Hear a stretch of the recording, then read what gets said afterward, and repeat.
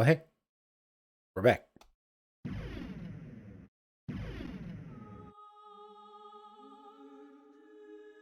Okay, so we left off last night, right at the start of the Inverted Castle, and I was sitting there noodling away on why is this game good?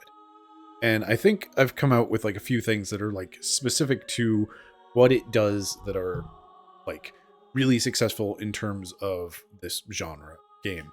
And a lot of it comes down to the combat is interesting, but it's also simple. That's those are not great words.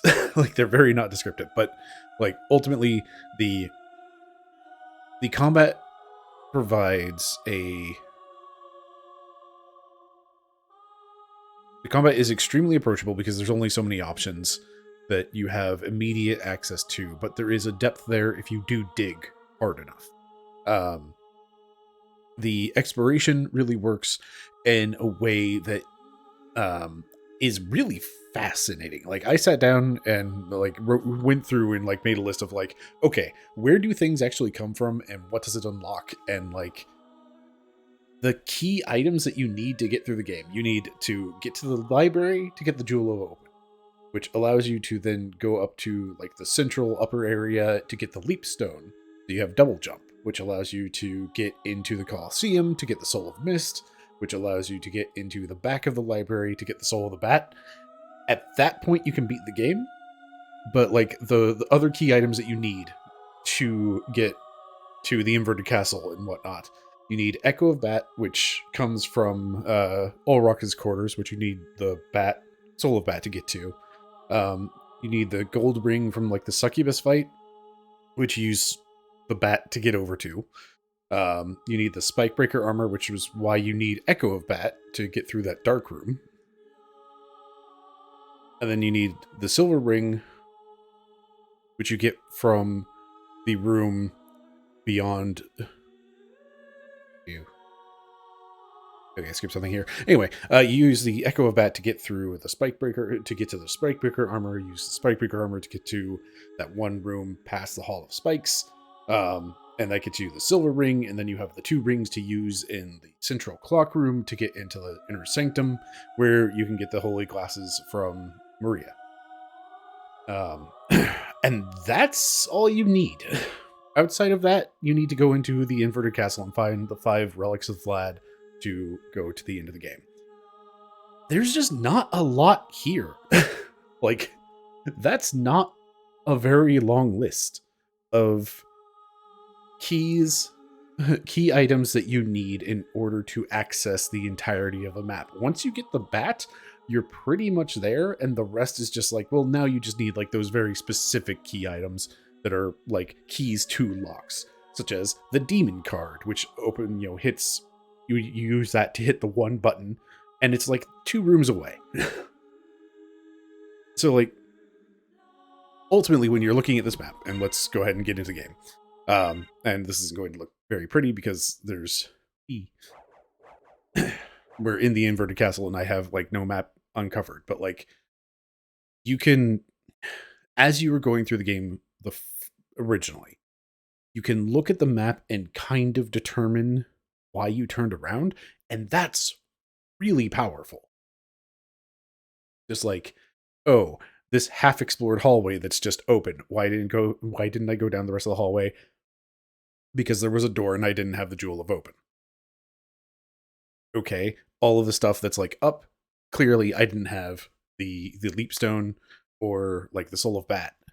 And it's like, that's just really powerful in terms of exploration stuff. Anyway,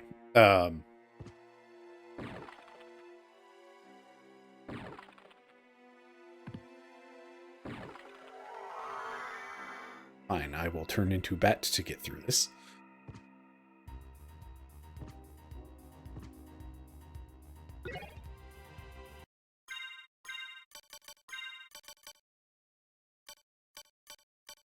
I do love armor what absorbs elements.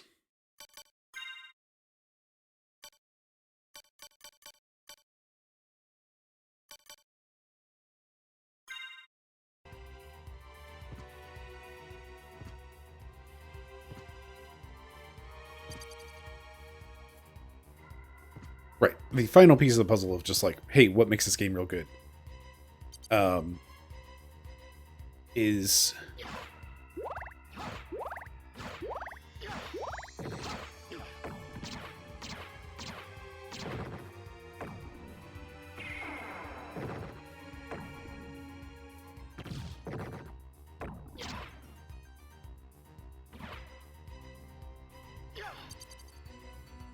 it's frankly that there is this whole RPG mechanics gear system stuff. So it's like even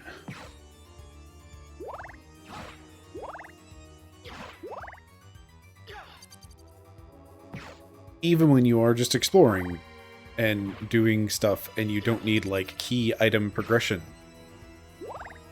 there's something valuable in dead ends.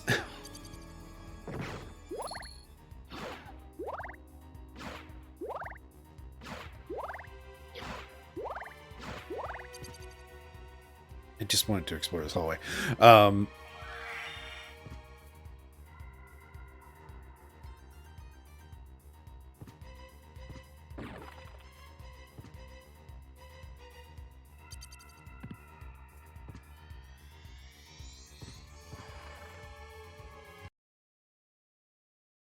Should be the warp, right?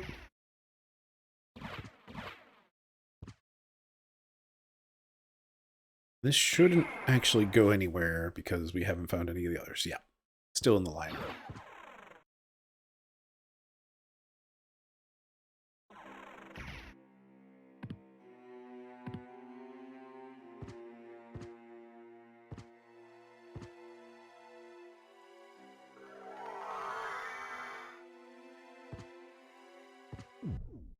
All right, just because last time I did get my butt kicked by by the large bat.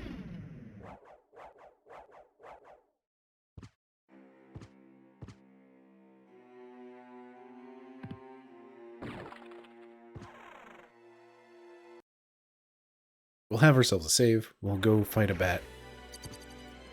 And, you know, actually try this time and not just sit there and do this. Hooray, we got the entire...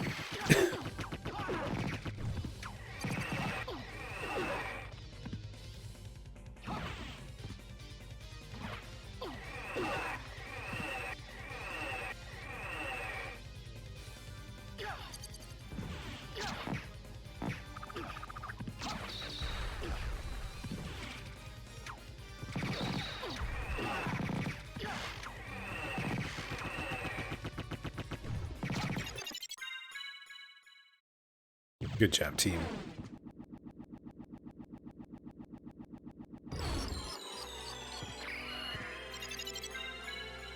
Well, that's easy. First of their Vlads. And it's the intelligence one. Let's go. Okay, trying to remember the layout of this whole heckin' castle real quick. If we go left, we're going towards the clock tower situation, right? If we go right, we're heading towards the cathedral.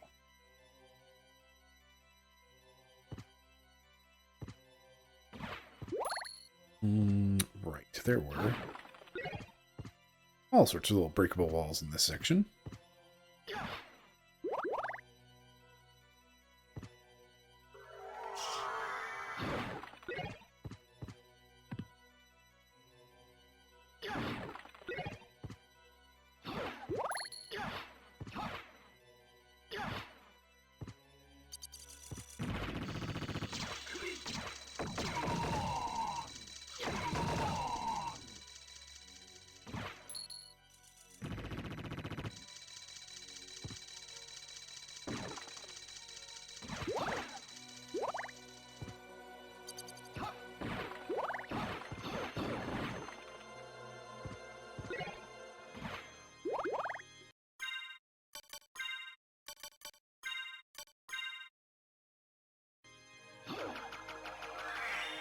That's fun.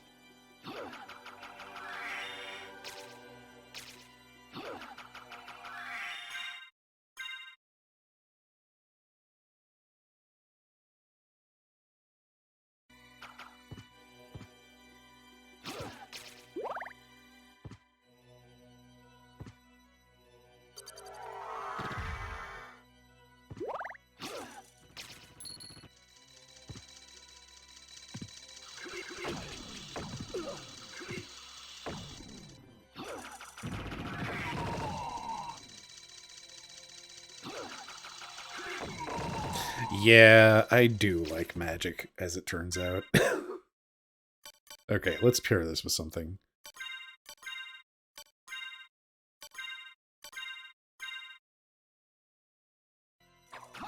Alright, so we have something for quick attacks.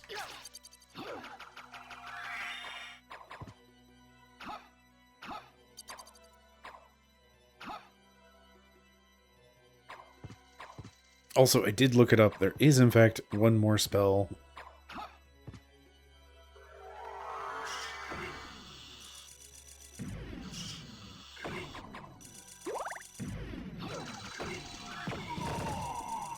Yeah, that's satisfying.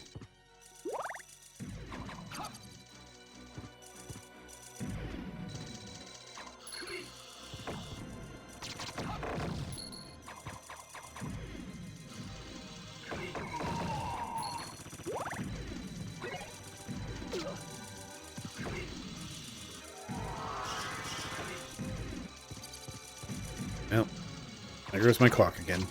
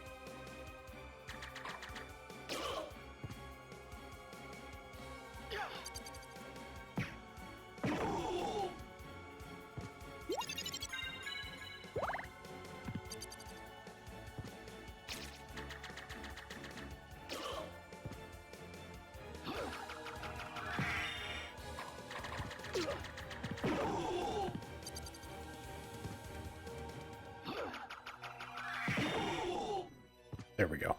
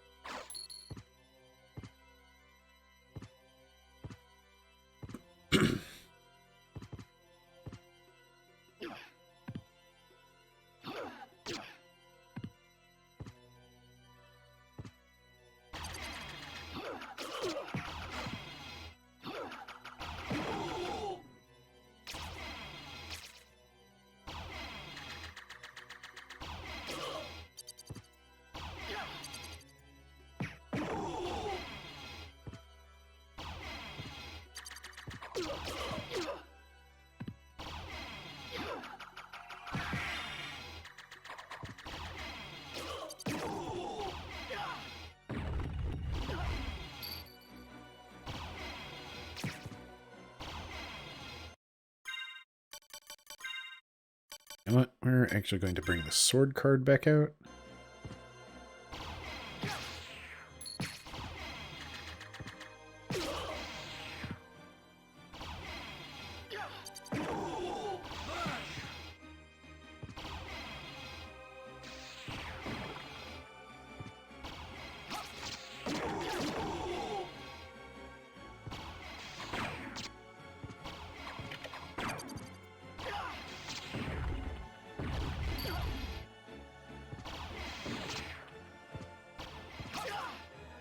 Stop it.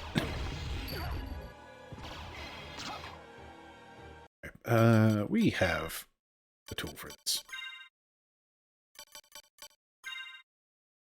No more stone, please.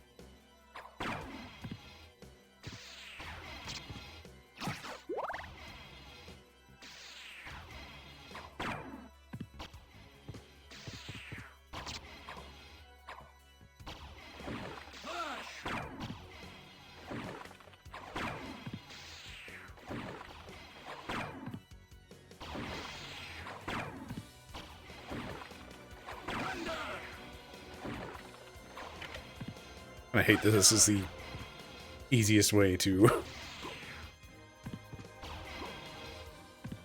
get up there and hit things. Stop it.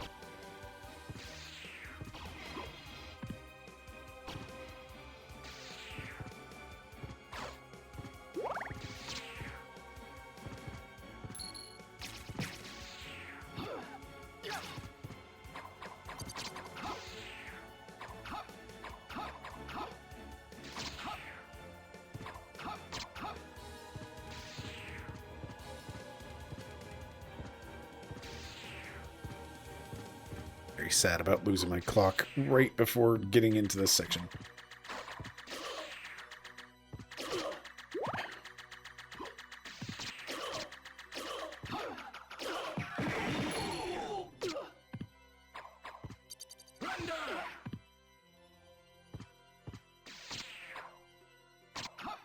Dark Metamorphosis.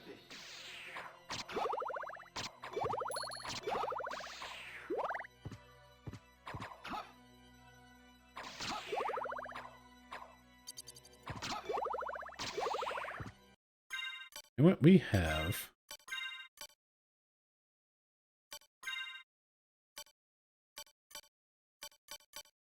Oh, it is apparently no longer nighttime.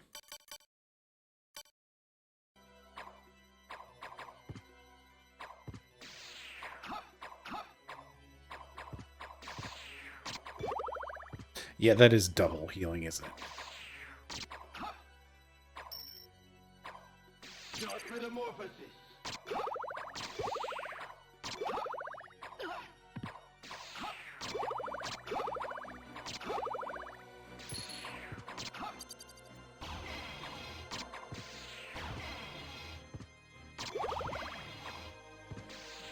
There we go. Full health.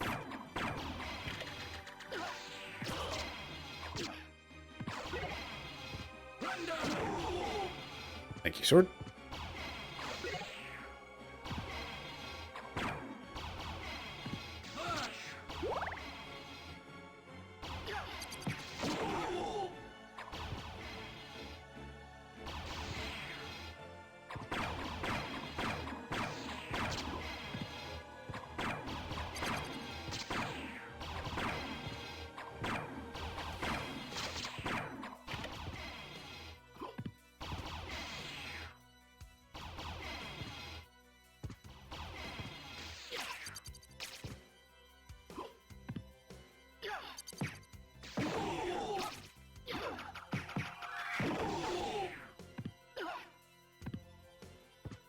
Back, could you not throw me across everything forever? Life apple sunstone.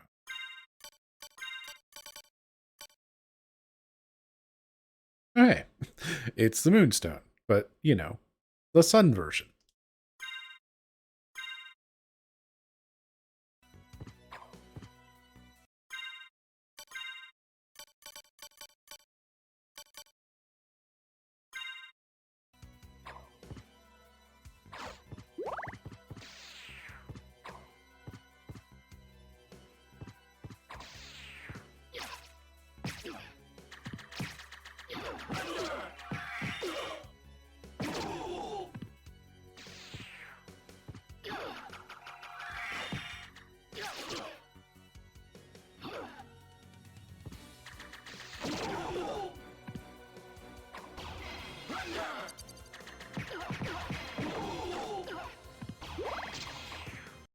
Okay, I know I just changed off of this thing, but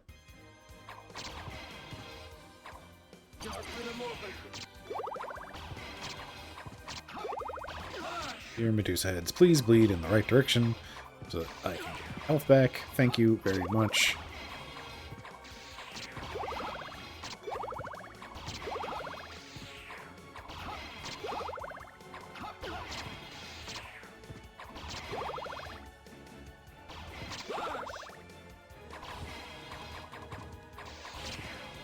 That is full health.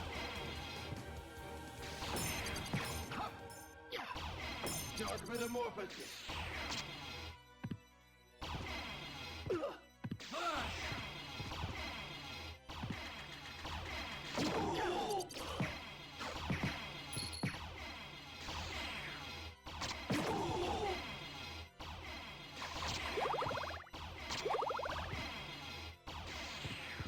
Freedom.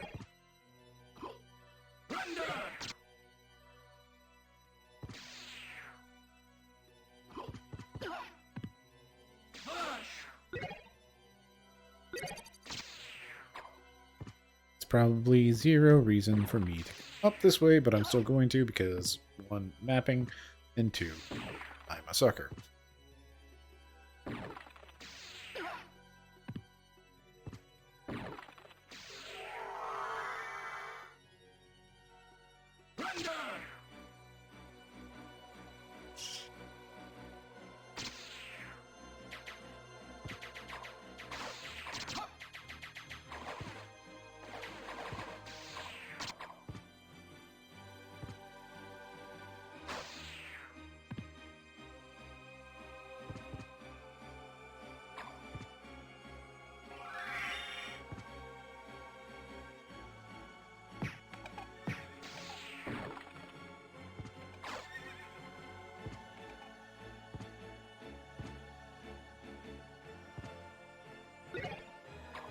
That, I do believe, is our starting helmet.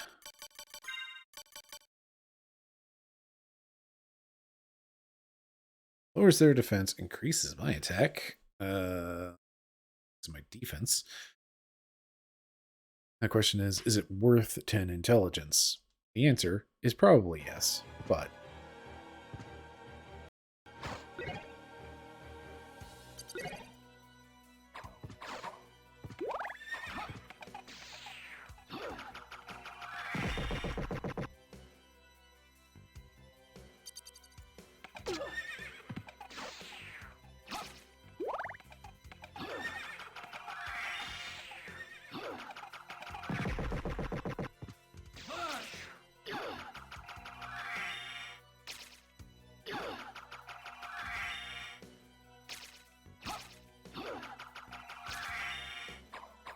I can't quite tell if there's any difference between just casting that spell and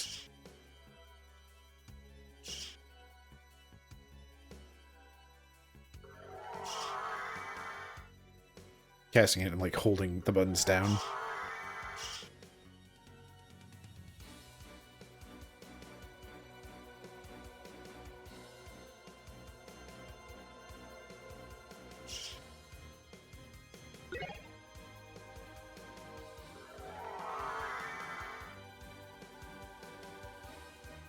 Got a new sword.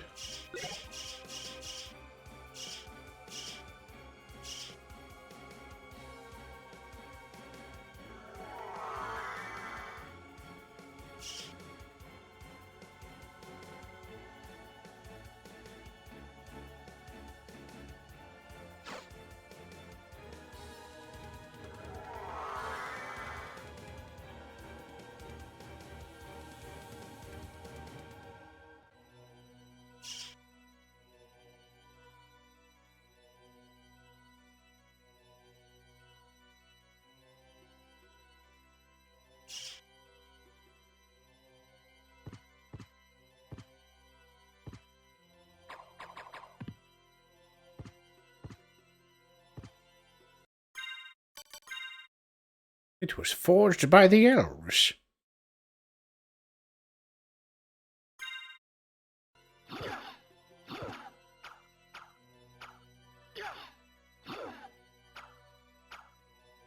Doesn't seem to have anything fancy about it. Probably has some amount of an elemental aspect.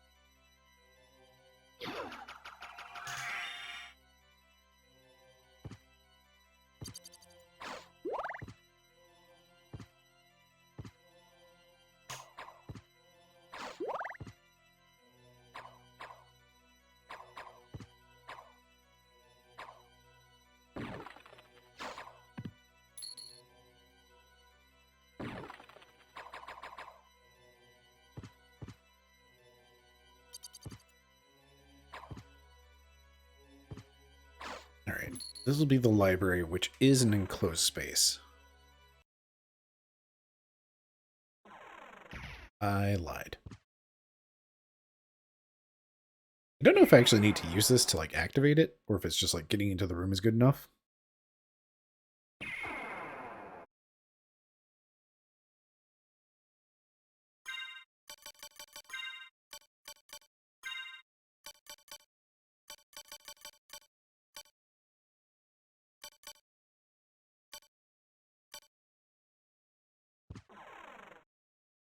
You know what, actually.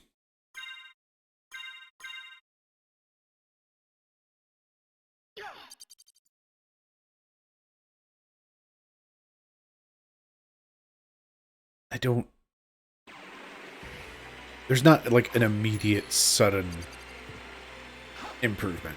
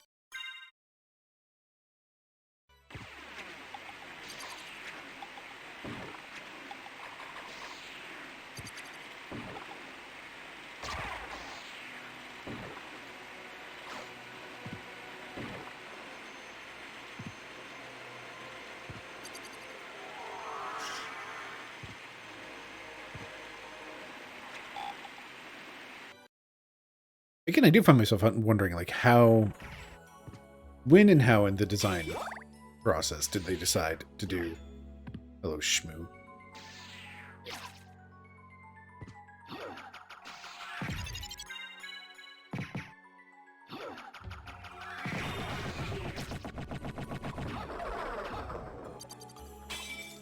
when and how in the design process did they decide to do this whole inverted castle thing? Because, like, some of it is super neat and, like, really, really impressive and fun that, like, things work well upside down. But also, like, I'm definitely finding and feeling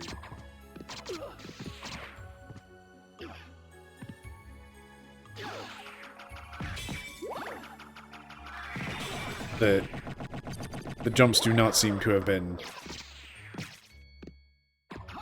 properly considered. Like, just flat out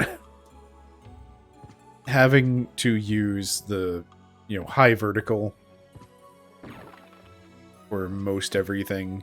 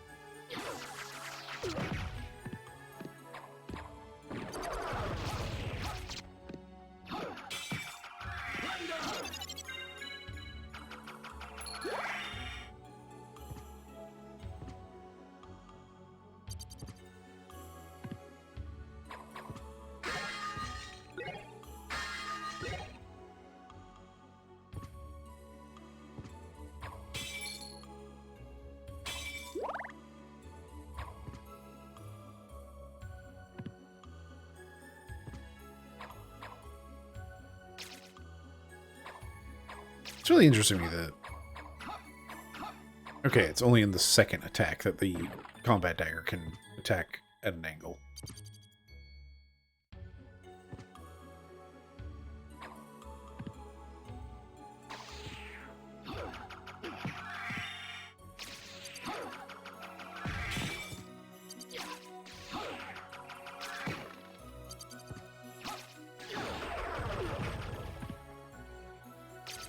As much as I am enjoying having this rod attack, it is...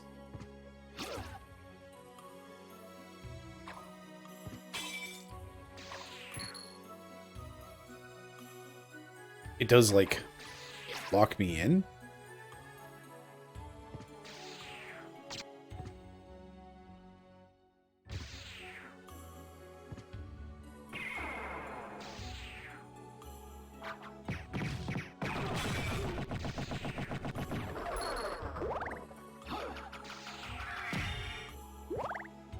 It's like there is an animation lock of just like when I cast that, I can't move for like a good second or so.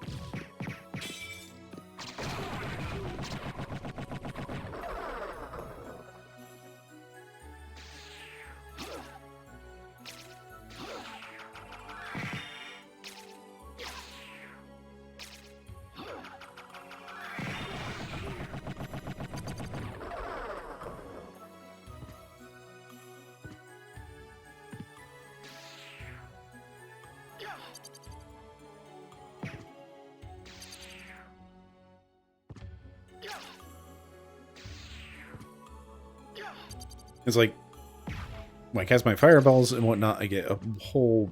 I'm basically, you know, under iframes for the entirety of that cast.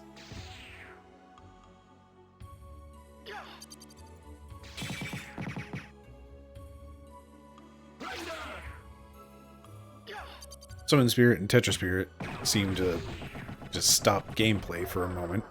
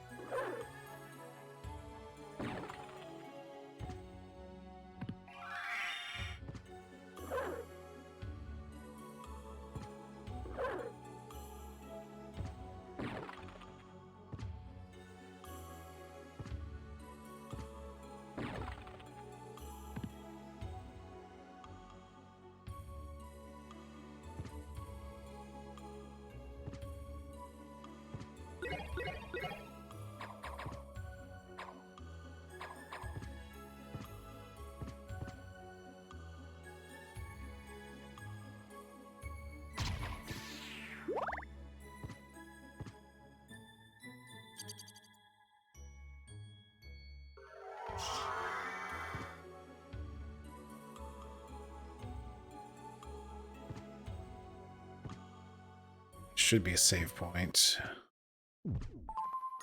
It's good because those schmoos sure have been hecking me up.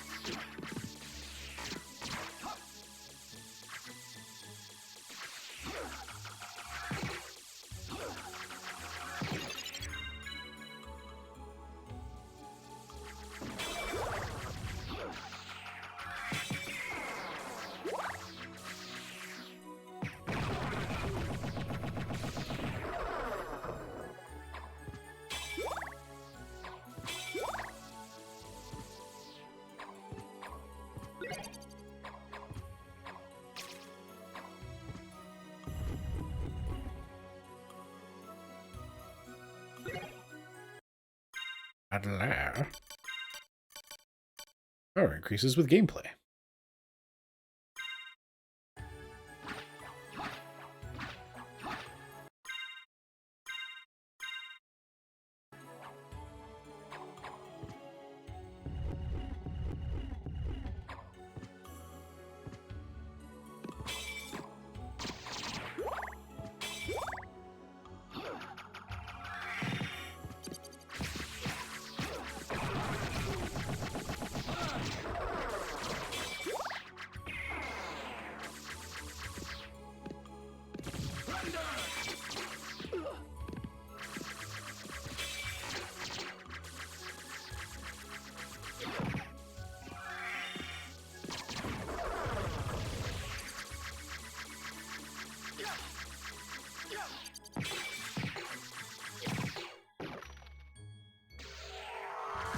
Oh, geez.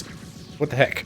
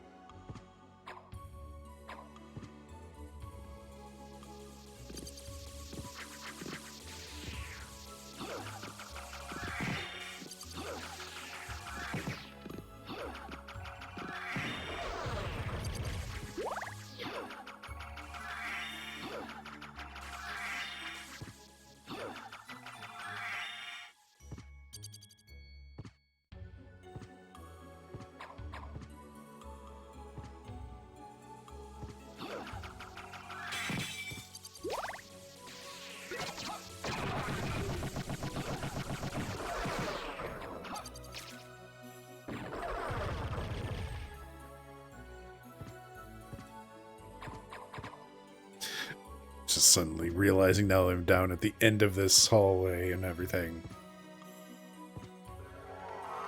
Oh good, it's not a different room. Starlight. Is that just money? It's the power of the cross.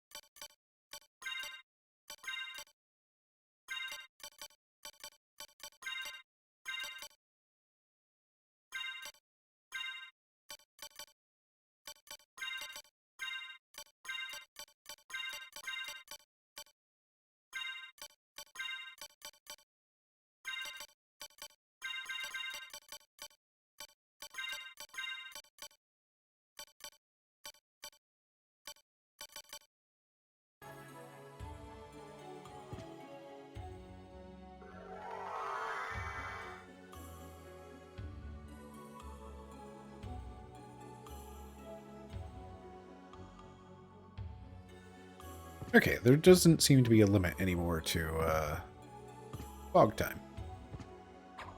That's nice.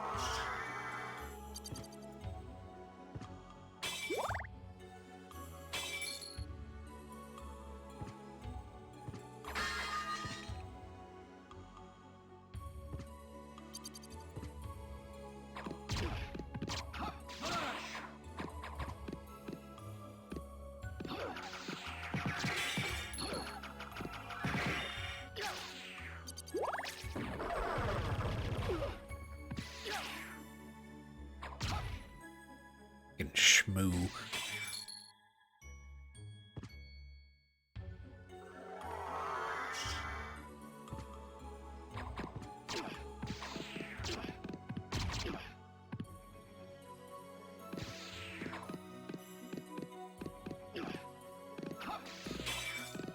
I didn't realize there were different options for scarecrows for their corpses.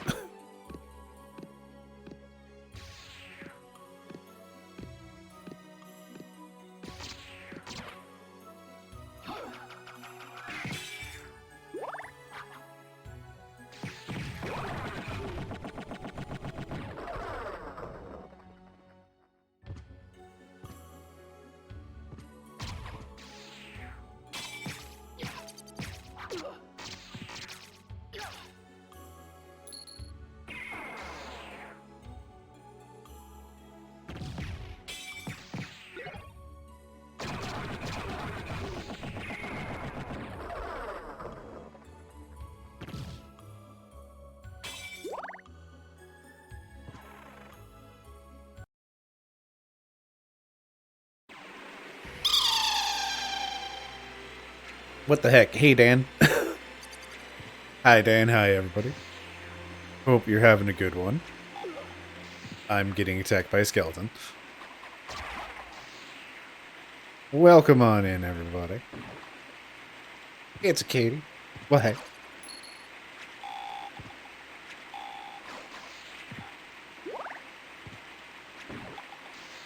So I suspect everybody, knows me since I mod over at Dan's. But hey, just in case, hi, my name's Bryce. I play games sometimes. Also, that's Frankenstein, or rather his monster, I suppose. Or maybe he's just labeled Frankenstein. Who knows? We'll find out when we go over there. Anyway, It's Castlevania Symphony at Nighttime, and I am here because this kind of got to thinking. It's like, hey, why is this a really good game? And a lot of it I've come down to is just like, this game's real smart, it's real fun.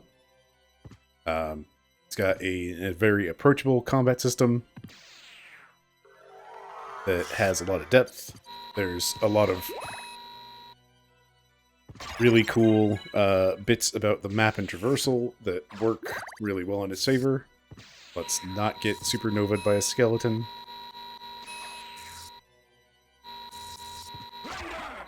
And also the whole RPG mechanics stuff and having like a lot of gear that you can find gives it a nice flavor so that you always have something to do.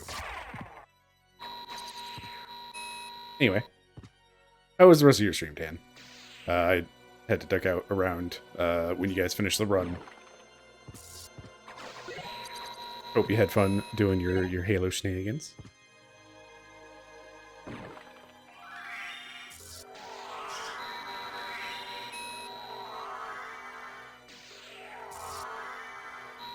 So this is the PS4 version, which is based off of the PSP version.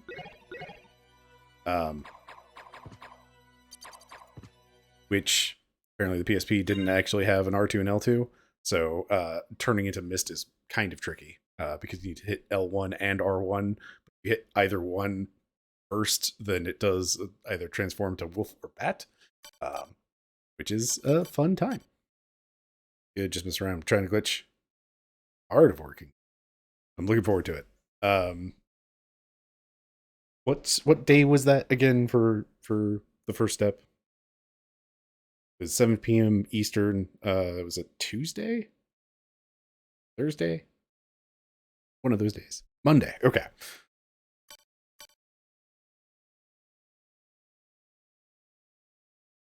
I am looking forward to it. What did I just get? I just got a shovel.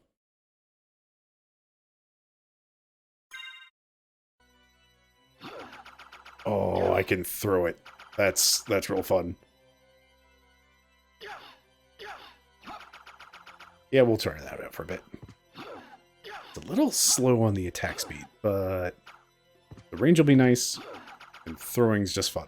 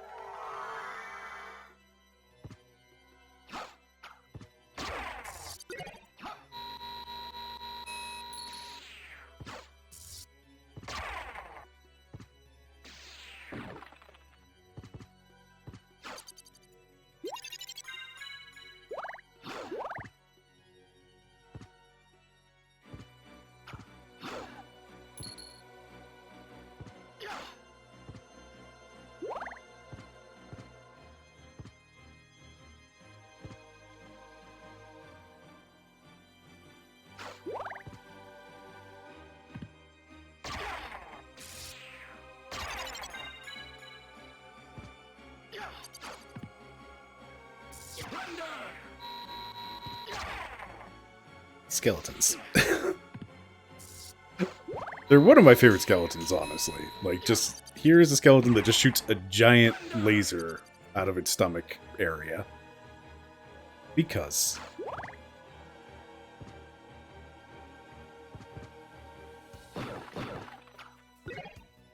Boy, a dim sunset. Let's, try to keep my inventory somewhat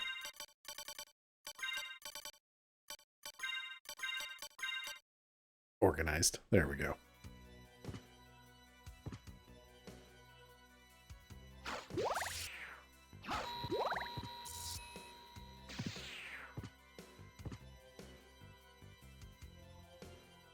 This should lead out to the next section of the castle.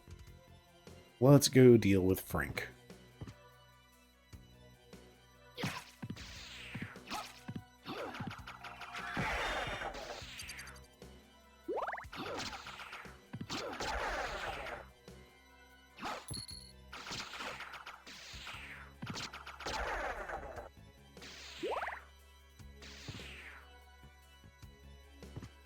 You're a save point, aren't you? Yeah. Excellent.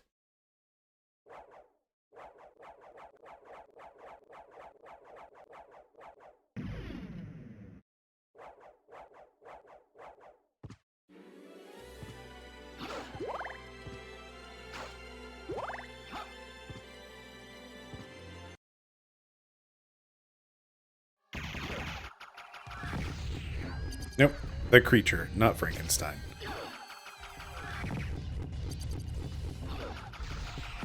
Who is rolling around at the speed of sound, apparently.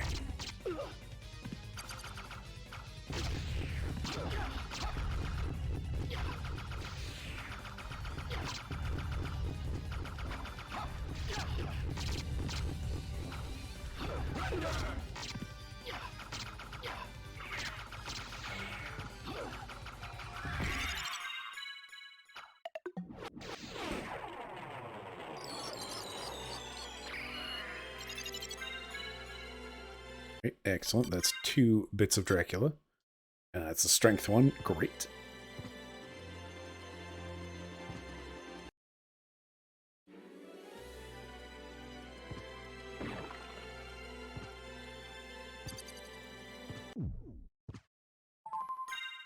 I do find it really fascinating, like, how much of the gear system, like, how much having the RPG system just, like, creates so many reward vectors.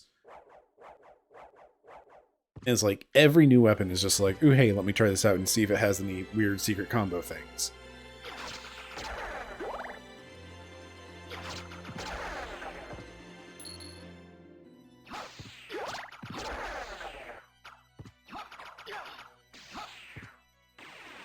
Didn't realize I could also attack while I have my, while I'm throwing the shuttle.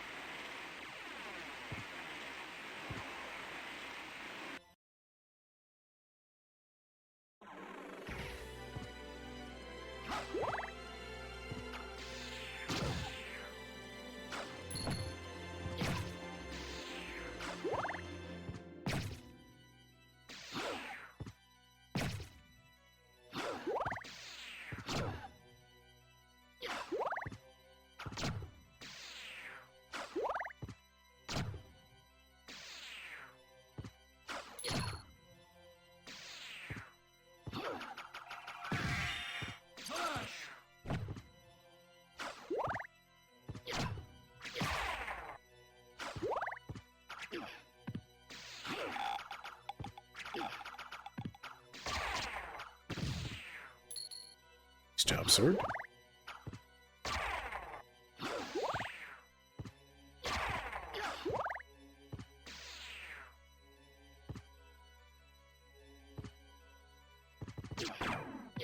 Right. That's a mean trick. Okay, what's up through there? That'll be like a whole new area. We'll leave that alone for now.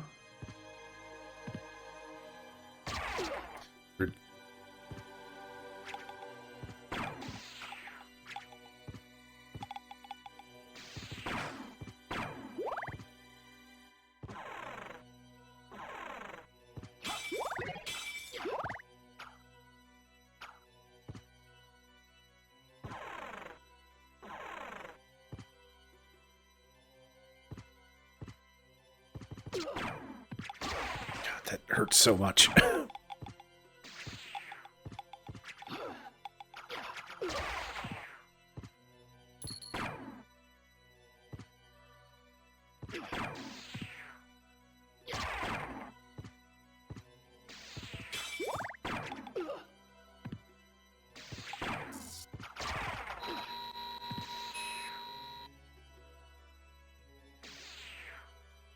Alright, the fear has suddenly become real.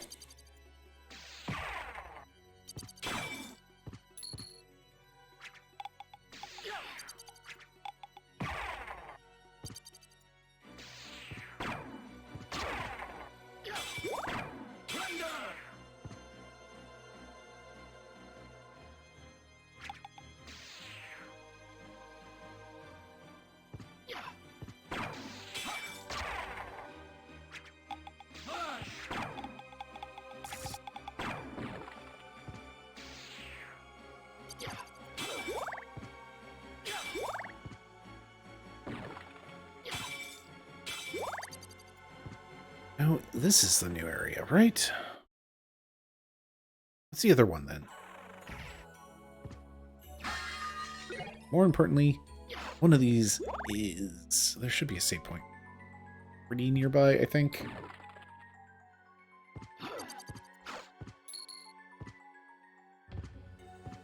There we go.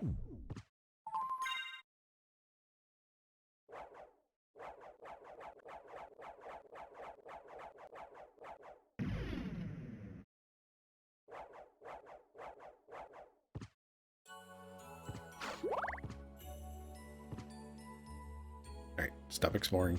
Go back the way you came.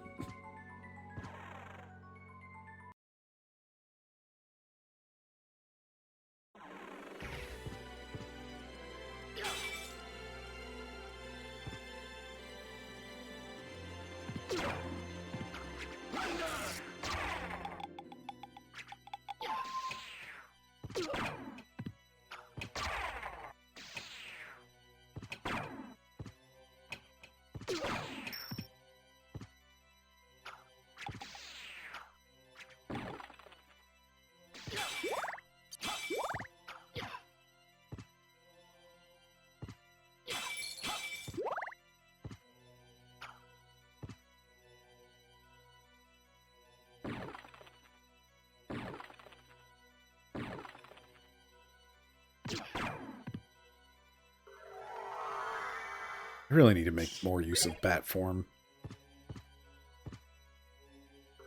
Move so slow, though.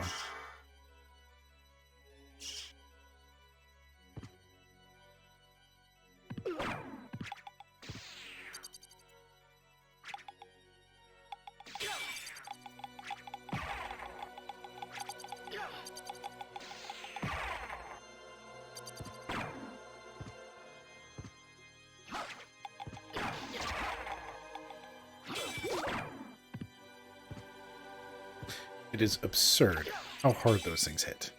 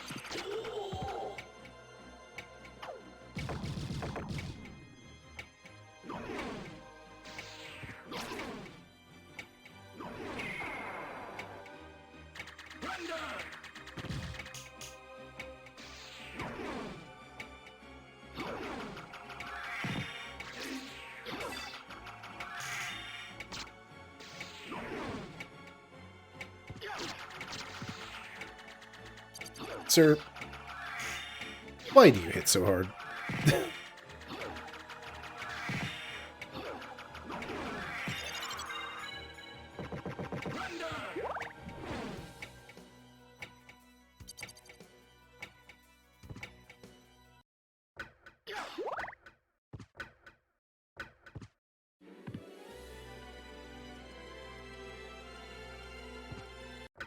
Alright, that goes to the Coliseum.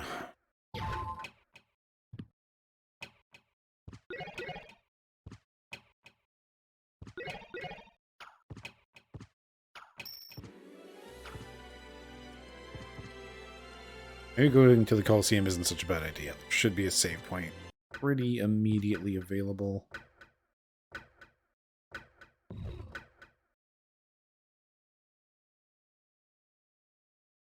No, it's not the Coliseum.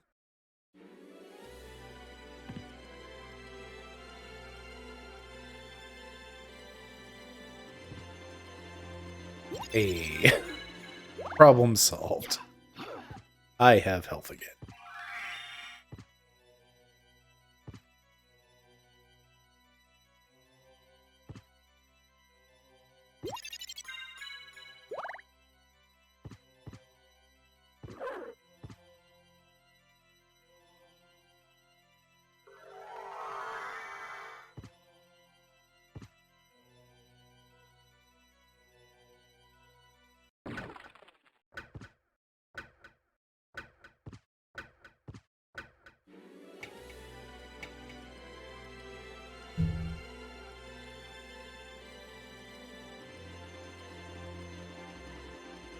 All right, if we go through the door in the clock room there, that leads to a bunch of stuff. It'll lead us to Orlix's chambers, then to the Colosseum, and beyond the Colosseum, we'd be back at the cathedral.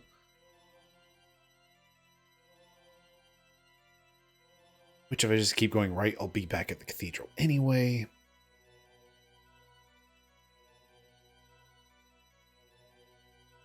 I don't think we have any of the one-way entrances to worry about.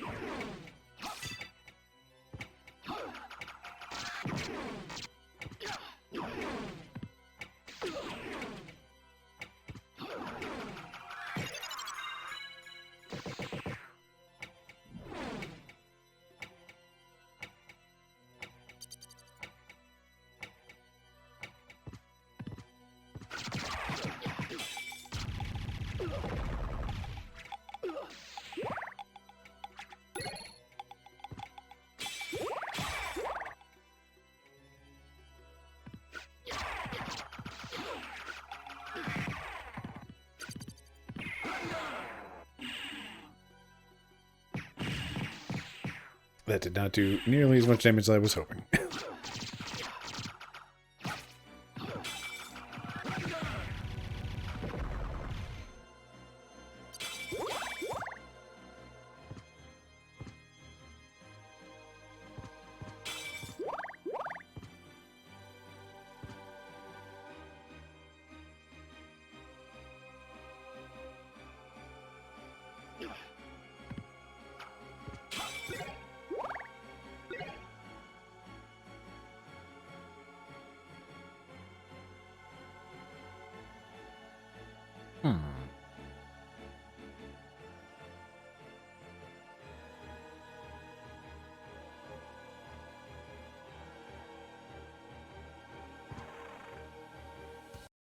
Fortunately, I think this is a boss fight.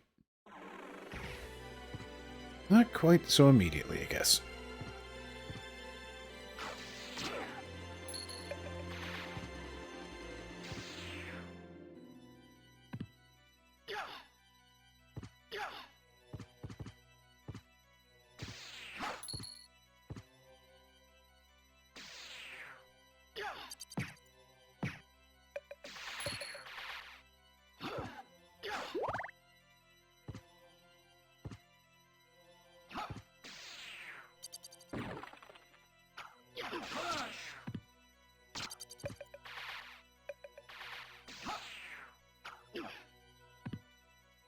Man, I forgot how excruciatingly hard everything hits in the inverted castle.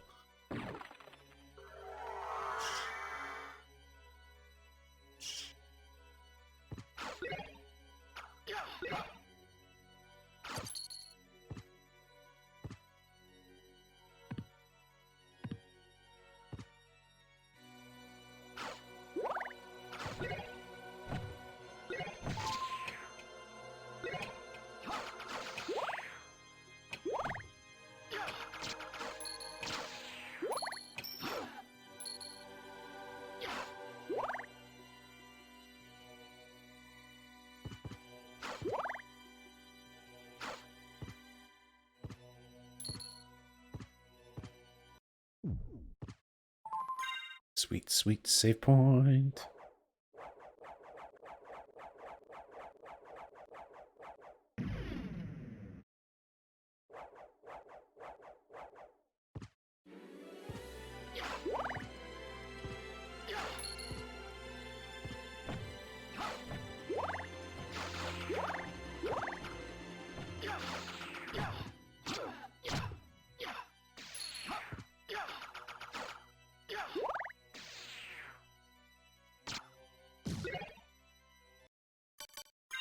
I feel like that's a rare drop that just happened.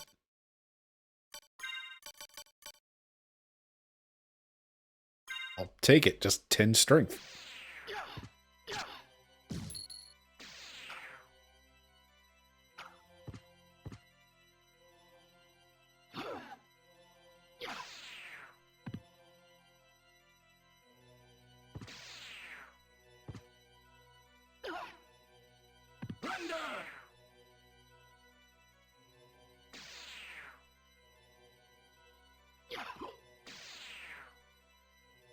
I love how when you get hit, you can't do anything until you leave.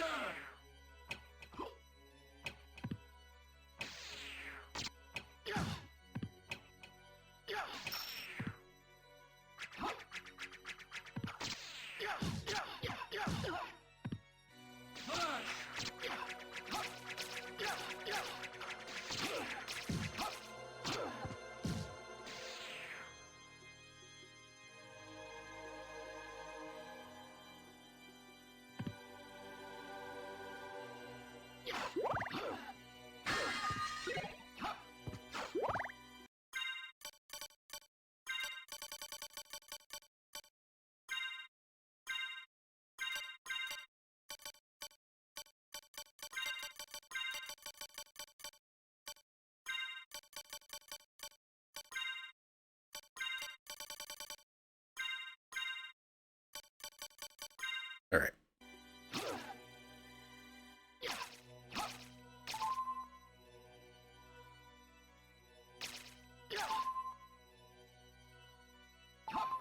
Shield Rod, I know you have another secret.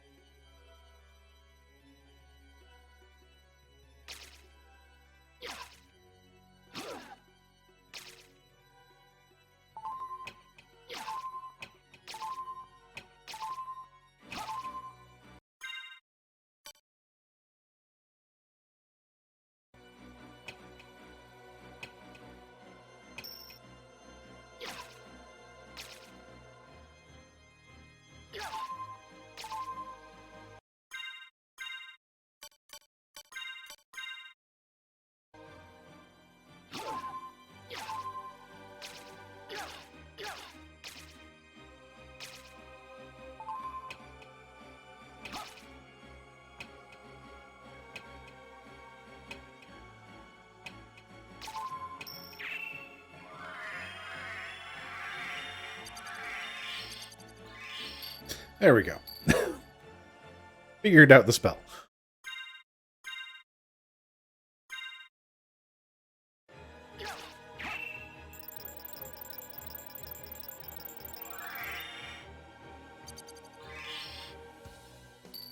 Oh, well, that's fun.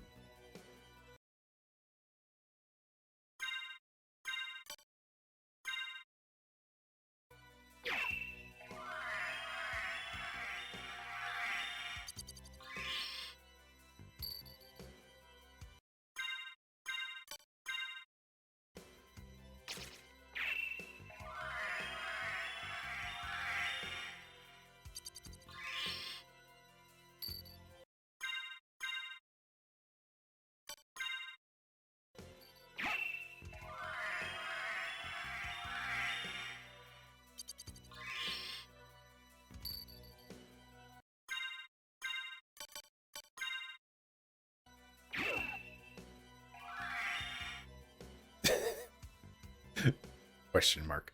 The best ability.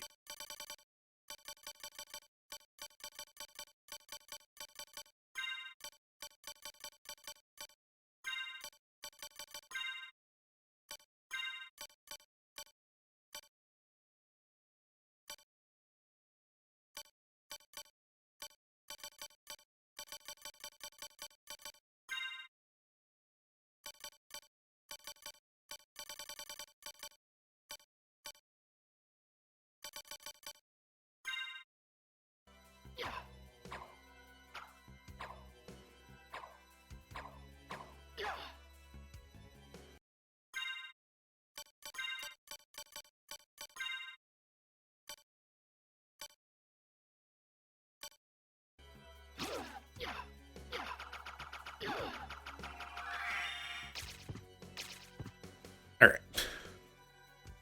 Now that I have figured out how the shield works again, or how the shield rod works again.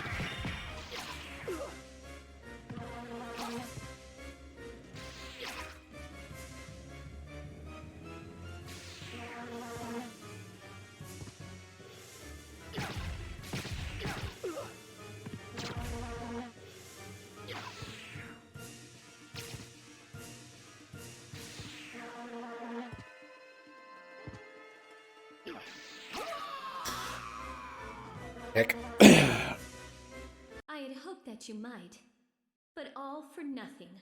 Maria, what is that line? What is that line? Tell me, Maria. What do you mean? What are the words that you are saying, and what are they supposed to mean? Unfortunately, I think I just lost a rare drop doing that. Yep.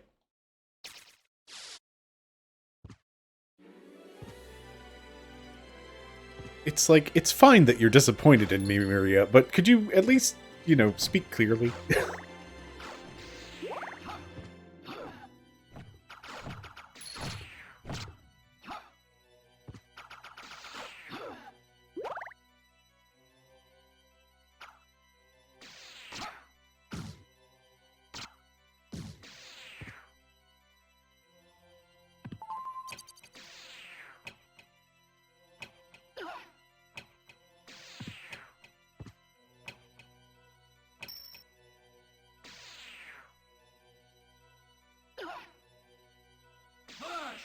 Oh, they knew exactly what they were doing, putting imps all through here.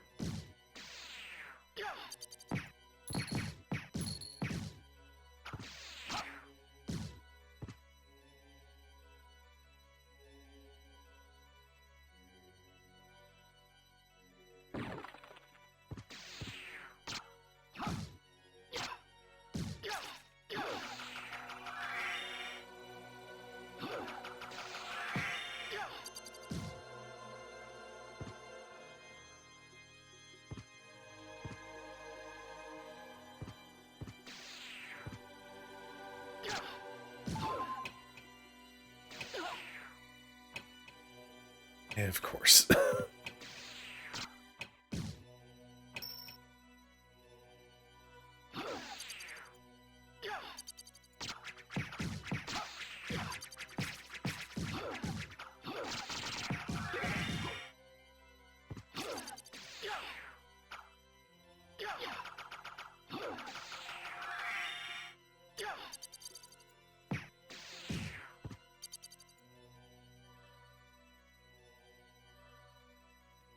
Infinite Vertical Leap is, like, surprisingly difficult in the same way that's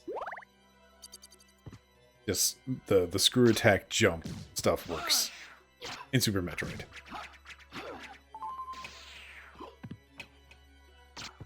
So the same amount of, like, finicky timing.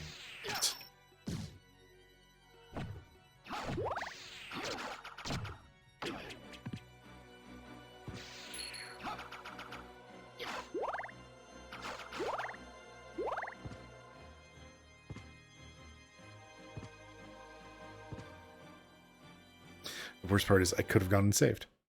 I could have saved, and I could have kept that rare drop.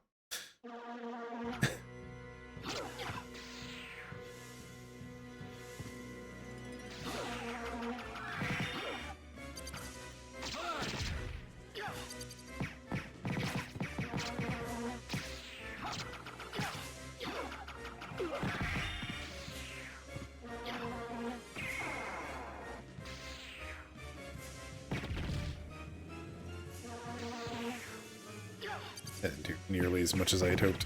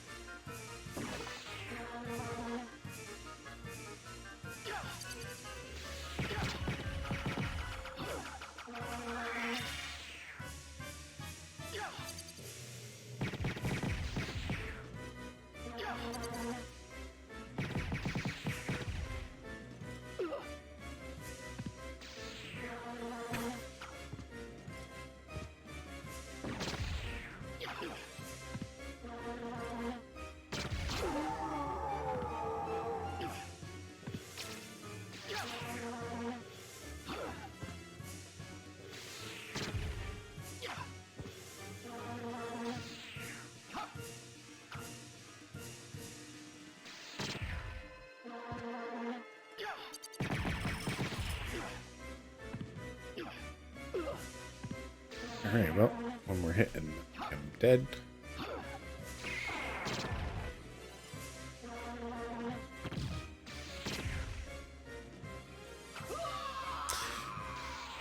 I could have saved again, and I didn't.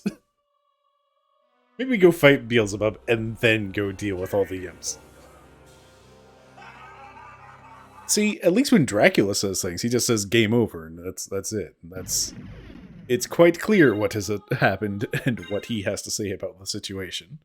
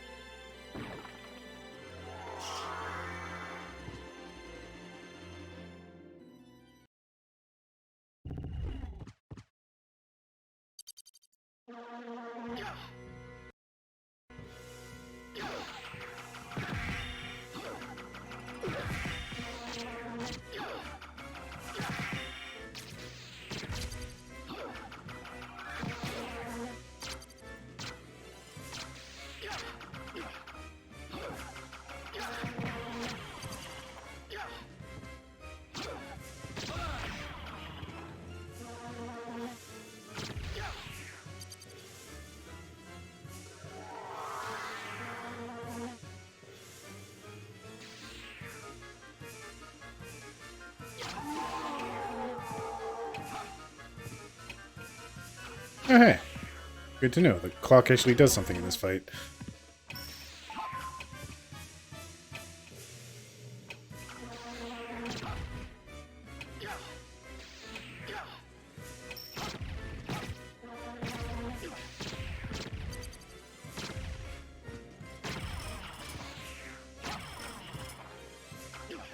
Something might just be making it worse, honestly.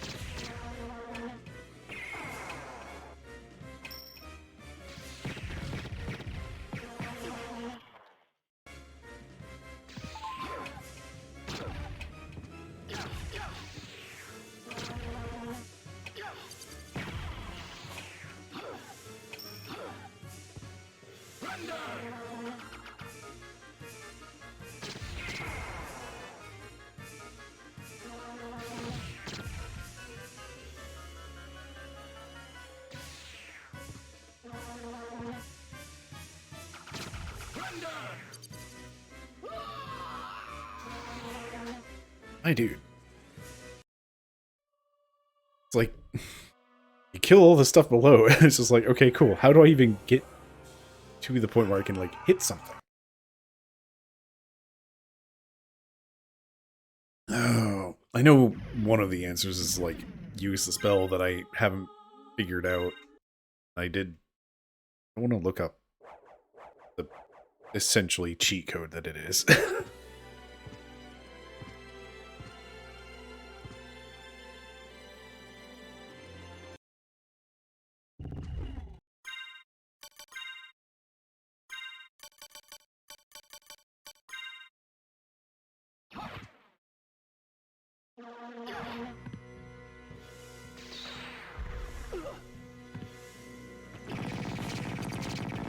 That works.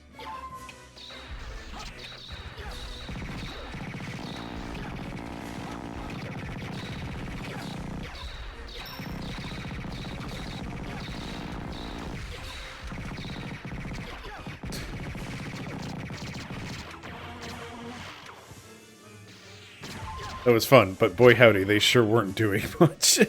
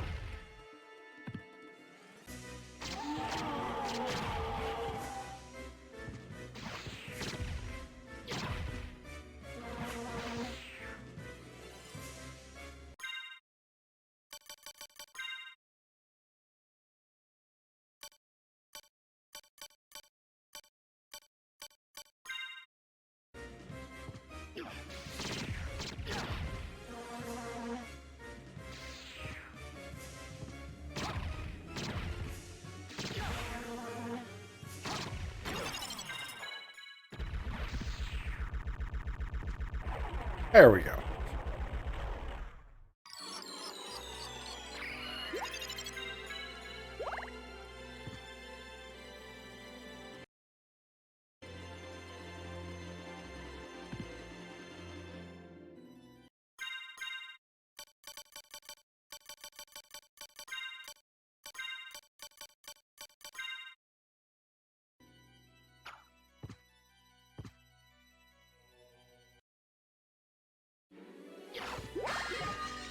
Ring of Arcana. That sounds like it's right up my alley.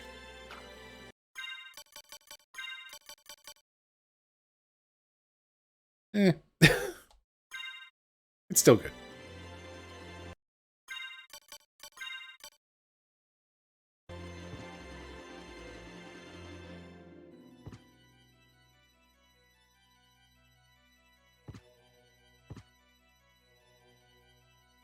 Alright, before we carry on that direction, I'm going to do the smart thing and save.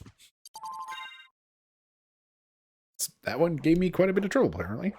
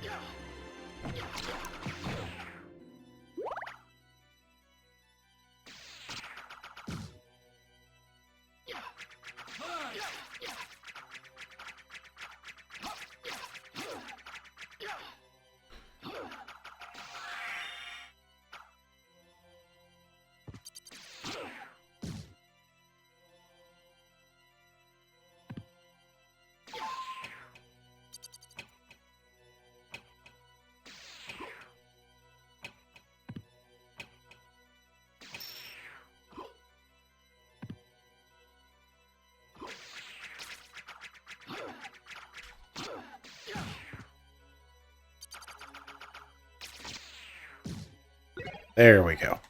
Got our rare drop back.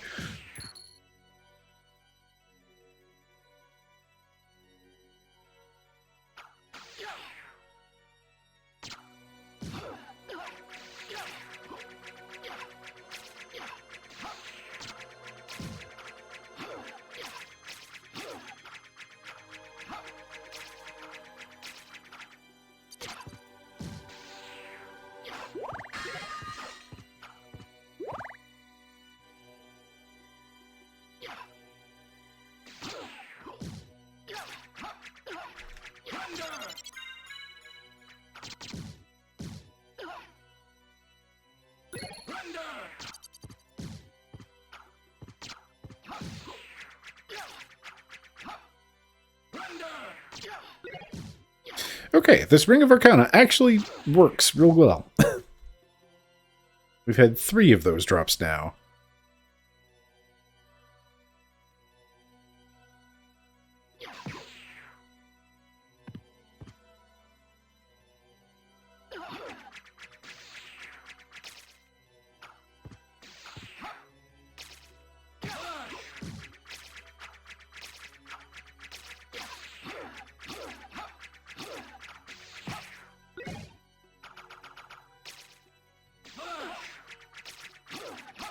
They're so annoying.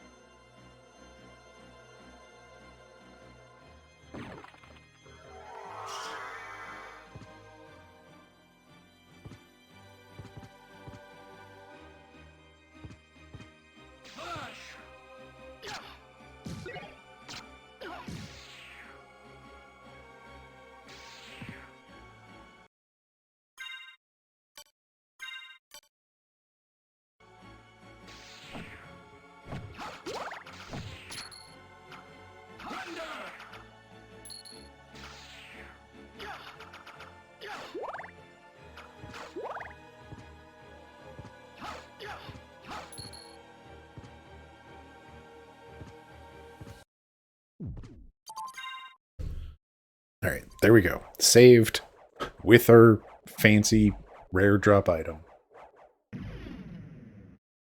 Beelzebub is dead. How's our sword doing on levels? Not great. Better than he was, I suppose.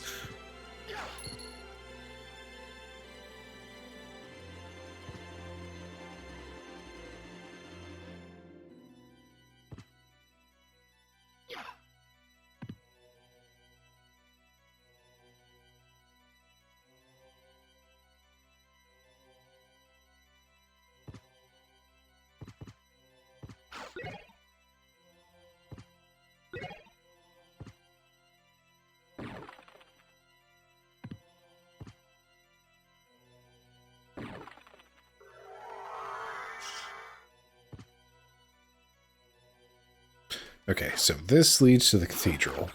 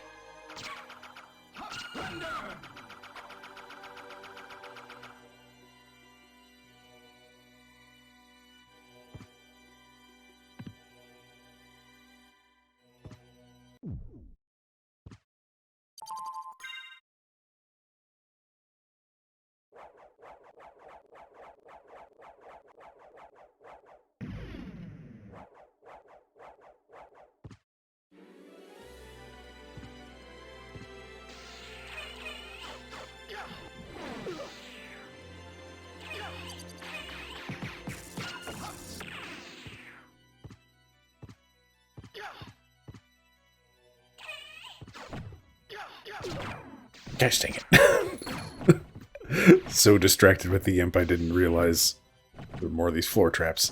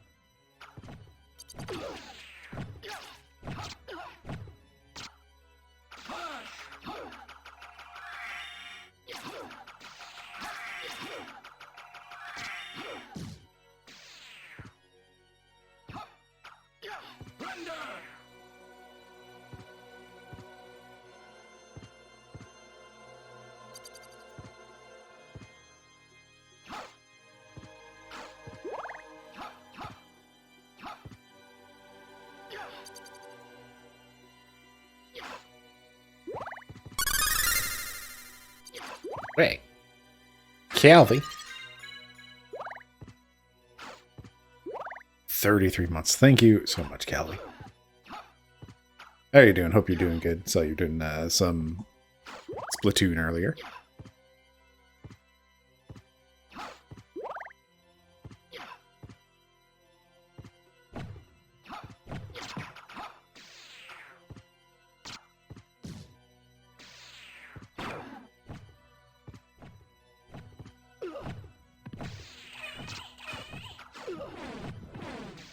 Oh, a great place to be between two mages and a bunch of invisible butterflies, and also this jerk dropping fire everywhere.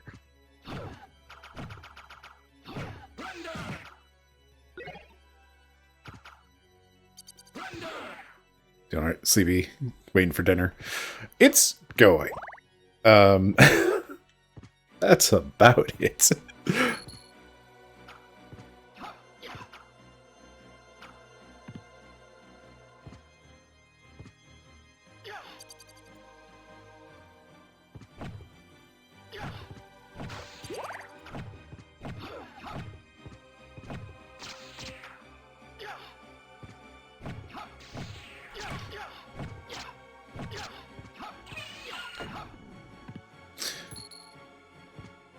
Overall, it's like, things are things.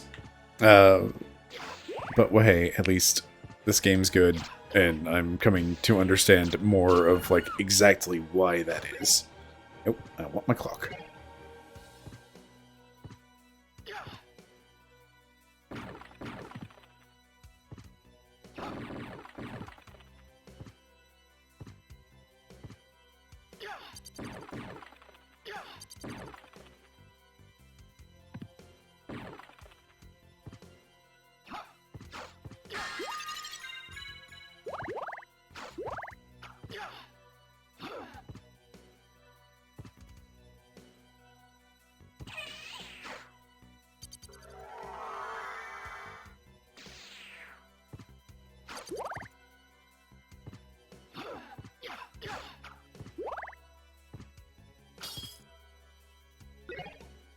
Oh boy, a katana.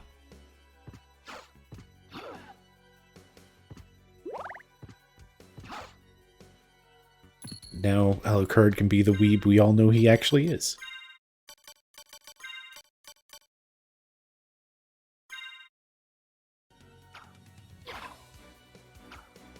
Okay, that looks neat.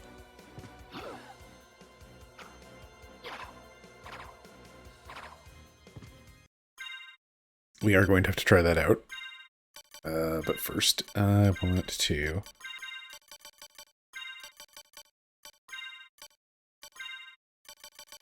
Yeah.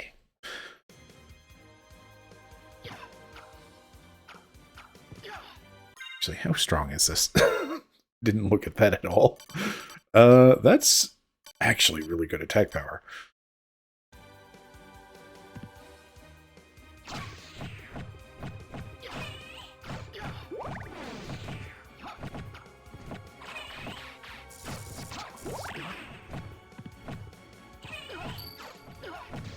Curse is not a good thing to happen right now.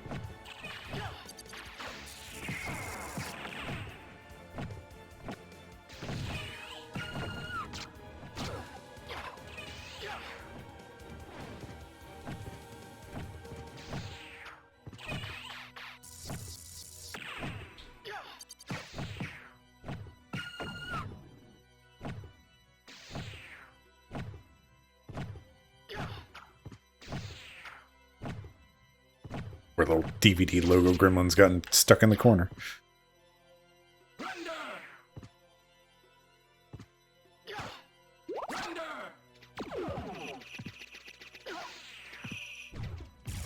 Oh, okay.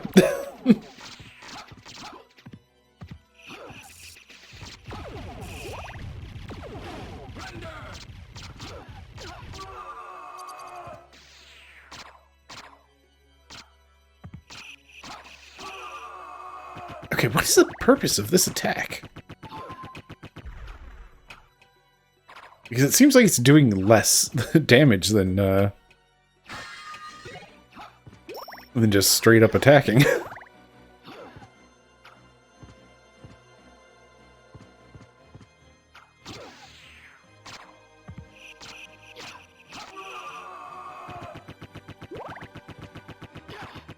Alright, Katana, you have failed me.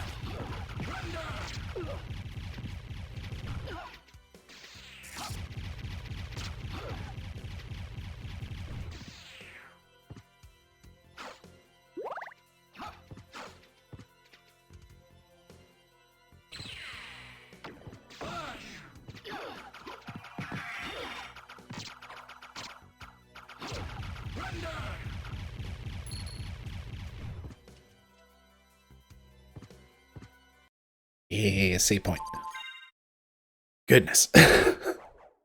They really do just kind of throw things at you constantly in the inverted castle.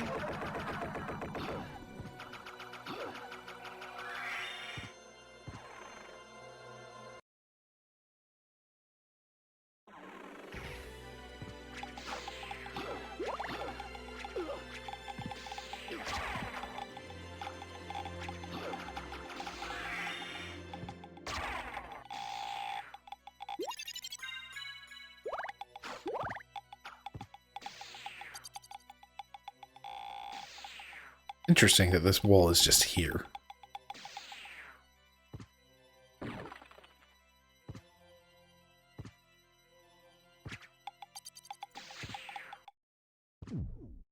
Yay, baby save point.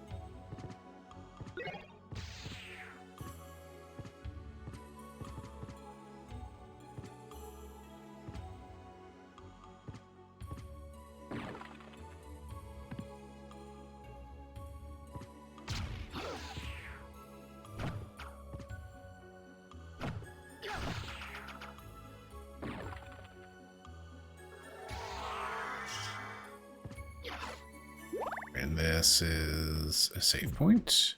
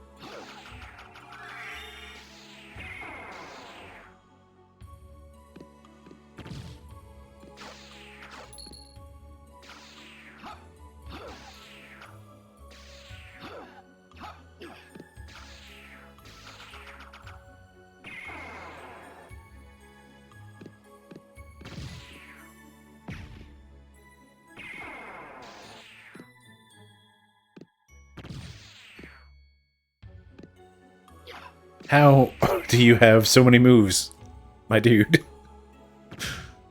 Just dodging everything I throw at it.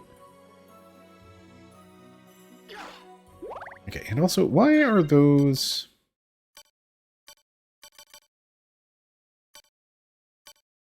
Restores HP by poison damage. Okay, so the balloon pods must be doing poison damage. Alright, Medusa. Should be fine? Should be fine.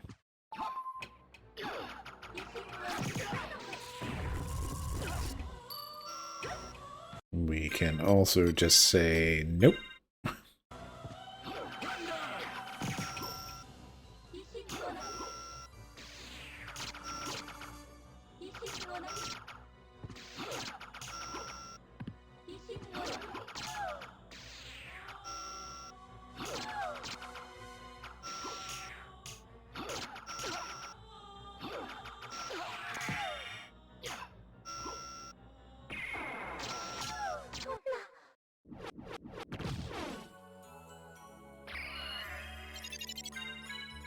Well, hey.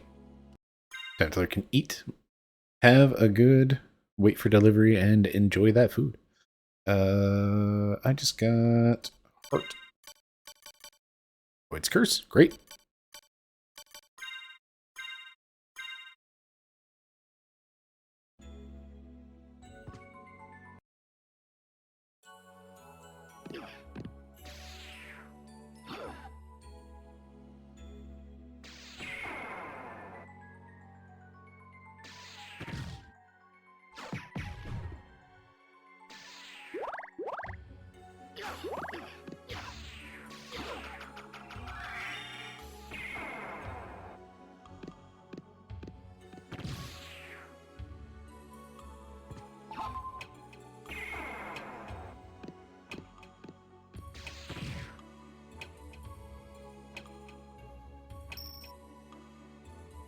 Max vibing. Good to hear. Cat, why? Why are you like this? How am I supposed to do anything about this dang panther?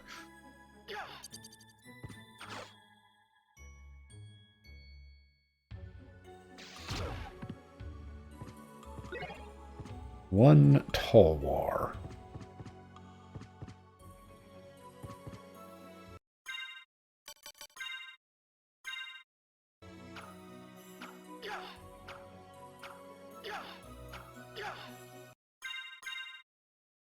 Well, it's got a good attack, but it just doesn't do anything.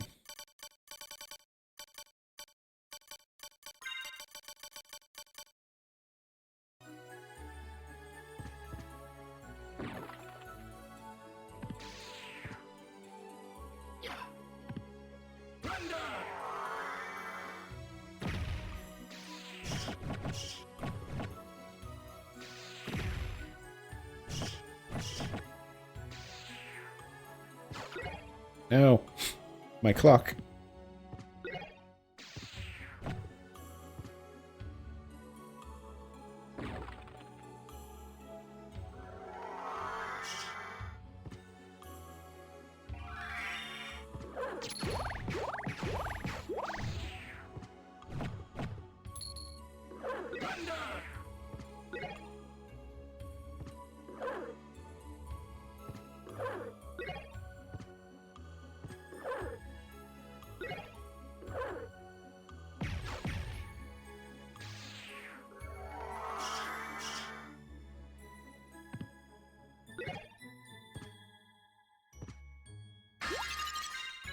That's good.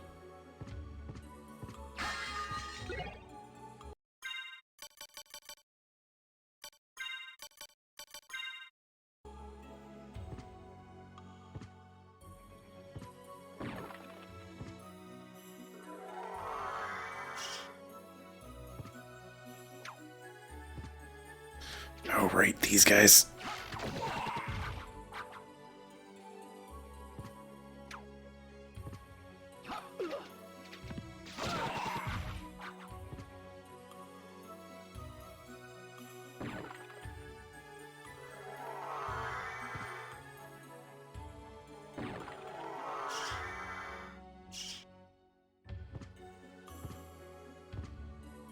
Wait, this should be the spike hallway.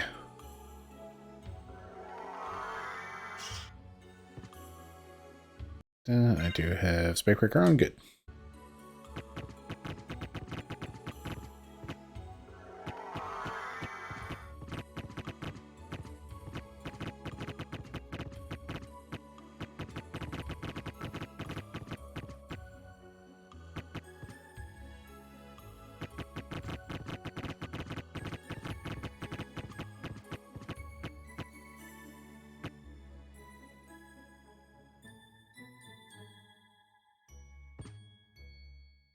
Hooray, got our best equipment cloak back.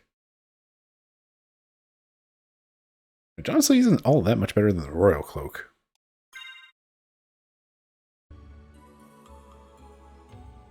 Now we have our fancy glowing red on the inside cloak. Still want to get the Joseph's cloak from the librarian. That's just fun to play with of like, hey, set your own cloak colors.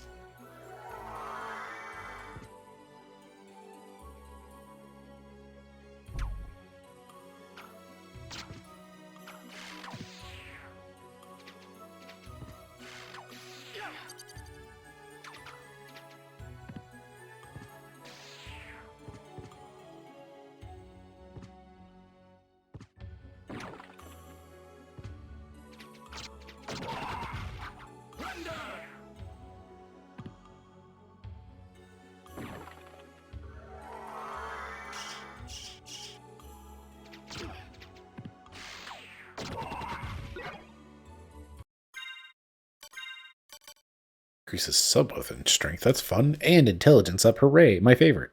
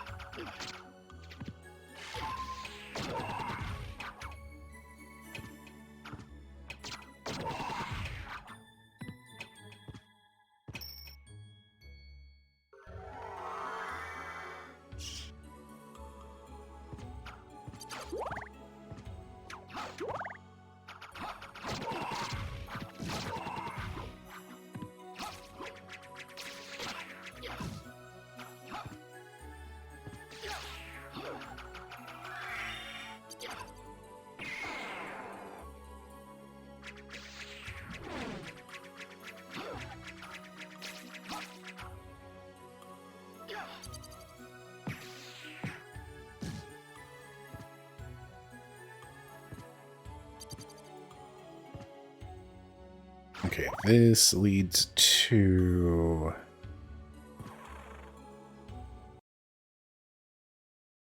should be the Colosseum. No, this is Ornifex's chambers, right?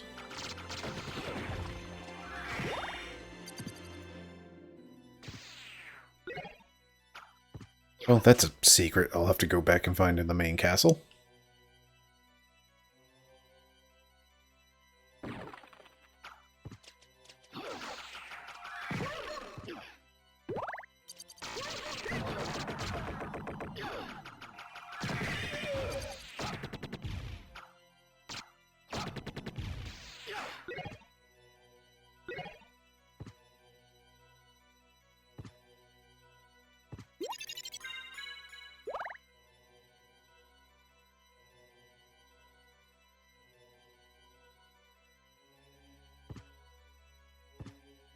I'm going to bail now so I don't lose track of threads I was pulling. Come back to this.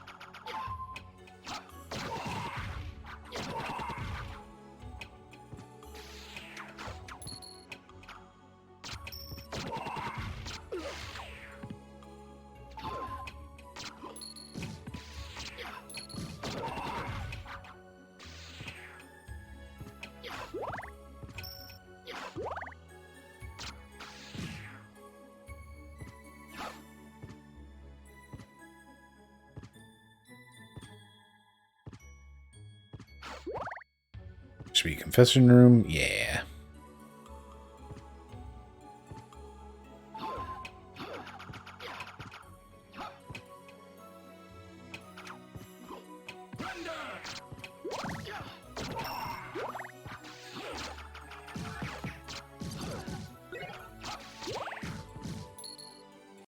No idea what I just picked up.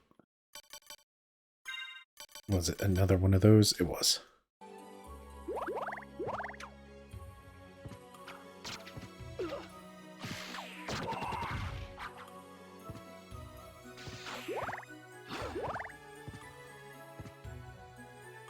Well, you're looking fancier, Mr. Sword.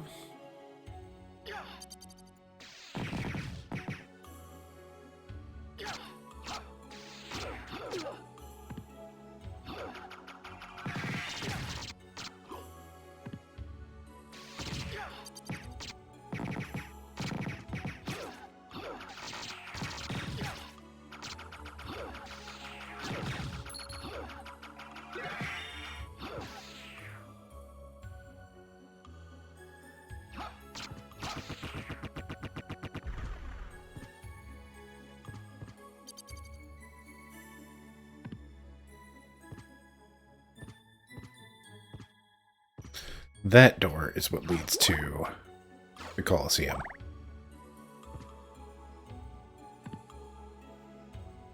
I do want to peek inside just to make sure that it's not going to be a one-way path, because I do know it had.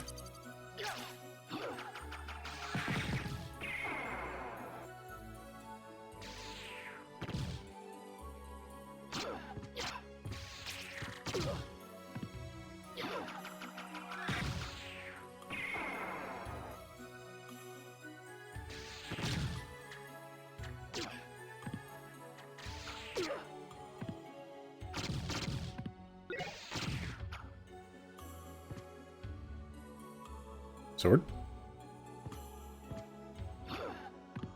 Buddy?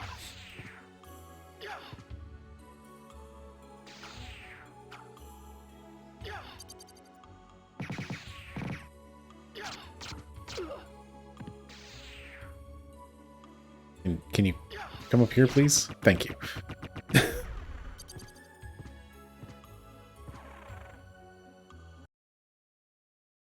Alright, so there was like a wall in the Colosseum. Just want to make sure that that's not the case.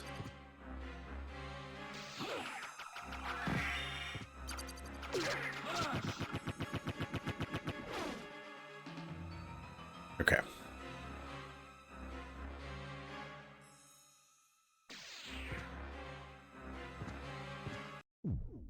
Yeah.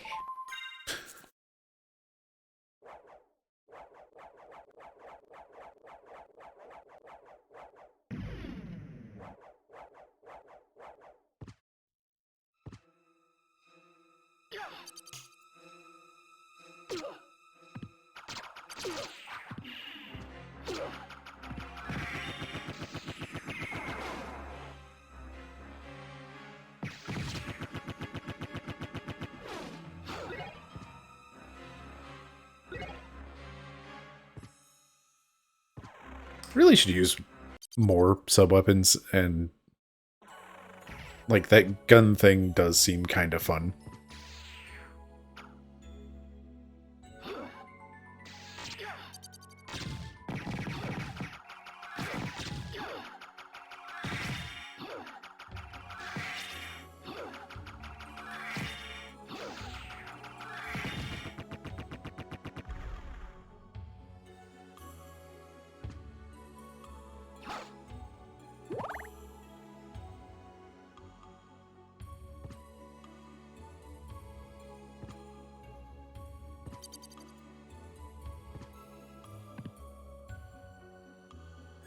Come on.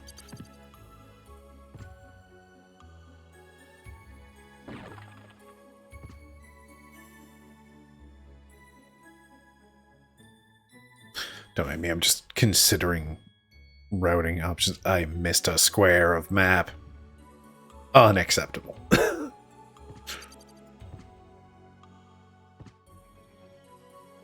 That might have just determined my path, actually.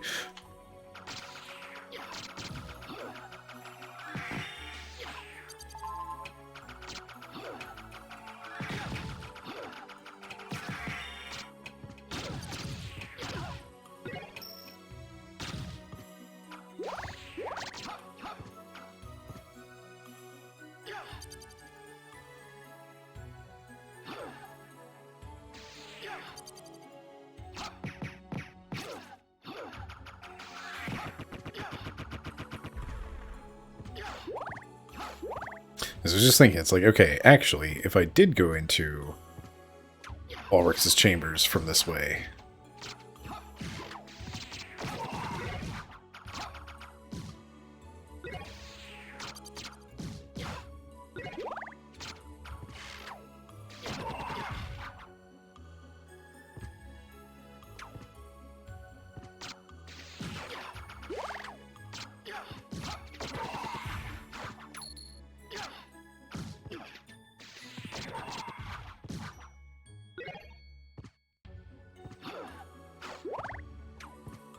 If I go through Ulrich's chambers, that does lead back around to the Colosseum.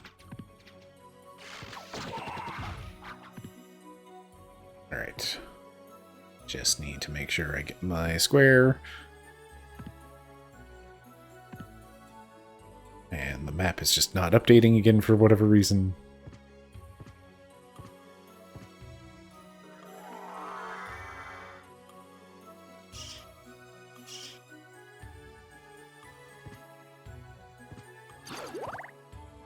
So yeah, I should be able to go through here and loop back around through the Colosseum, do the Colosseum, and come back out into the other part of the cathedral, and then carry on.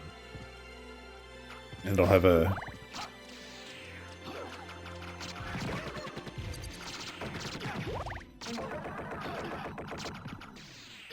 It'll be a nice loop.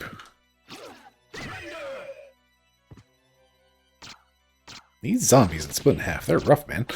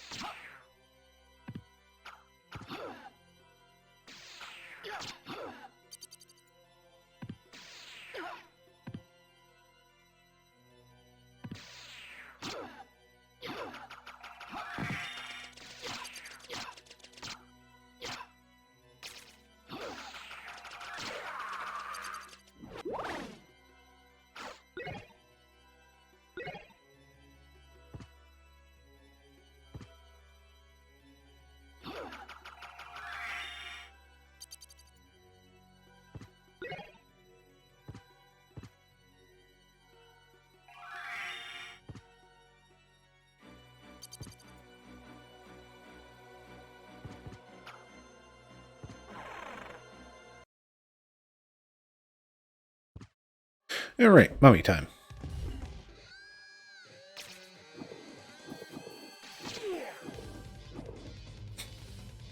And you get to be trivialized somewhat. Good lord. Okay, I take it back. Not trivialized.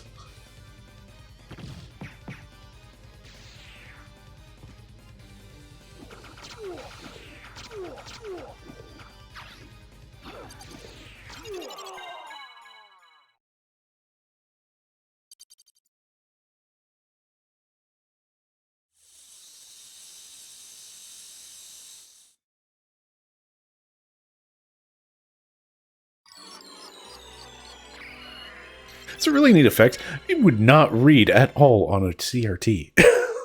Like, you could see all the tiny pixels floating away there, which, I don't know, maybe you can't on stream, but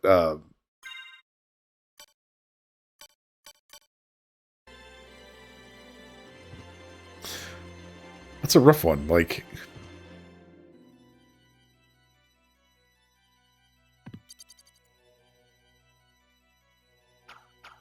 it's neat seeing him turn into pixels and all those pixels floating away, and they're extremely tiny. But like on a CRT, that wouldn't come across at all.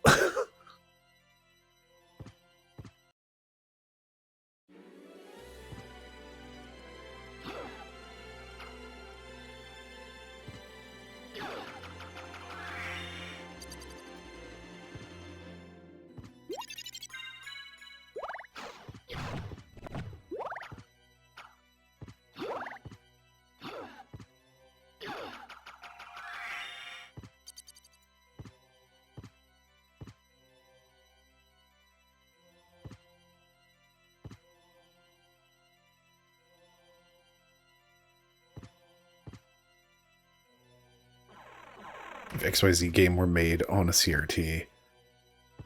Oh, man.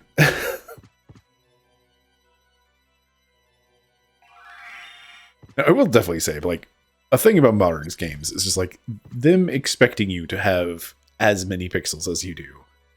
Some people make UI just way too small. It is a problem.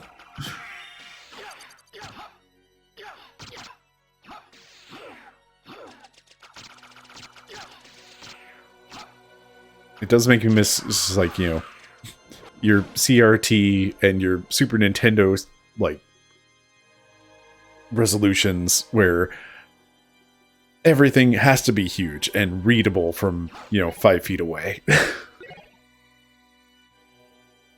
And all the bloom and particle effects and everything's photorealistic, so it's extra boring. And because everything is photorealistic and looks too much like rock, you have to start putting yellow paint everywhere to guide people through things because you can't see the actual gameplay features. Is there a save point around here?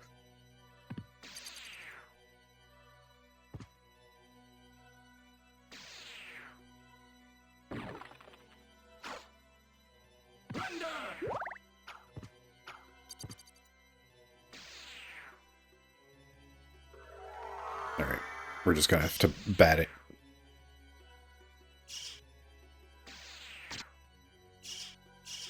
Yeah, you get him, sword.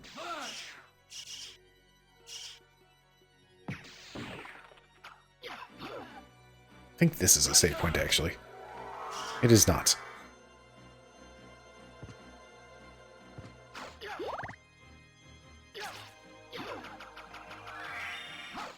Now, I'm very glad that, like, Square Enix in particular was one that was, like, real rough. It's like playing Final Fantasy 15 and, like, I had just gotten a hammock.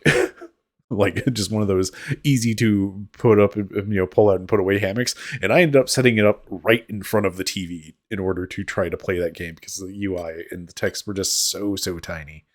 We just got our Alucard mail, which is a lot of defense.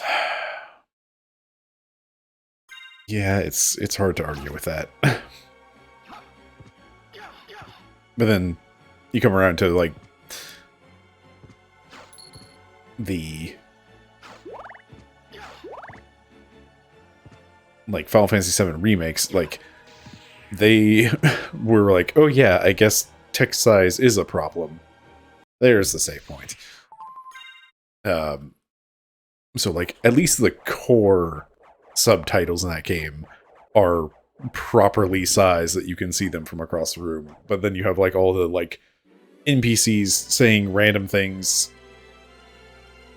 that don't matter, and, like, that's just still some tiny text on the side of the screen.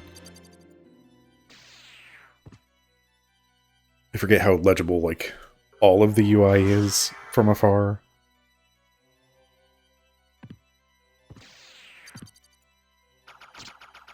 Anyway, I think the moral of the story is I'm old and my eyes don't work very well.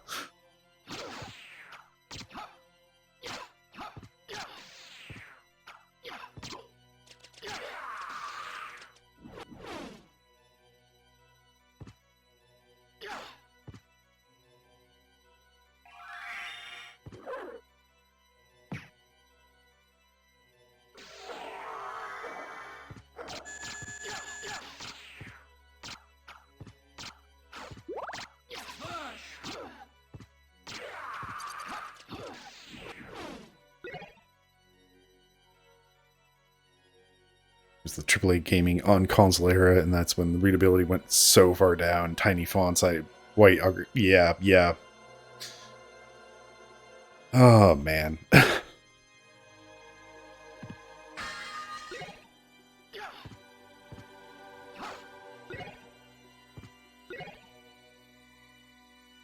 You know, I'm curious. Good.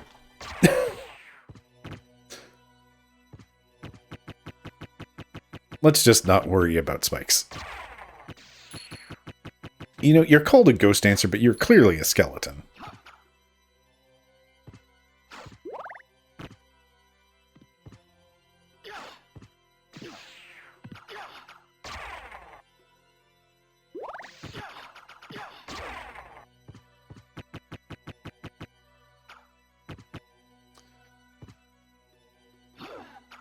I think we had like the early days of like the 360 is when we had still like giant text made for CRTs and low resolutions. But by the end of the 360 era, it was like, okay, yeah, everybody's moved on to, you know, full HD. We can put so many pixels on, you know, slaps top of TV. We can put so many pixels in this.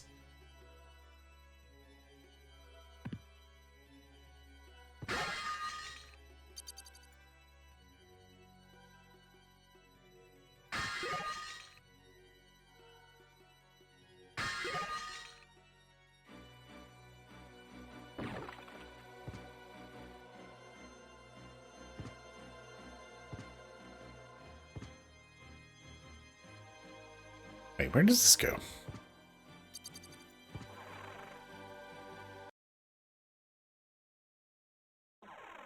Oh, right, this. Again, I don't know if I actually need to hit this or not in order to actually unlock it, but we're just gonna do a quick lap.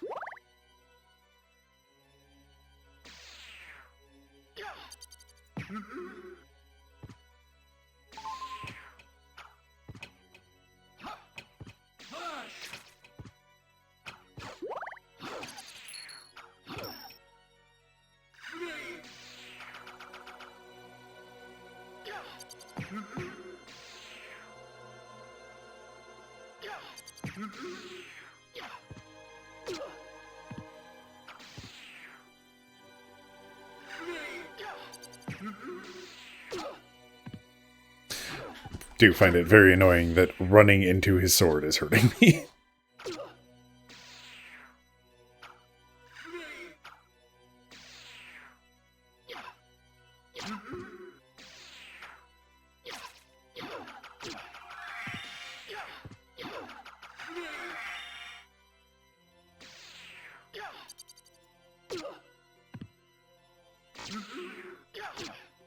Game, come on.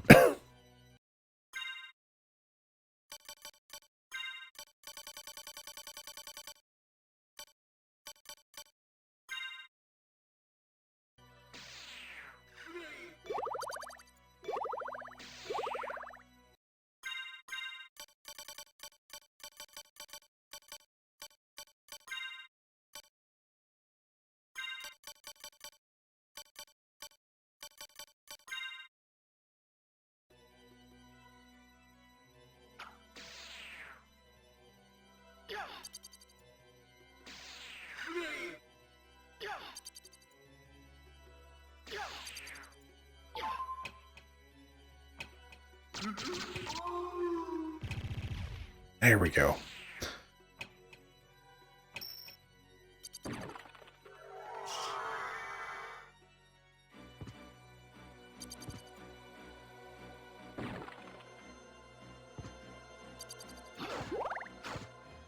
Okay, Okay, that'll head back to the Colosseum.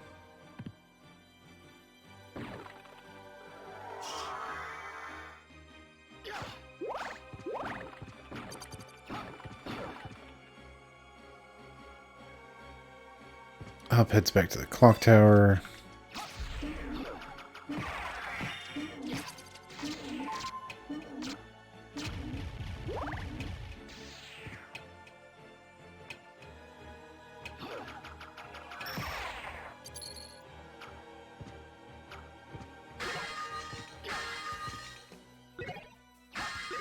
Sword of the Hodor.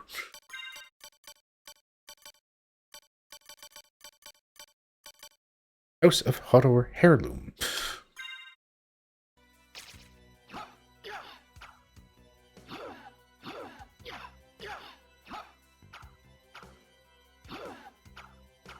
Again, it's got good attack, but it doesn't seem to do anything. Just bad at inputs.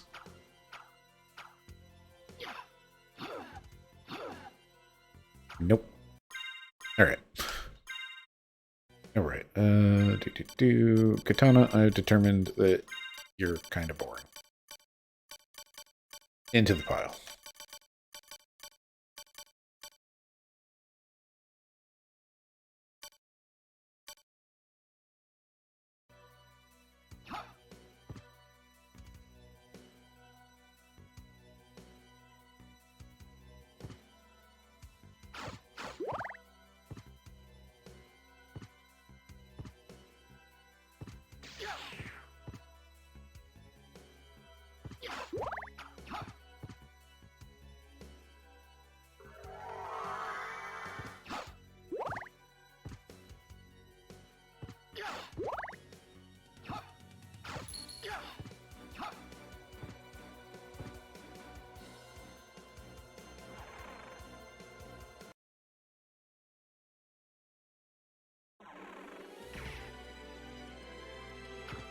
Alright, that closes that loop out.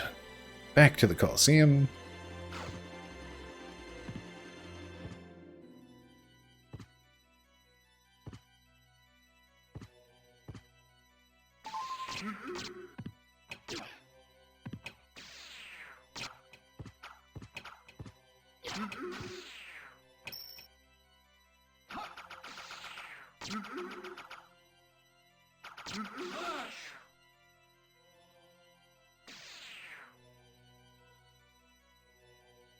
Come along, giant sword guy. Get out of the wall.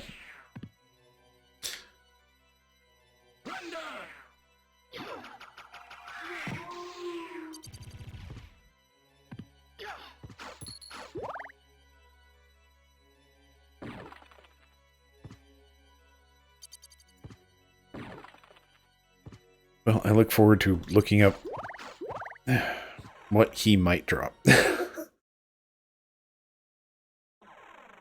Oh, jeez.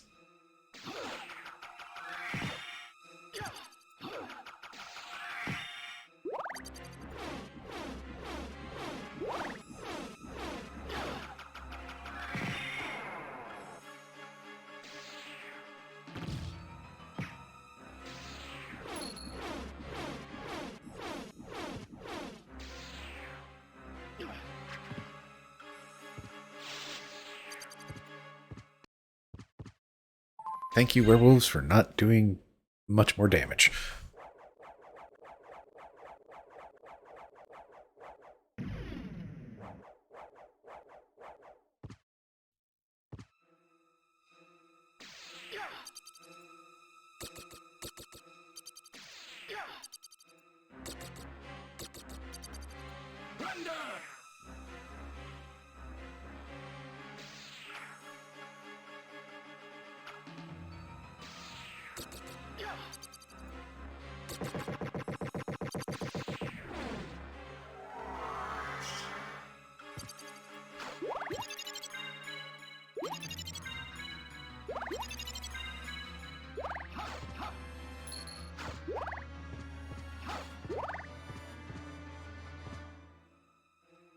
You know, it's kind of a shame that this music is quite so uppity. And, like, it's uppity spooky. Alright. I see, I'm not the only one with spells these days.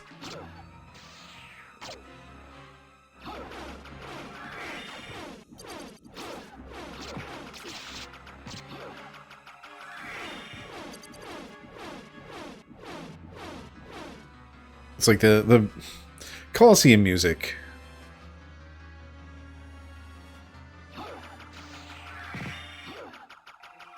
And the regular castle is just like, it is a vibe, it is a beat. It's just a real good time.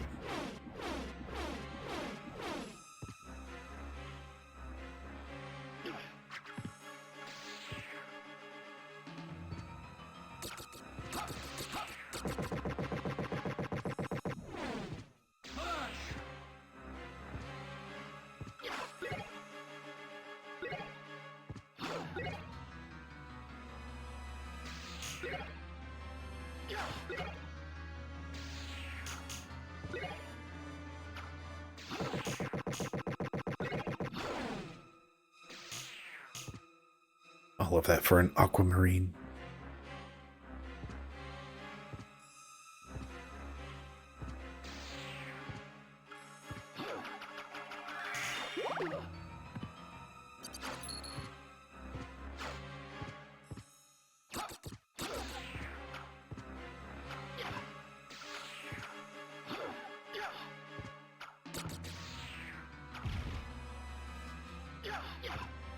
Impressive little burst of flame you have there, sir.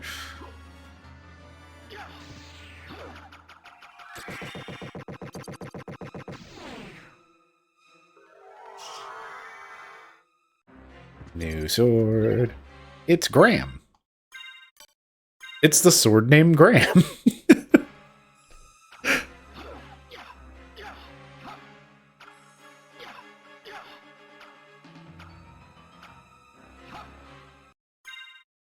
Alright, well, Graham, you've got some really strong attack, but you're kind of boring. But you're the sword named Graham.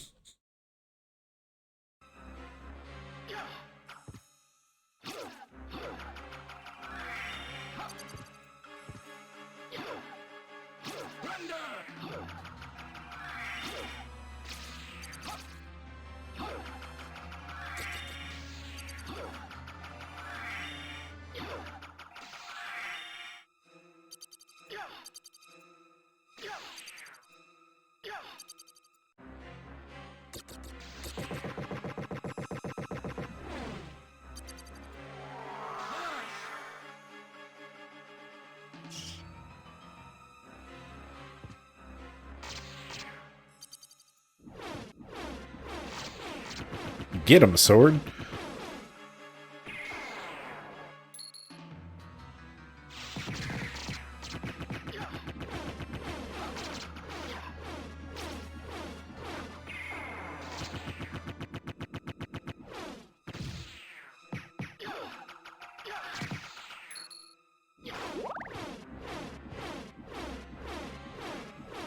How's your level doing?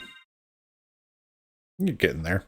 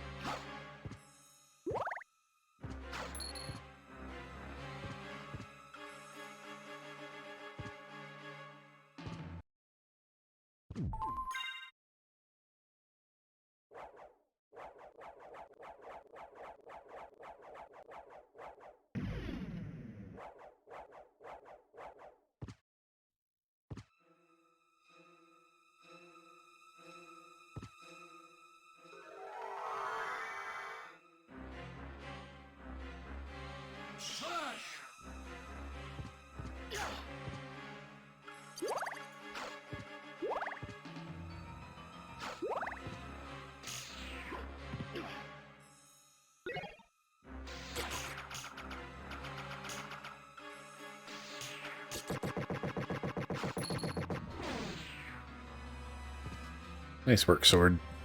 You're doing work these days, quite frankly.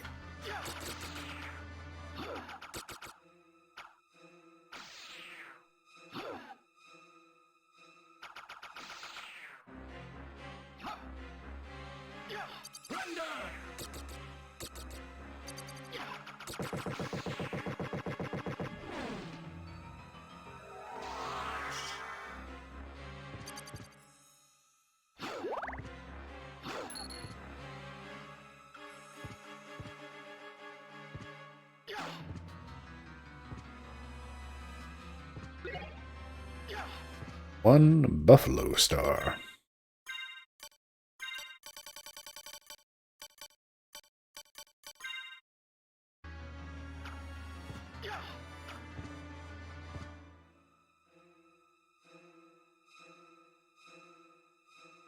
Okay, so we still got the central area. We've got the quote-unquote upper level.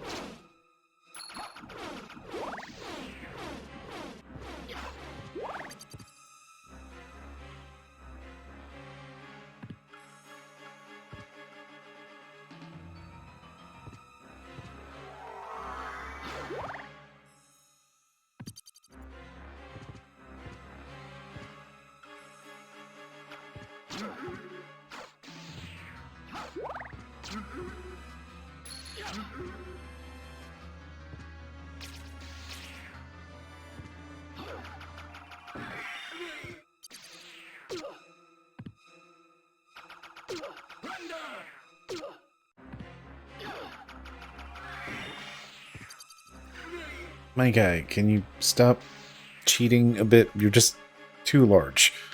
You do not fit on this screen.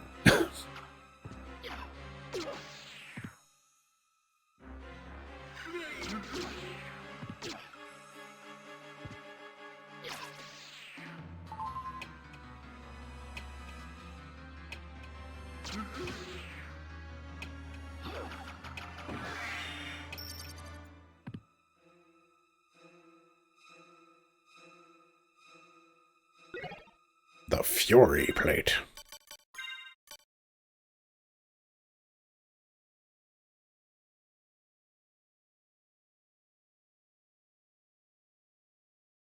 Forgot I still had Spike Breaker on.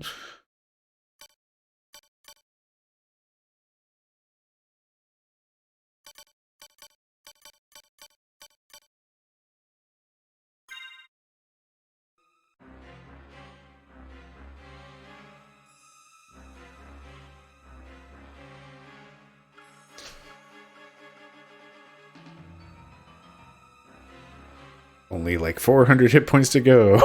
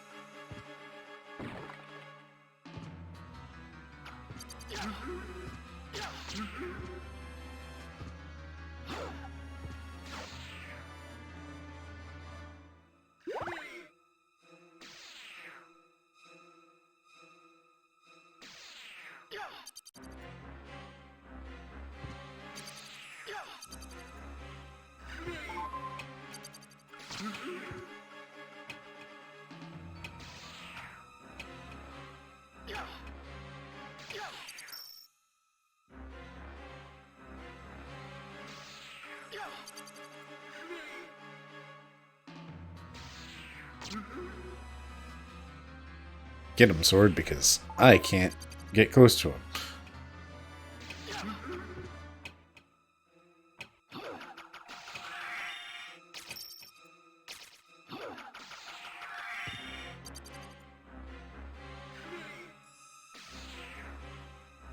Hmm.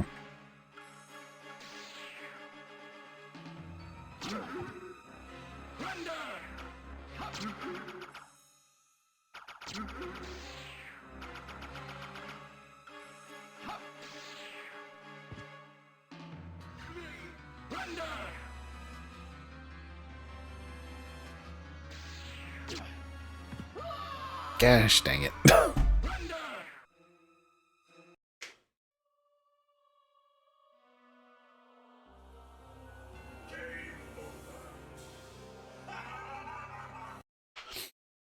Hmm.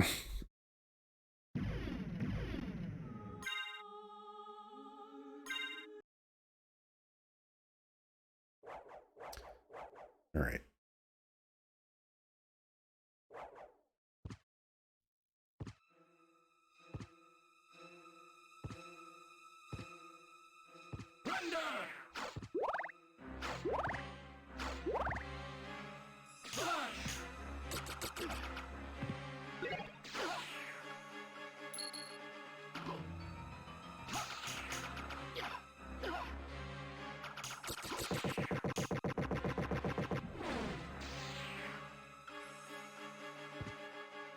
I feel like there's something I'm missing with the very large sword ghosts.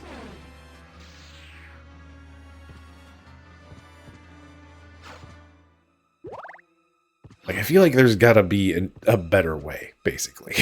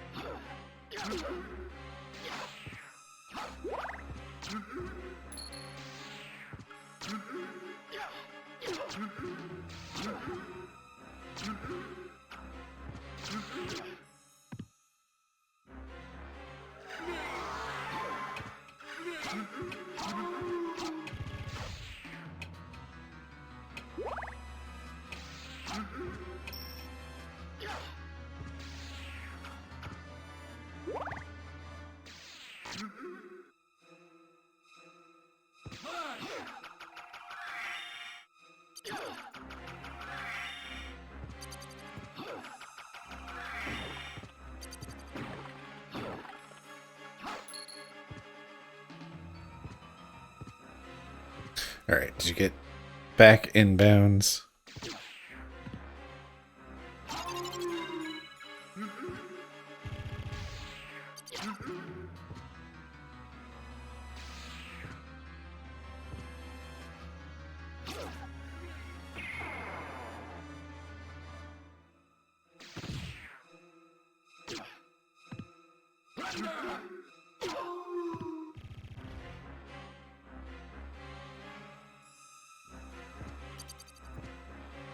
I don't know, maybe we just missed.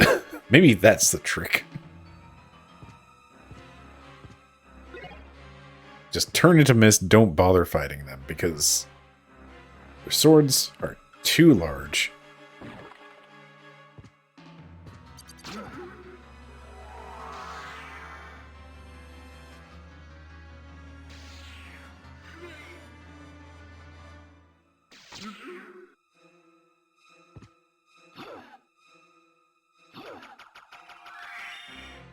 Okay, real quick for my benefit, we're gonna take a quick trip over to an FAQ.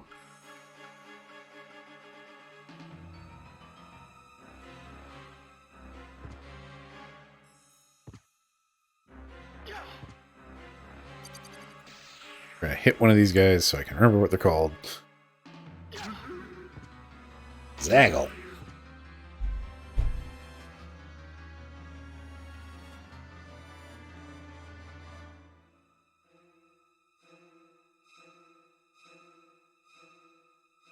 They do drop a sword.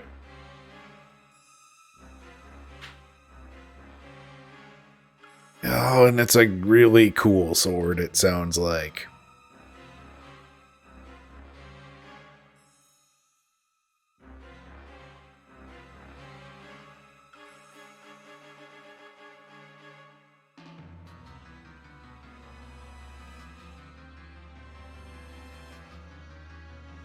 Hmm.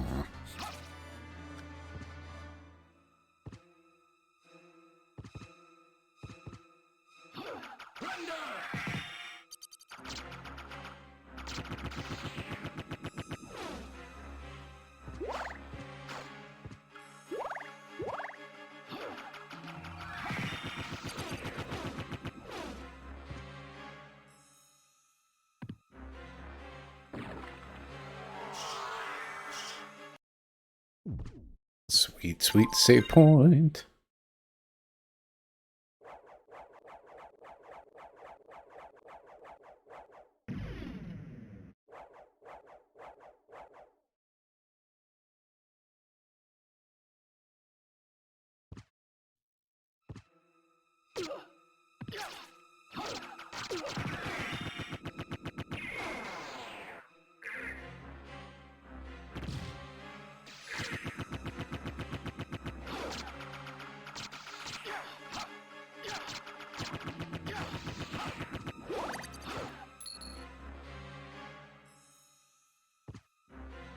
Boss fight. Let's go.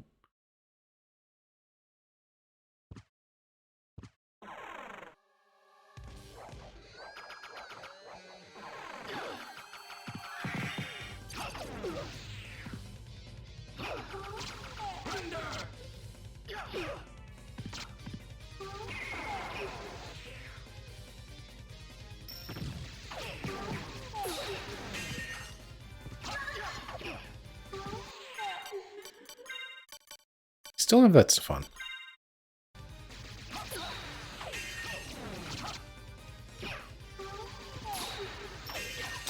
Boo, it doesn't absorb ice.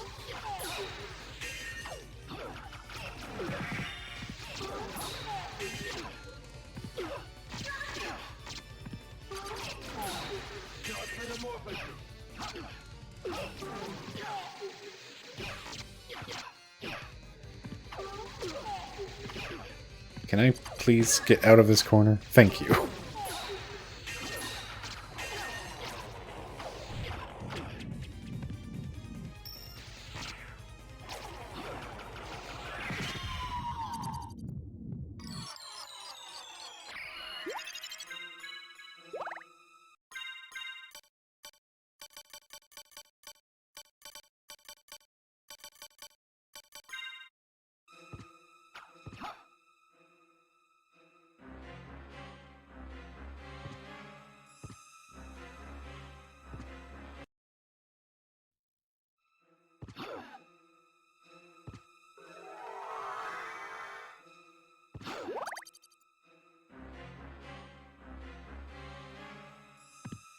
Okay, so we're done with the Colosseum. I'm just going to go through this hallway one more time.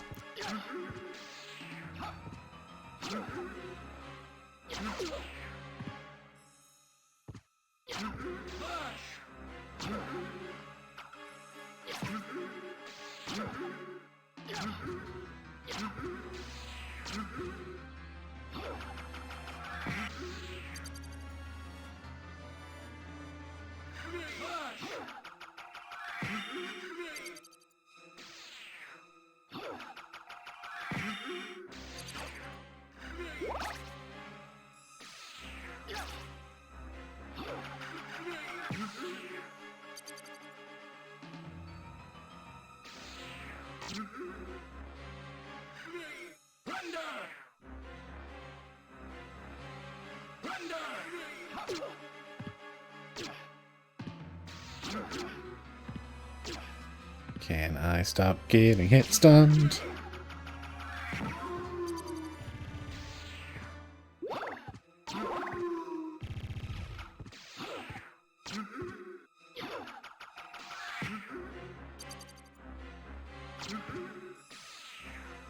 And I have to wait for him to get back onto the playing field in case he does drop his sword.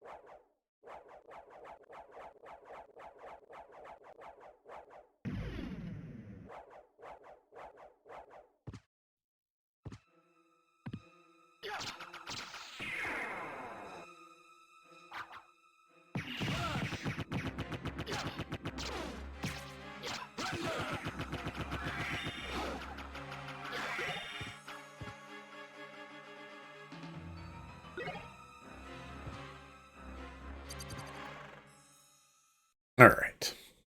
That loop's closed. Back to the cathedral. Hey, let's fight a sword.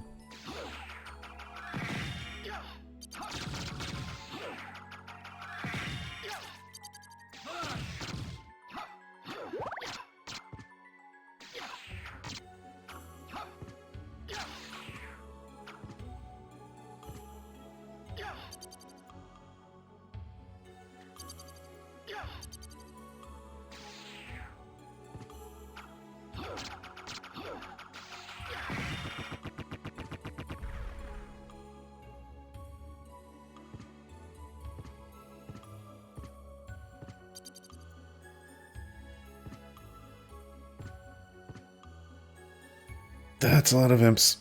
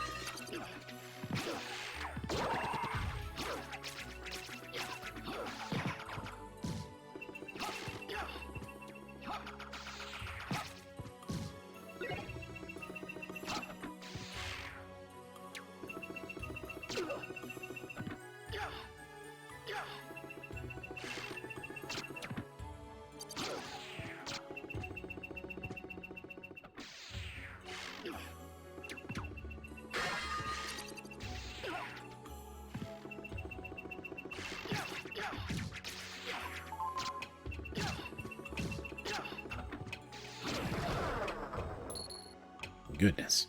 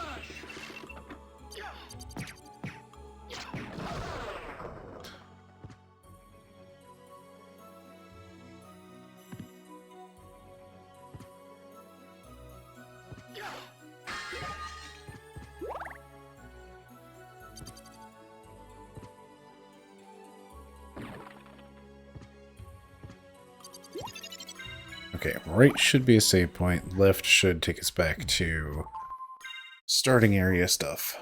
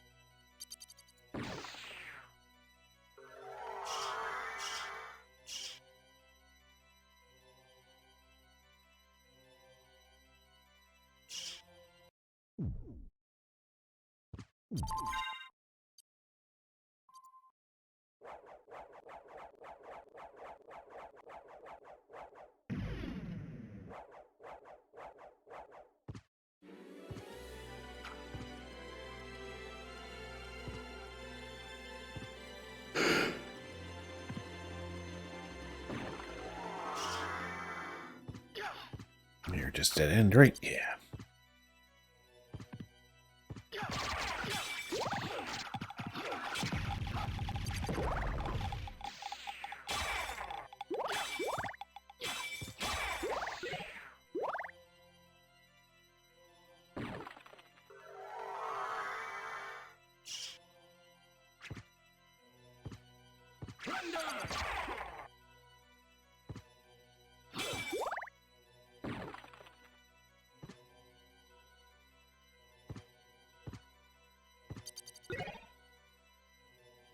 No good. Some anti-venom.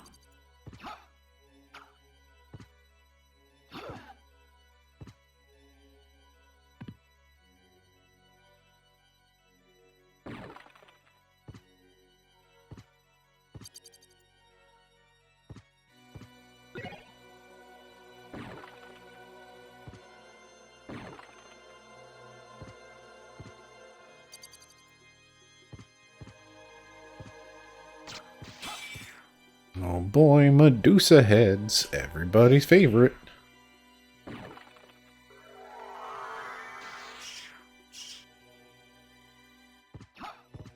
I see you. Tricksy floor traps.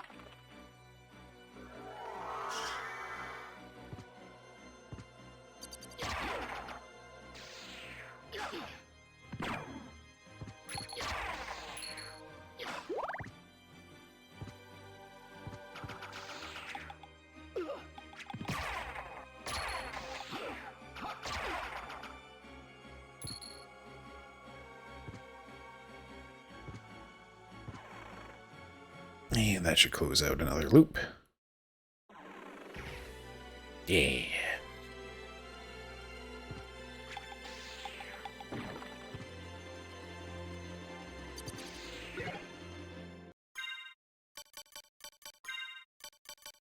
May absorb damage taken. Maybe. There's a chance.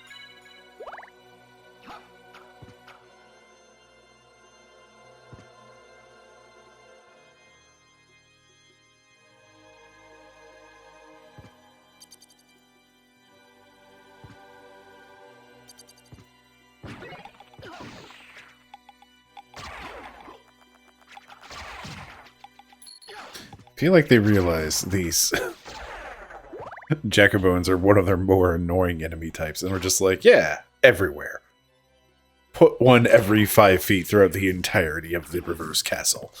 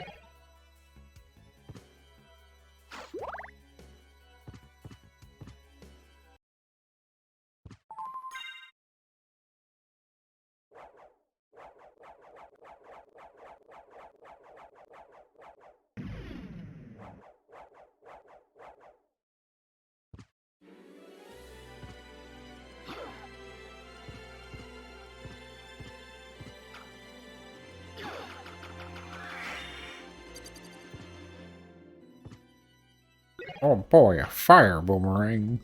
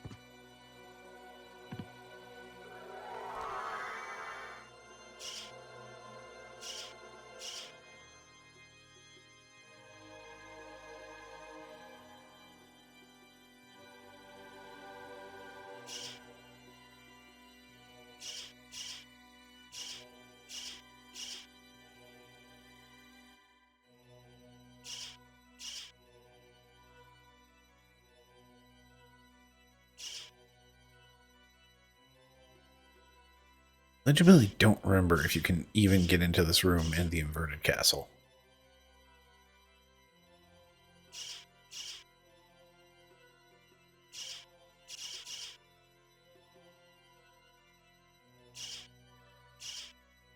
I still don't fully understand the triggers of it myself.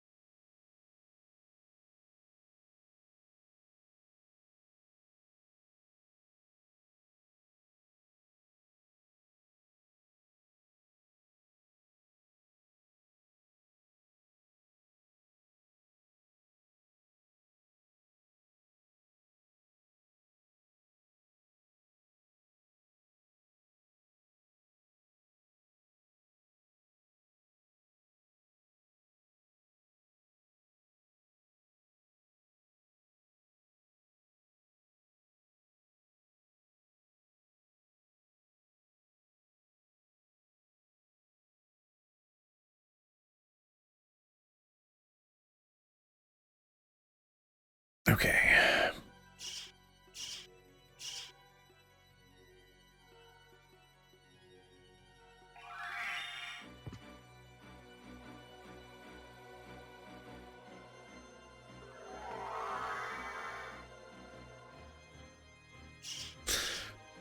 It is go through one way as bat, go through the other way as wolf. That's the secret.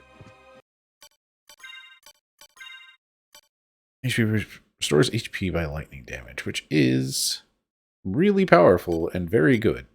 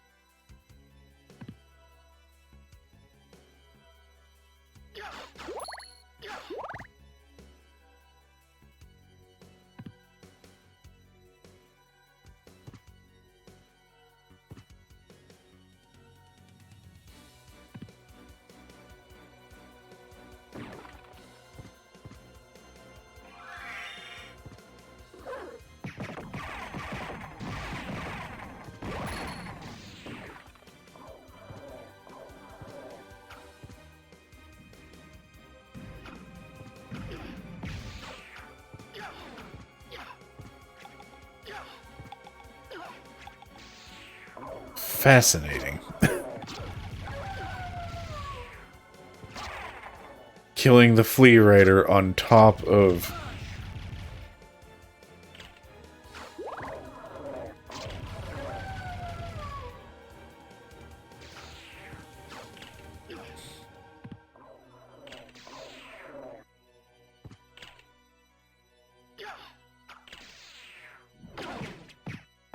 Okay, you do damage. Interesting. So killing the flea rider on top of the dragon skeletons made the dragon skeletons friendly. That's rad. A thing I never knew.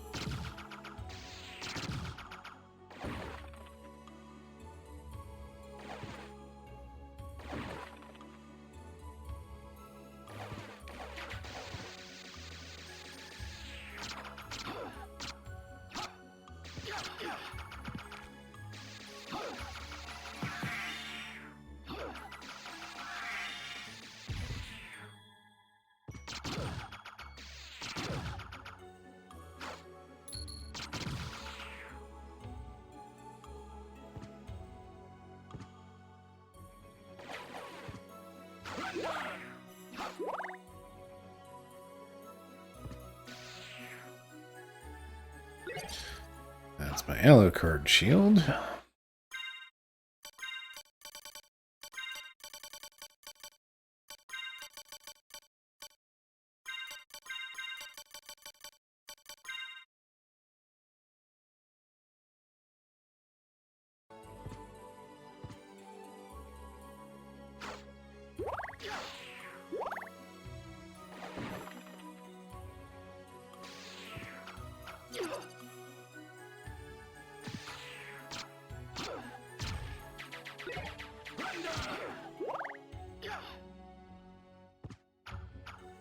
I do wonder why these fish stay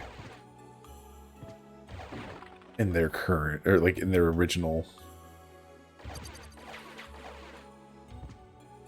rotation?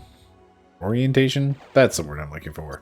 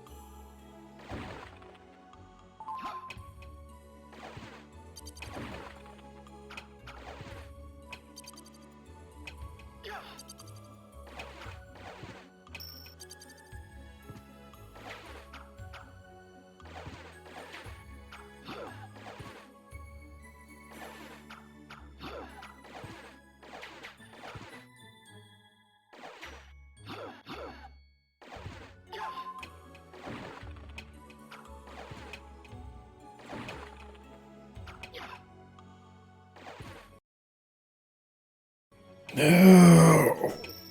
Map square Y.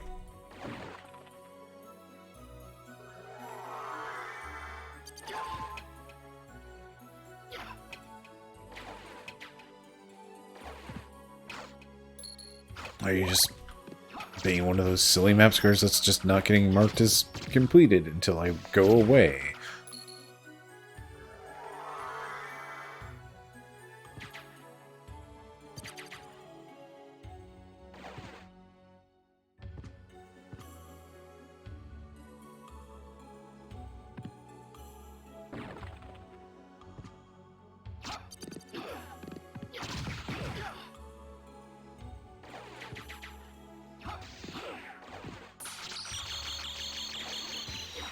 The heck was that, my dude?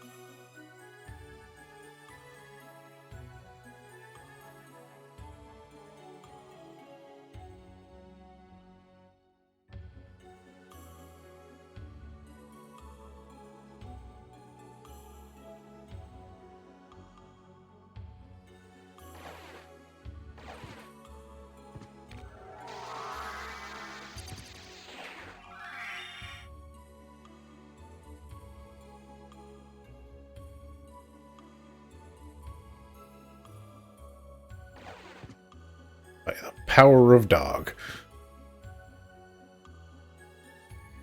That is apparently the trick to mapping this.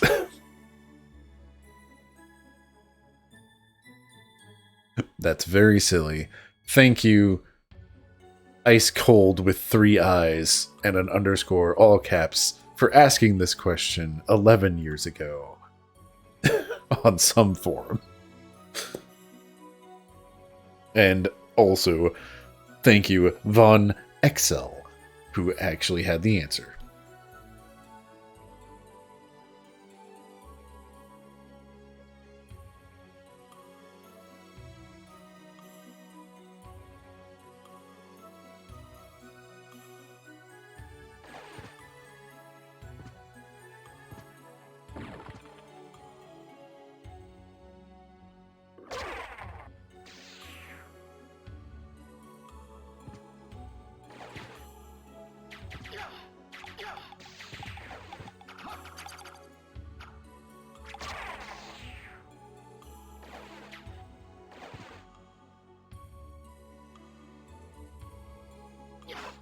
Bless old forms. Like, this is...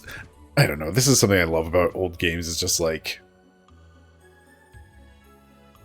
old forums and old... like, I love game FAQs so much. It is just the truest form of walkthroughs and actually getting important information in a timely manner. Oh, Symphony Katana. A different katana. Maybe this one's more fun.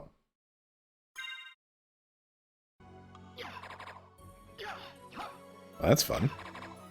I wonder if it does more damage than the base attack. But yeah, game FAQs, it's just simply the best. God bless anyone ever who has written a guide for that site.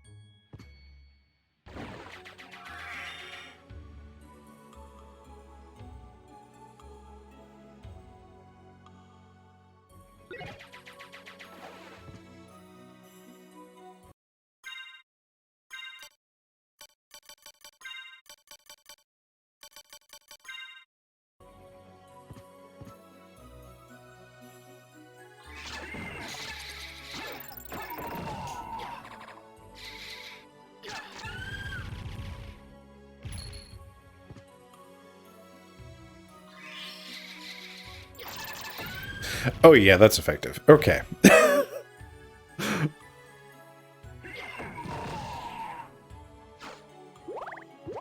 Goodness. What's the attack power on this thing? 68. That's pretty good, actually.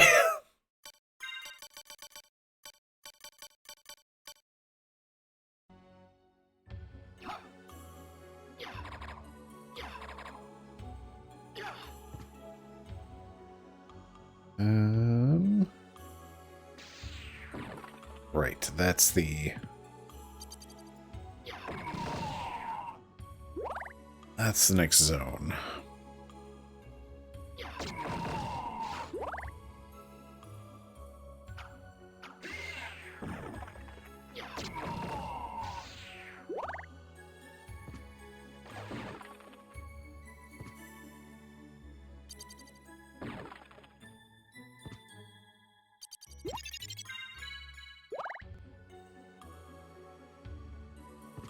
Yeah, I realize my hit points are actually getting quite a bit up there. I'm curious how... Like, if the...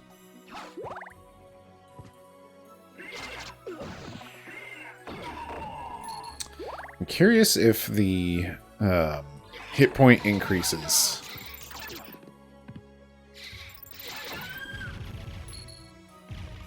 If they are, like, a static value, or it's, like... They go up from time to time, or if it's just, like, some percentage increase.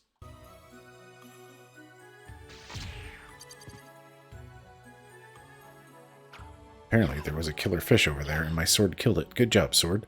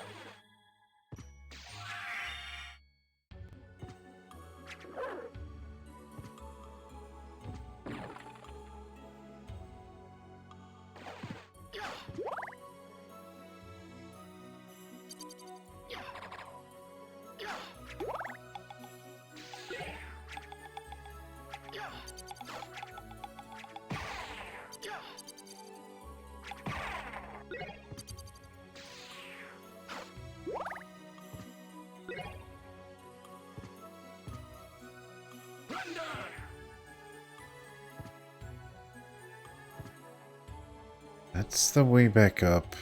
That's the pit.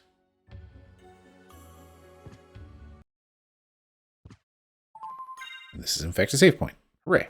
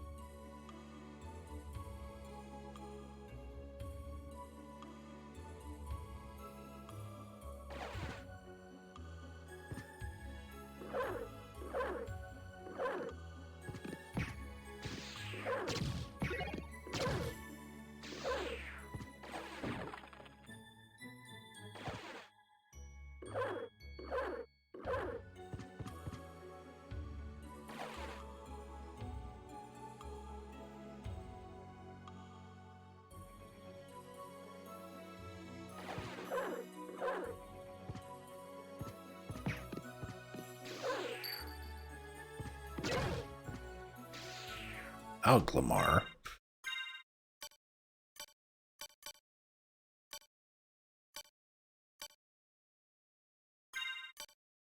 Dwarven necklace, defense plus 15. That's actually like 15 defense is a lot.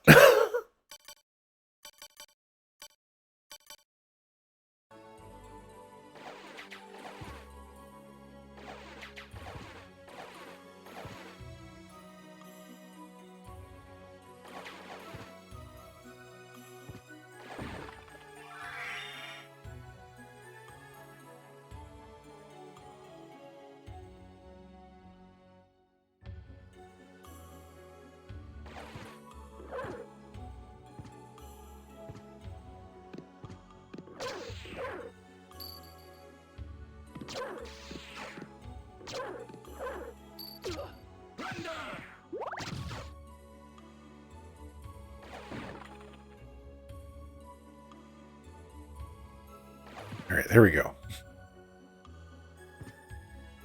Mapped the annoying bits.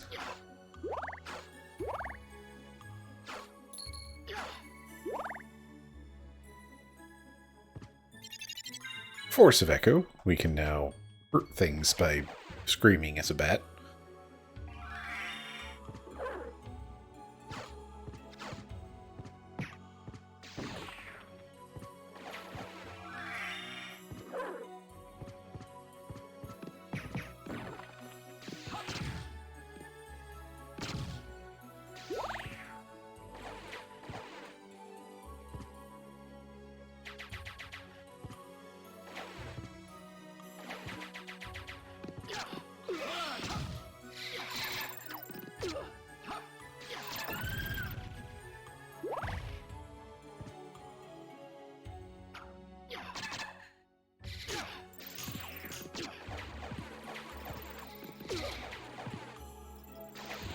Can I get close enough to do anything, please?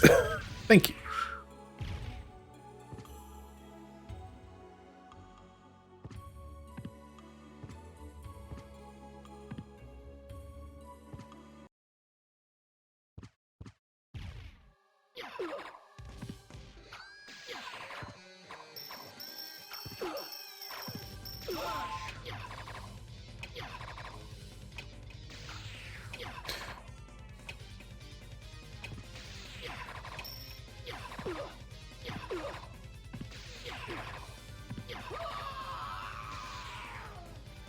Get punked, me.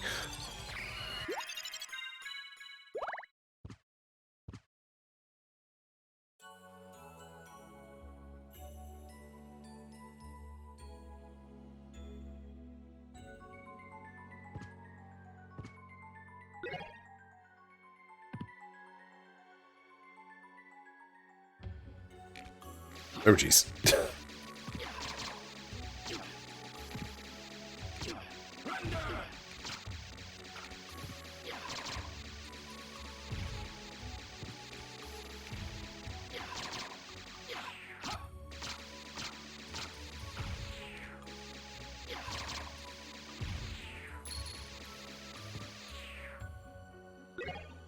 Dark Blade. Sword forged by elves.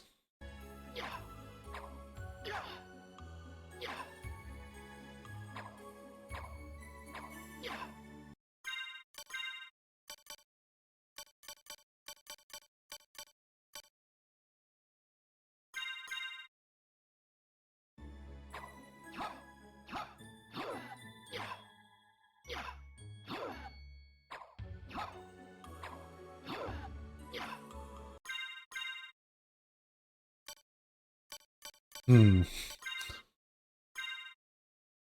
A shame.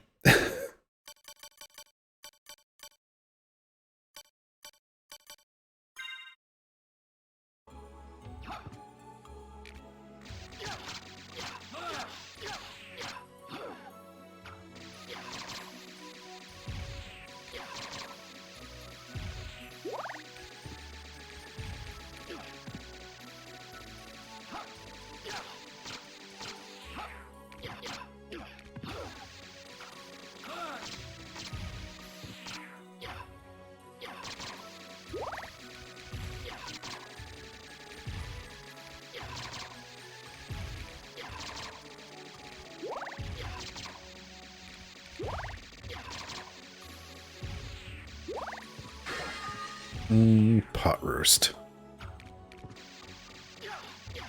Who doesn't love upside down pot roast?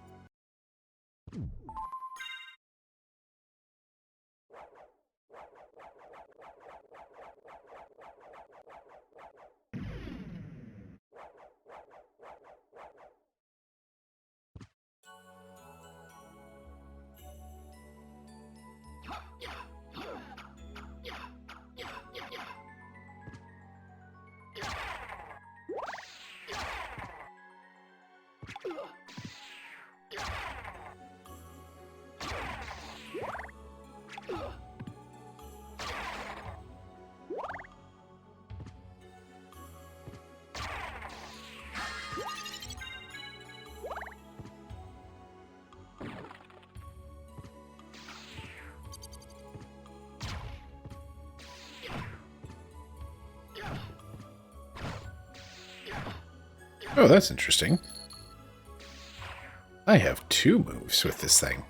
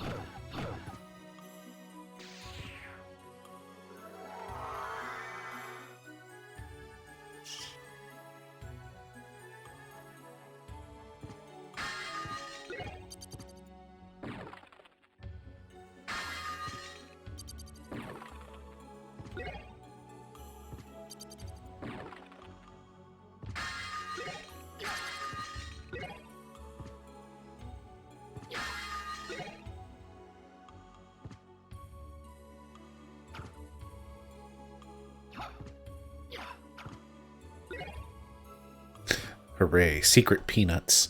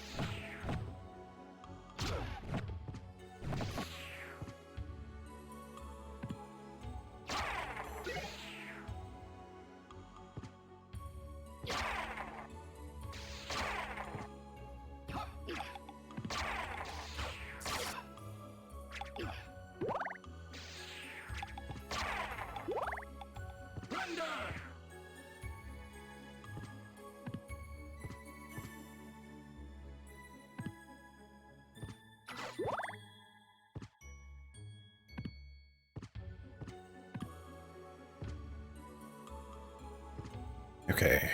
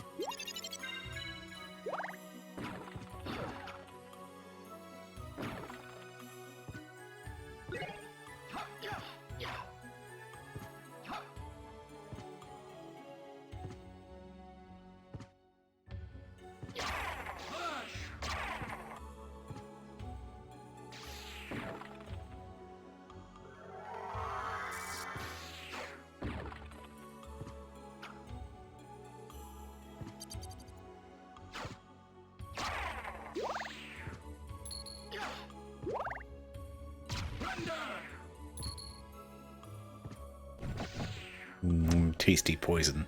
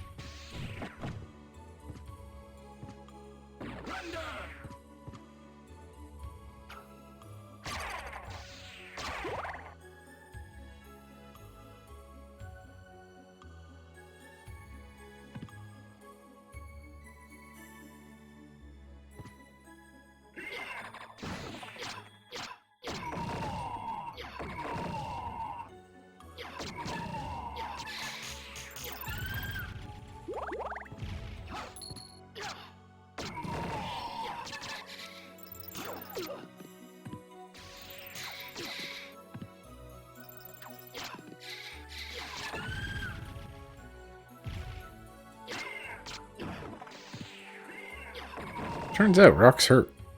Who knew?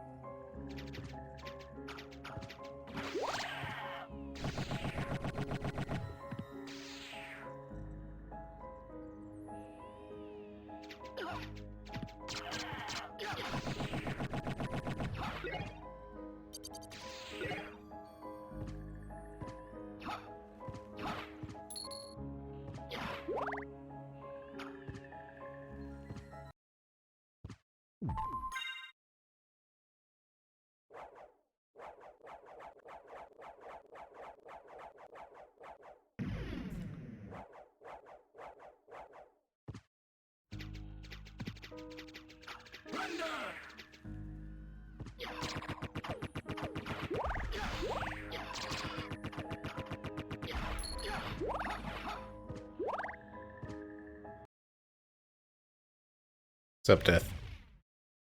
So you've made it this far. In the name of your father, cease this foolishness. No. While there is breath in my body. Then, for the Master, I'll feast on your soul this night!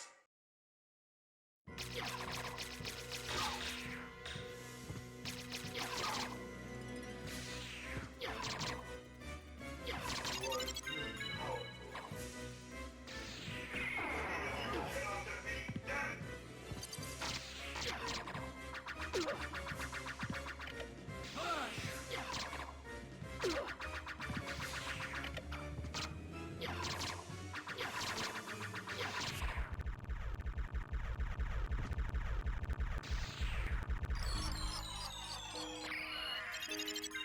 Hey. And that's the 5th thing that we need. Luck plus 10. Wahoo.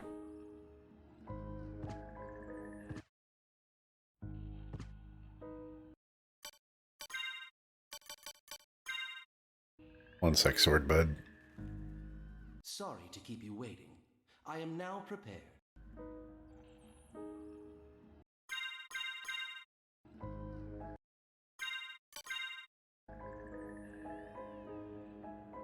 Another wonderful day. Could one of you just hit this button? Sorry to keep you waiting. I am now prepared. Hit the button. The button over there. There you go. Hmm? There's a switch. Perhaps I should press it.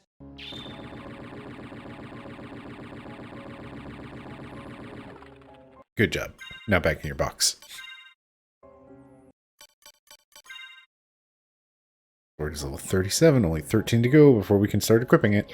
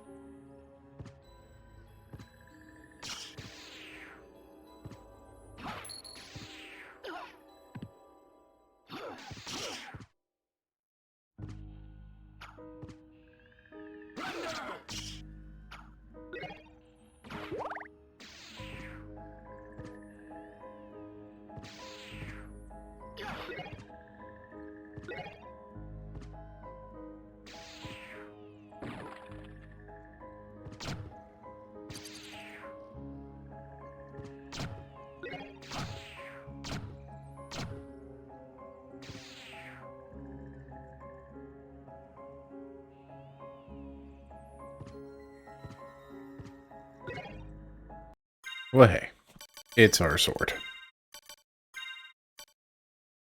Not quite as much attack.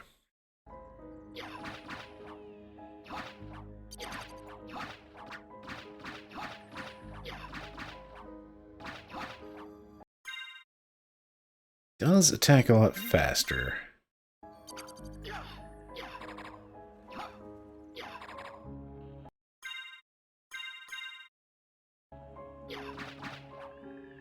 Let's see how much we actually do.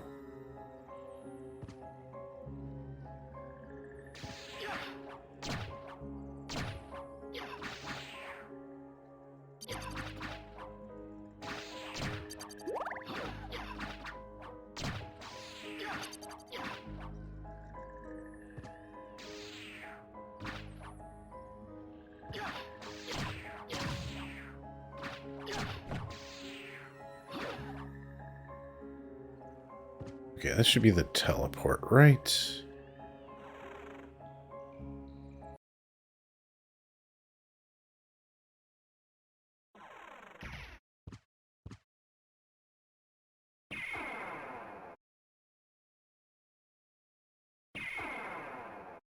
I'm just going to do a quick round trip.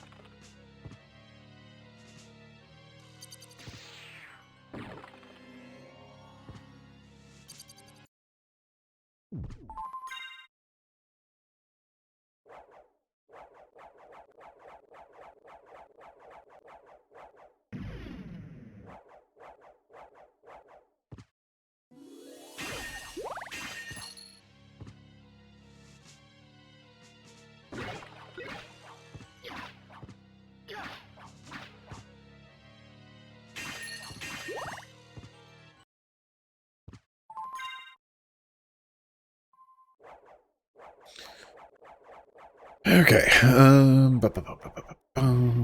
It is time for some of my favorite enemies in the game because they're cute.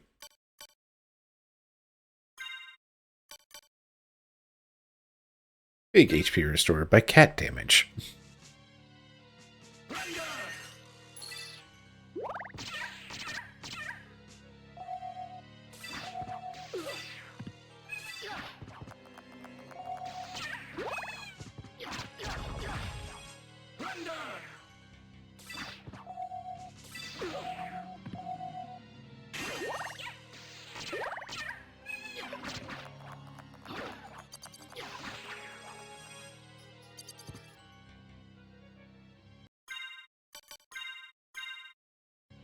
Alright, the Alucard sword does allow us to carry something else.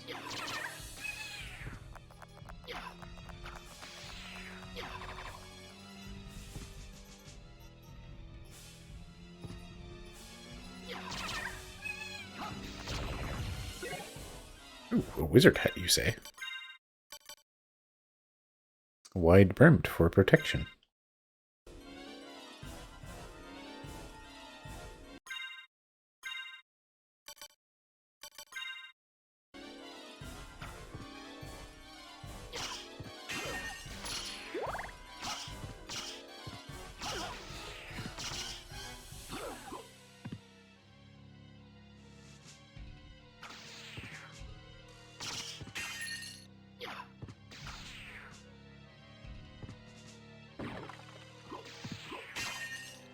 So many bets.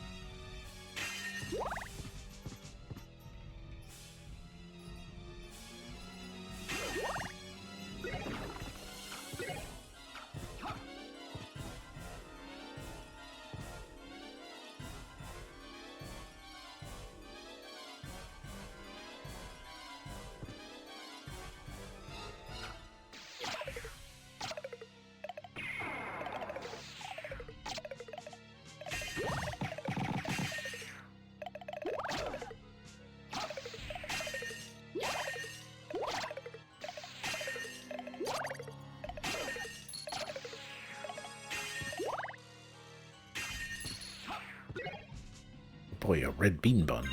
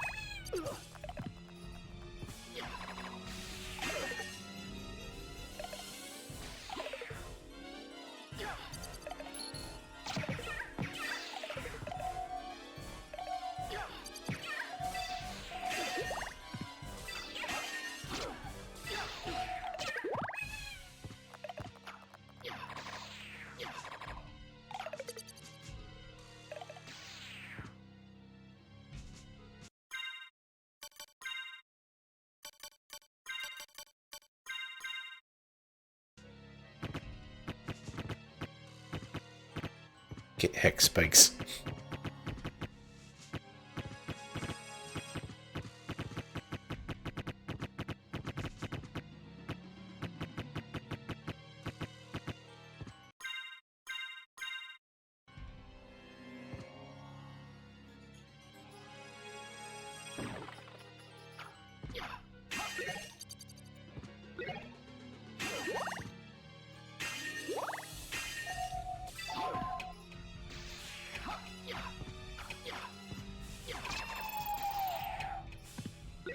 A necklace of J.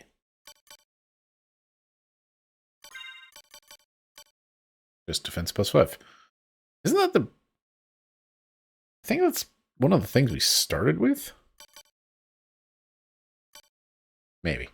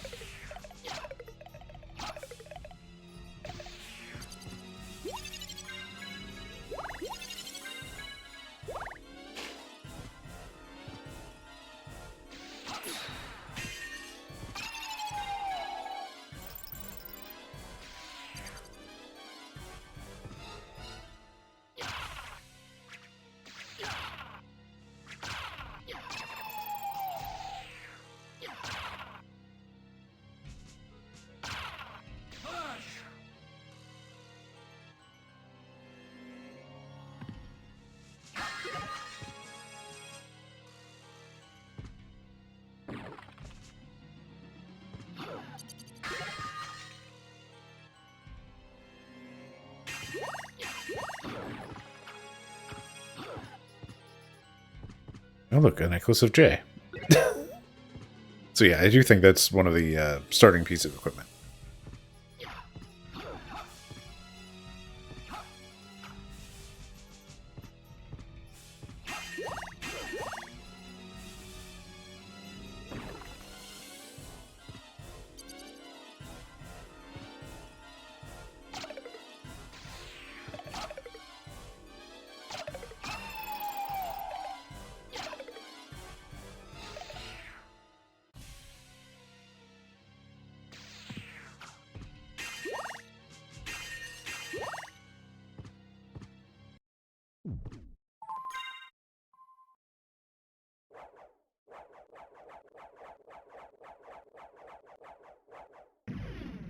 Alright, I think it is time to trivialize a boss fight.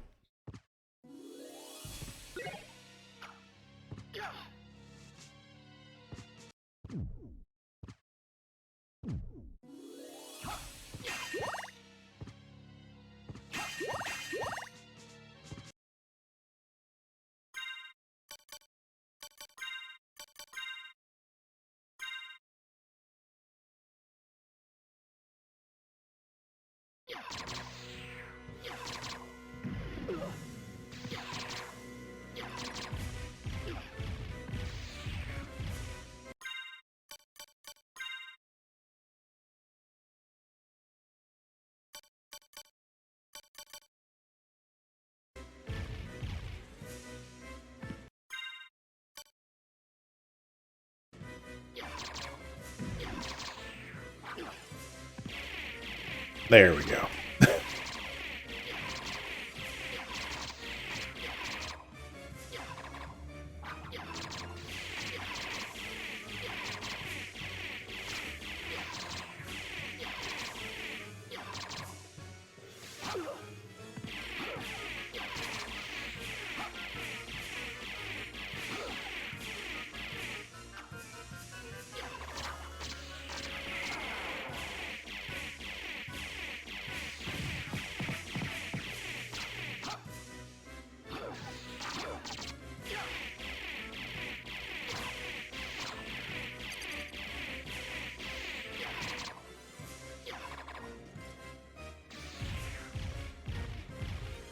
Curious why these lightning balls don't heal.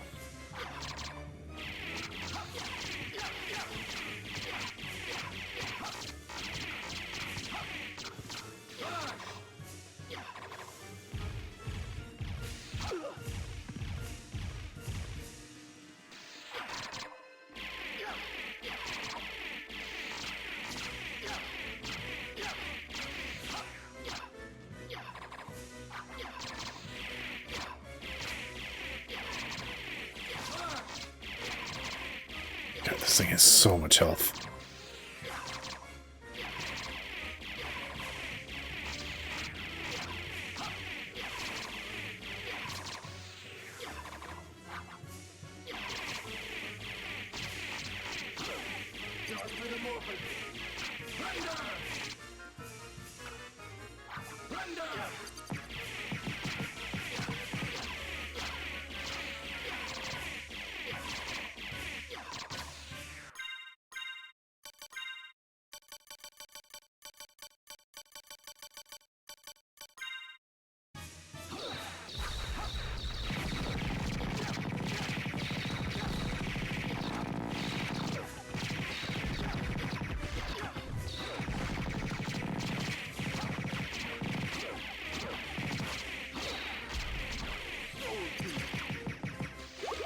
Hey, I accidentally did Soul Steal.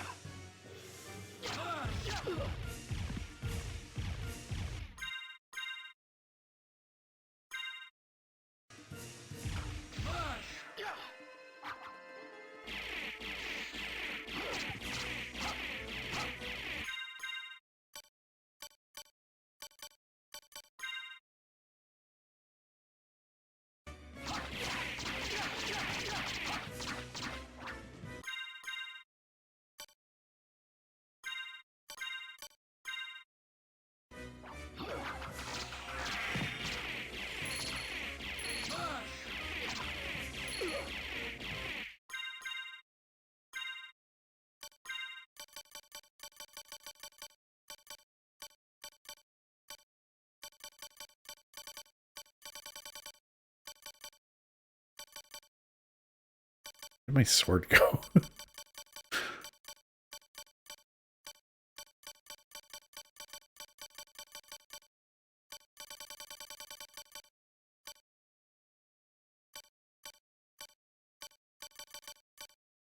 There you are.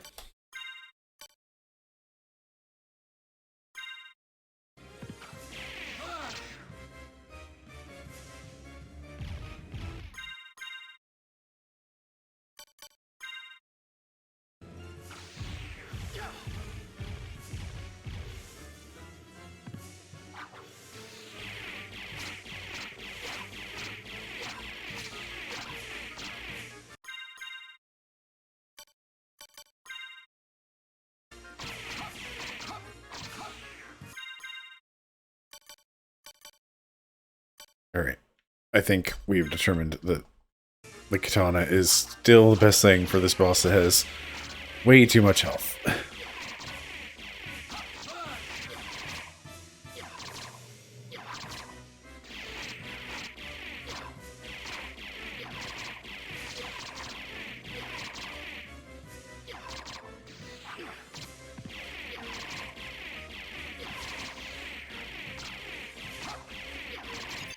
There we go. Jeez. Rip indeed.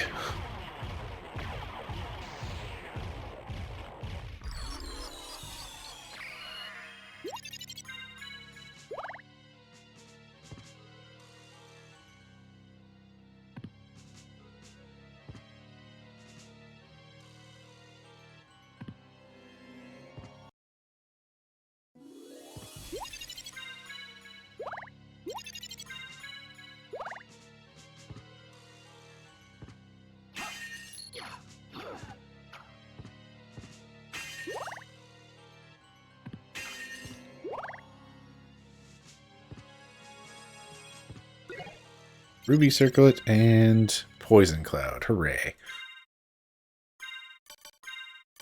Or fire damage. Excellent.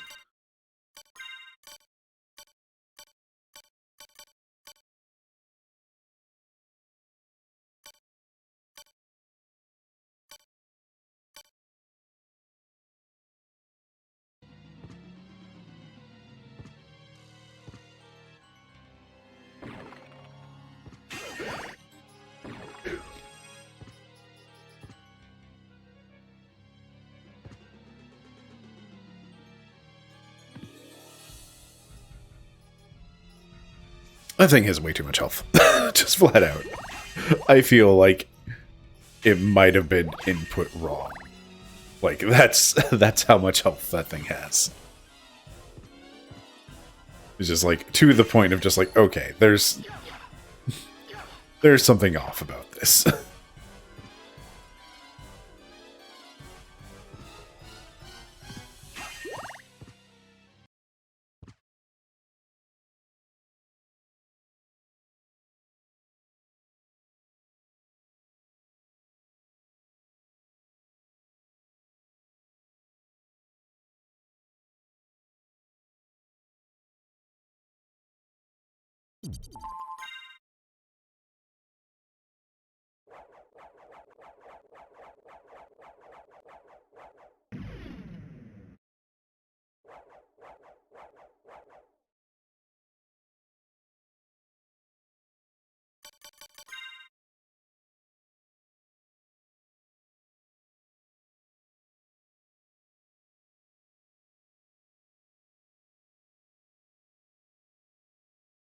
So there's obviously the big open space in the center, which is where final boss fight stuff happens.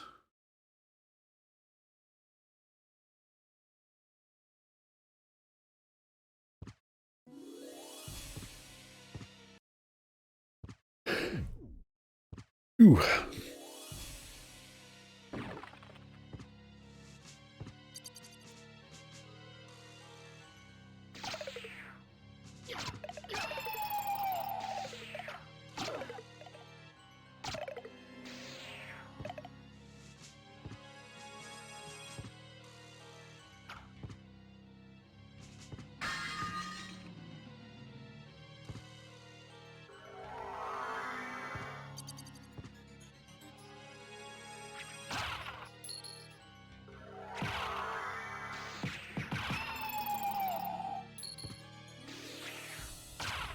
Okay, it is forever satisfying in any game for you to be the one with contact damage.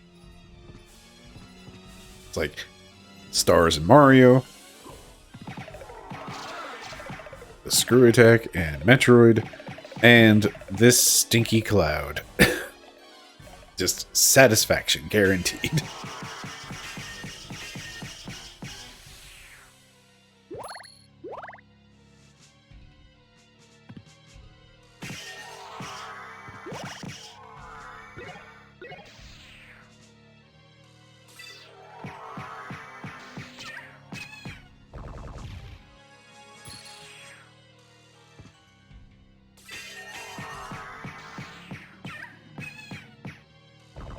I forgot this is actually like really effective.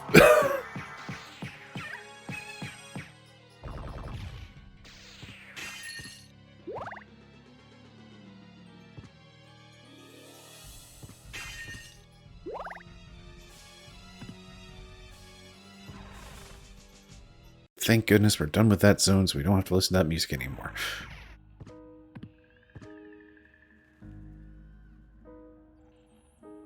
Like, so much of this music in this game, phenomenal.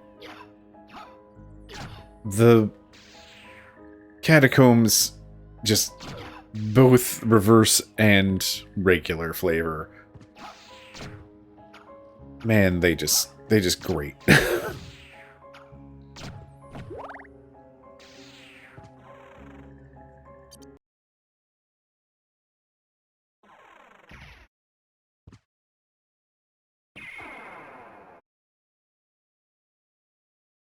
Where am I going? I want to get back to the center area, which is Goat.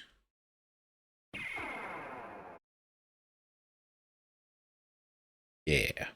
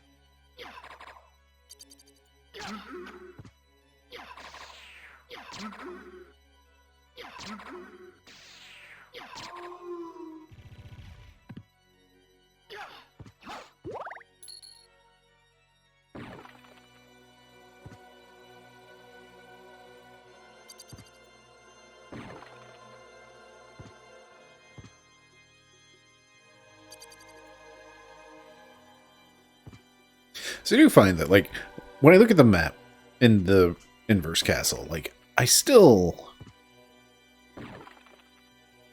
like, my brain tries to flip it back around. It's just, like, a constant where my brain is always just like, okay, yeah, it's rotated 180 degrees, undo the rotation, and then think about where you're going.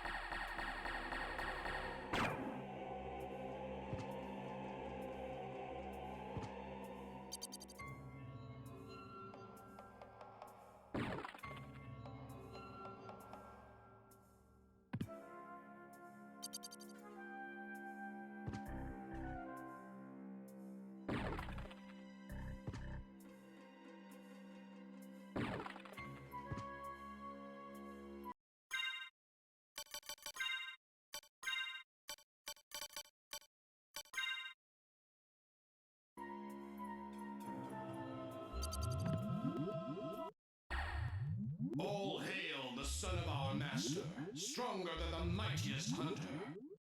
So you are the one called Shaft? I am he. You made Belmont Lord of the Castle. Why? Because we tire of these hunters and their holy power. If they would but turn on one another. Then the strongest one among them would eliminate the rest. Belmont. Yes. So I converted him, brought him here to lure the rest, to force them all to fight and die. But you never planned for me. And now you failed. Ha! Your human soul as frail as his was. You'll take his place. I'll tear that soul apart.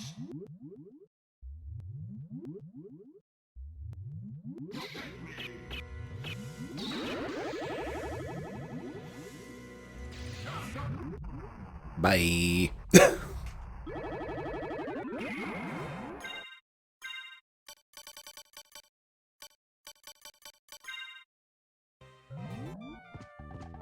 Young Master Alucard. How about this?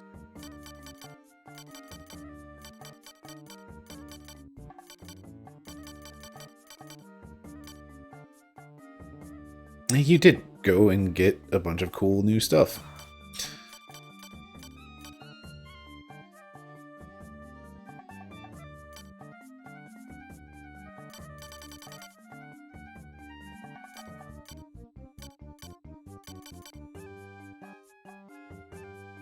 Con -1. Rude. How about this?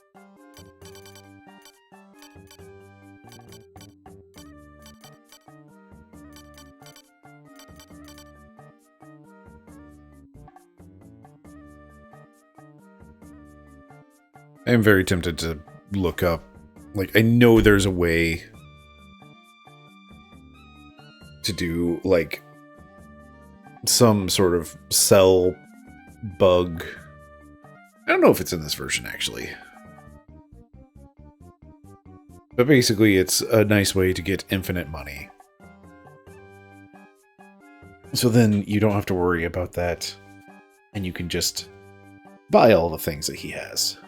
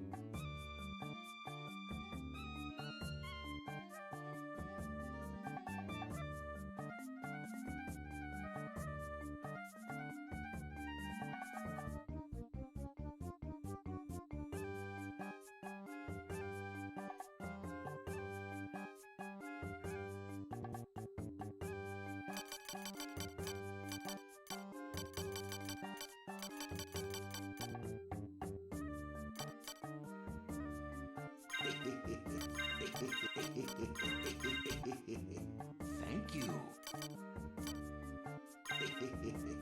Thank you.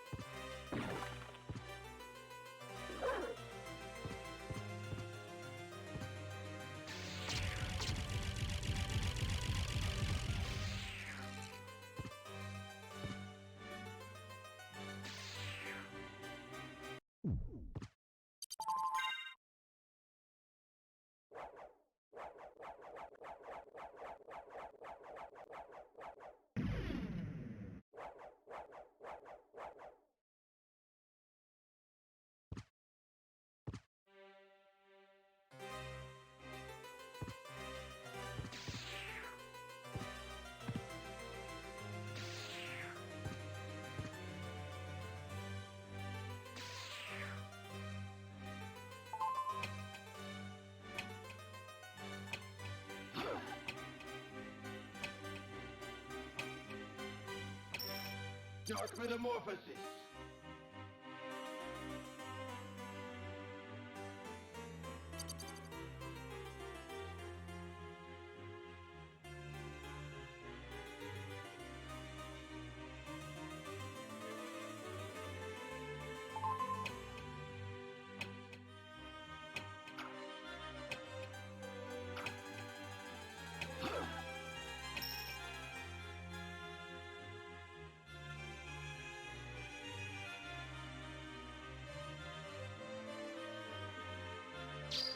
The power of all upon one.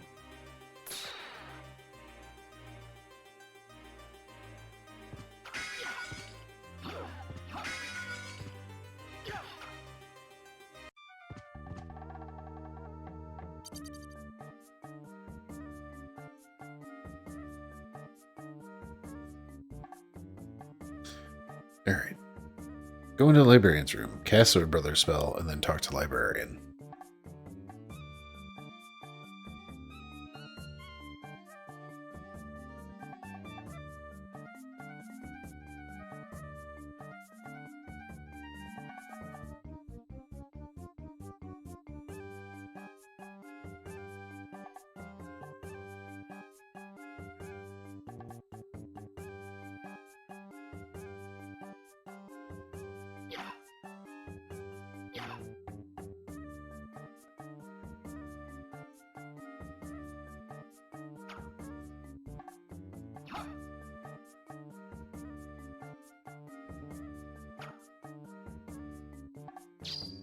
The power of all upon one. How about this?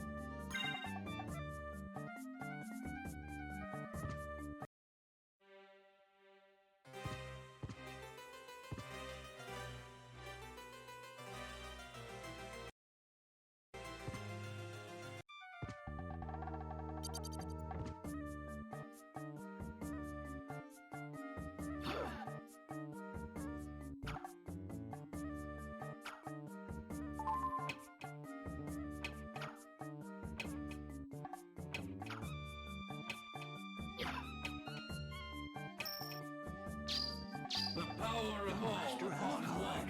How about this?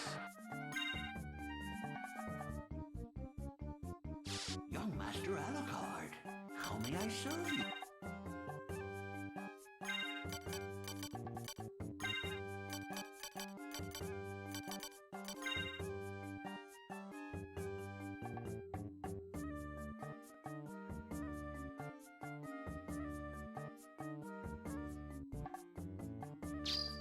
The power of Master all upon Alucard, one.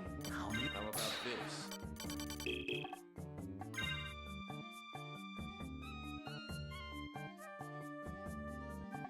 It must be done by visiting the shop, but after visiting the shop, it only works with Sword Familiar. Go into librarian's room, cast Sword Brothers, talk to librarian.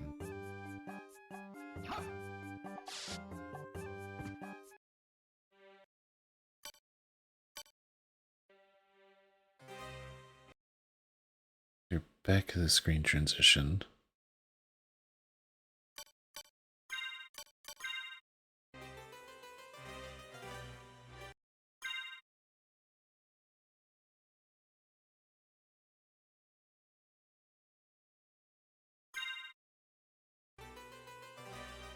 Are you worthy to?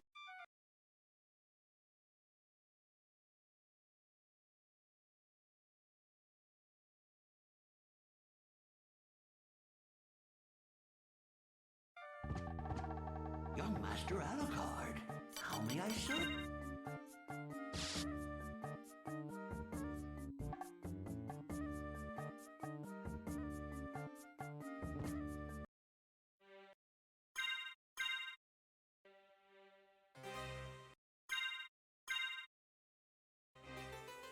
Are you worthy to?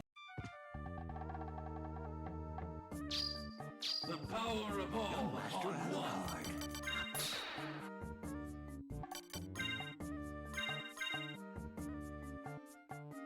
Young Master Alucard, how may I... How about this?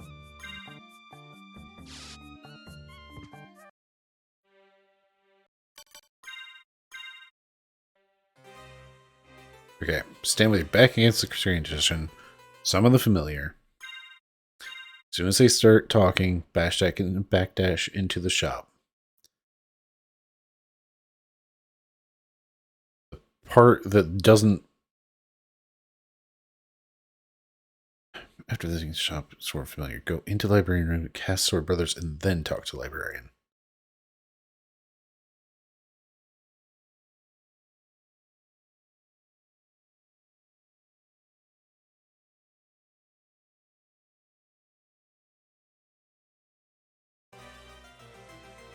Are you worthy?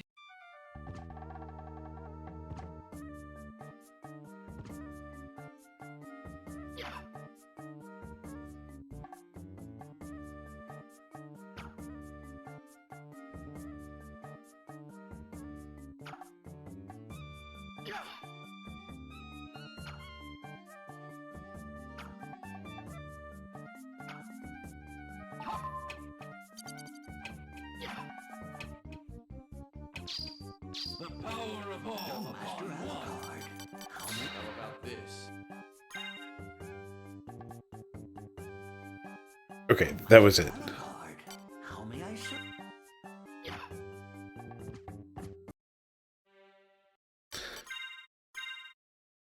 Alright. Get rid of the sword. Summon the sword. Wait for him to start talking. Are you worthy?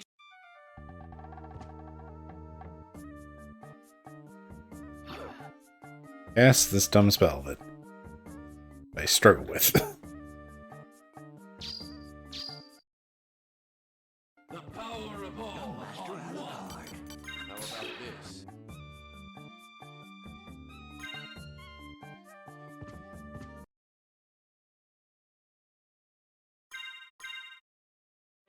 Turn sword off. We turn sword on. Wait for him to start talking. Back up. Go in here. Cast spell. Power of all Young Master upon one. Alucard, How about this?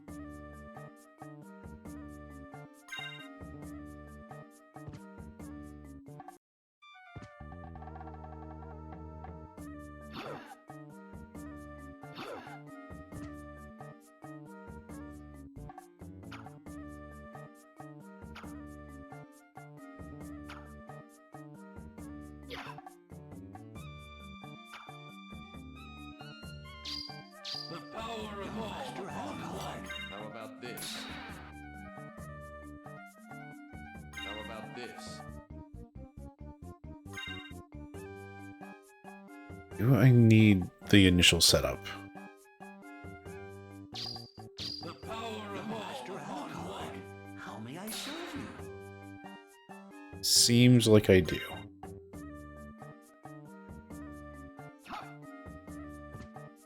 Okay. Sword away. Sword comes back. Are you worthy? He starts talking. We back up. The power of all Master upon Alucard, one. How about this?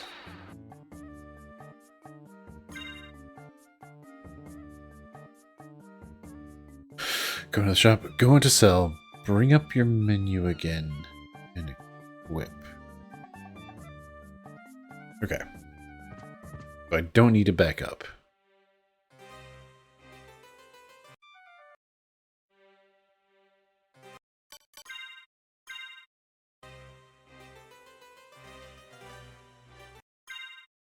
Summon the sword. Are you worthy? Scram.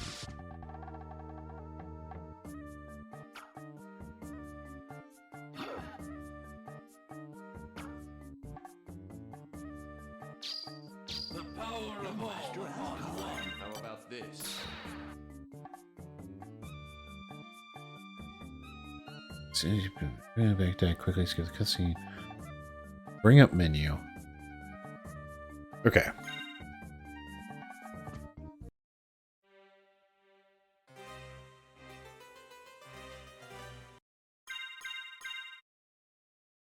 Actually, is it just...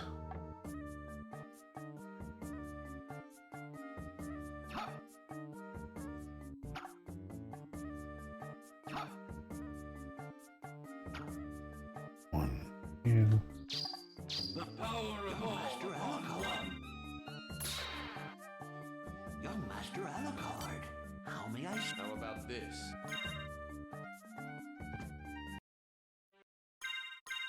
It's like I had it for a second.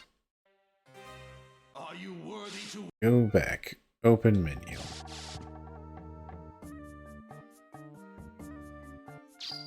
The power of all Master upon Alucard. one. How about this?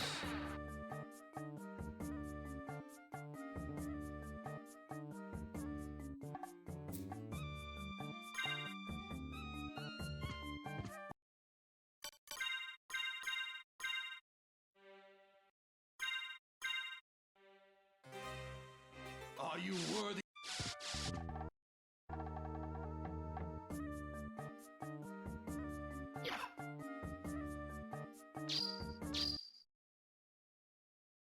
Go into menu.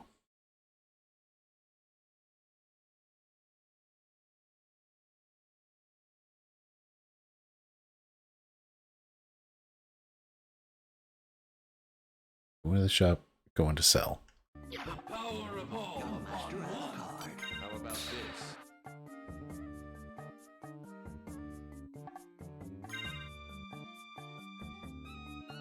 Young Master Alucard. Young Master Alucard. How may I... How about this?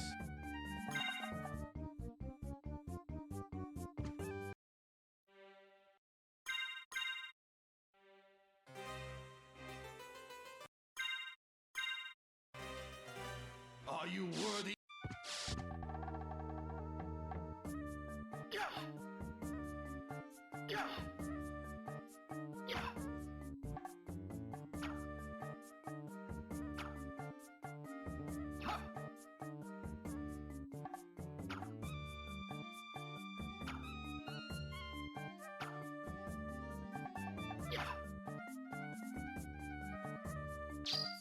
The power of all Master upon Alucard. one.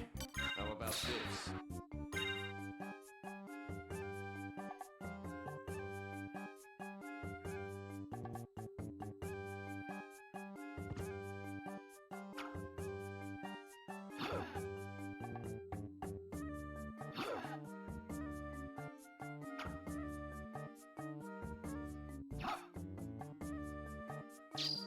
The power of all Master upon Alucard. one. How about this?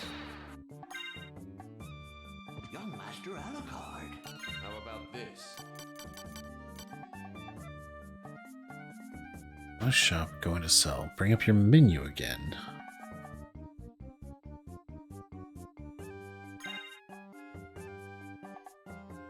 Young Master Alucard.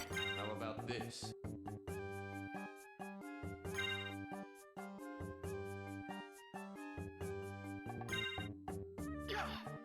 Young Master Alucard. How may I serve you? How about this?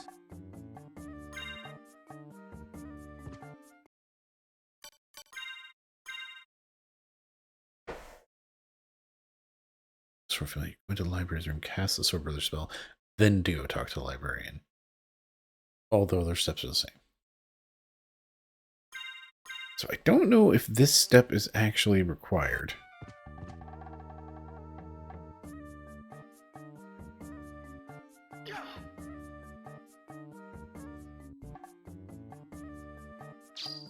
The power of all Master upon Alucard. one. How about this?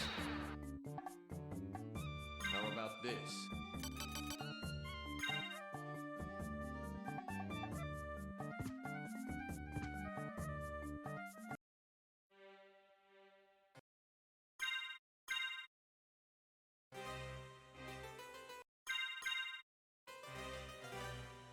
Are you worthy?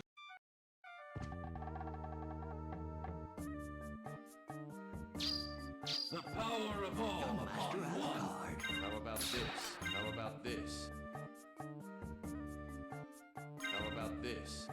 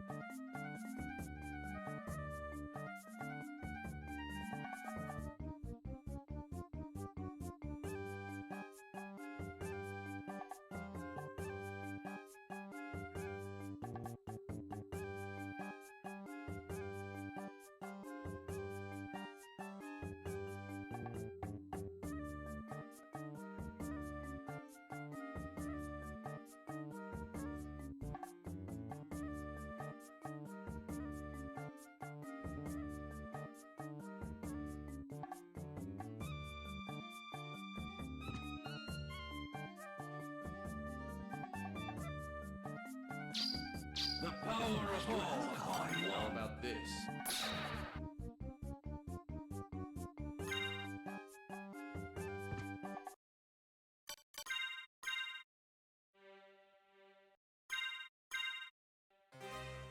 Are you worthy?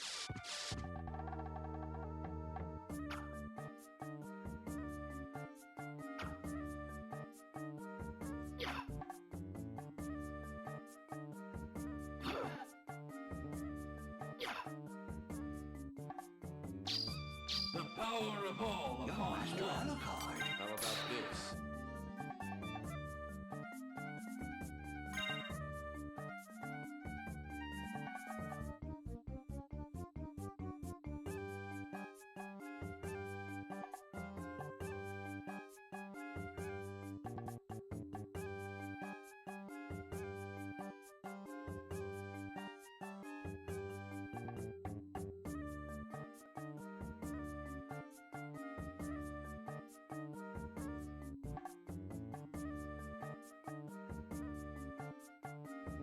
Okay, the shop glitch was patched out.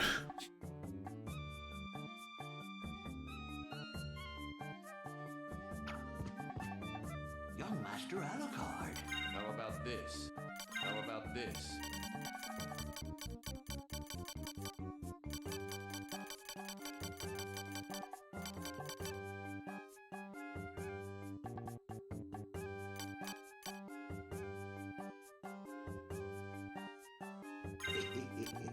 Thank you.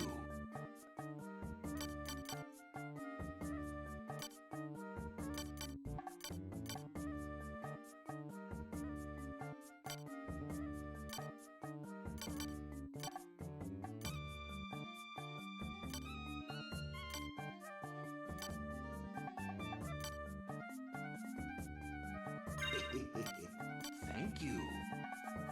The sword named Harper.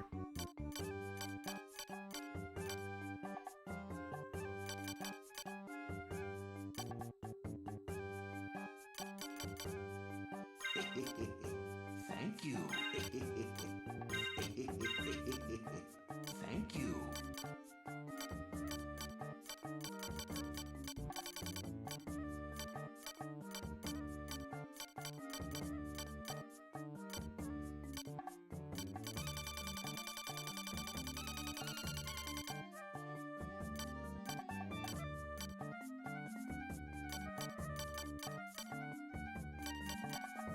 How about this? How about this?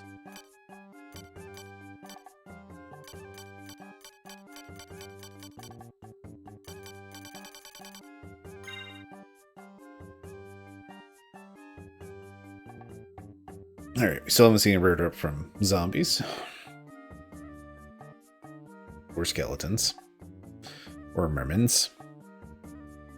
Or bone scimitars. Or mermans.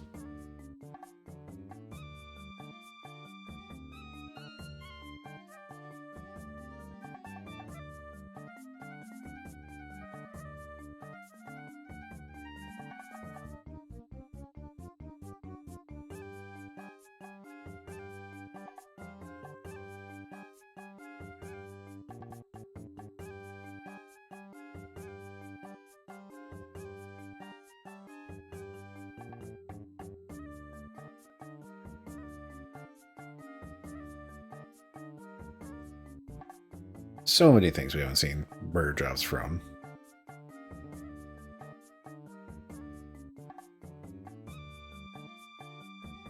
You could have dropped an iron shield.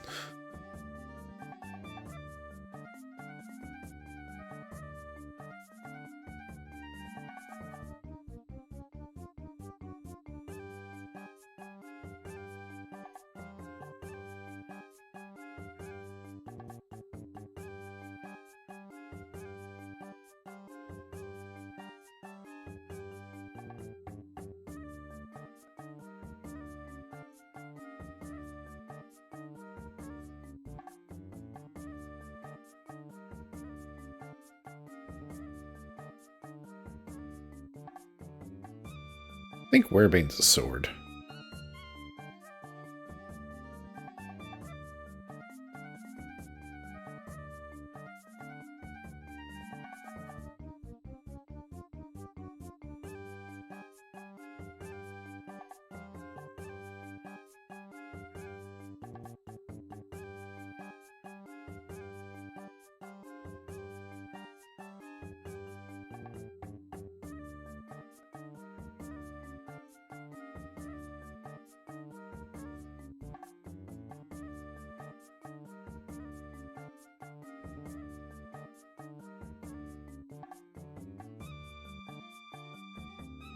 Oh my goodness, that sword wasn't even the rare drop. That was just the regular drop. Oh, wow.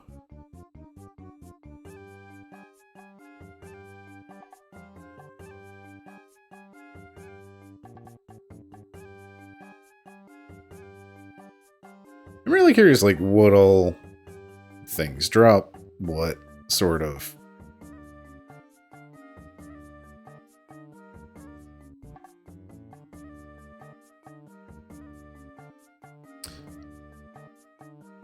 Just like, is there anything interesting that drops? Lunch? Ah.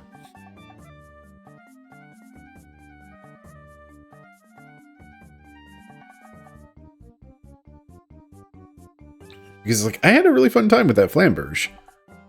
It took way too long to grind, and apparently it's not even the rare drop.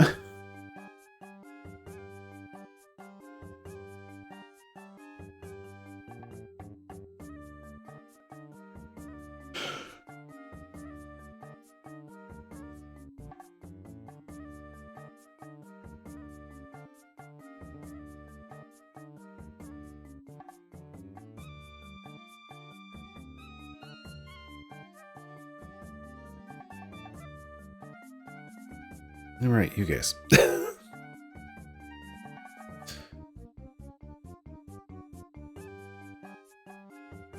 Cave trolls just going around with neutron bombs.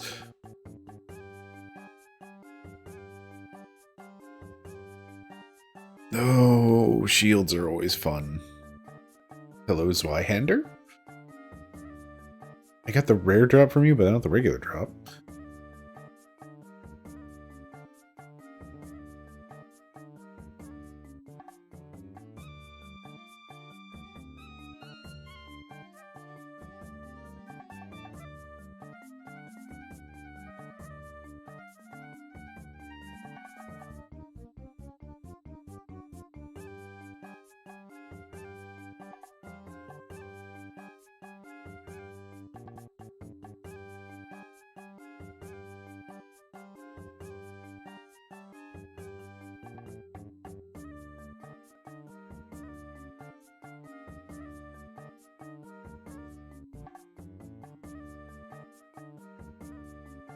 Howdy, Will. I am, in fact, streaming. I'm just kind of staring at menus at the moment.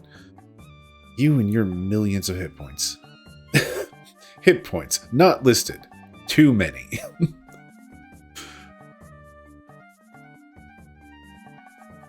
It's kind of the... it's Dracula's friend.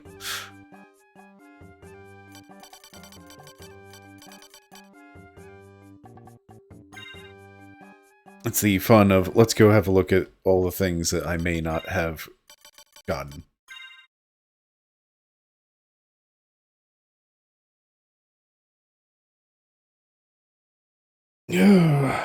Honestly, they probably played Dead by Daylight. Dead by Daylight.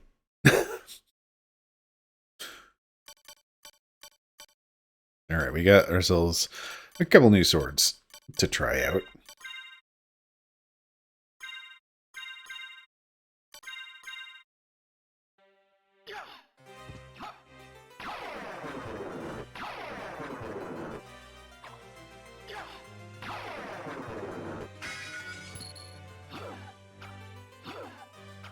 Does this sword not actually have anything fancy about it? Just is a sword. That's a bit of a disappointment. Boo, Harper, boo.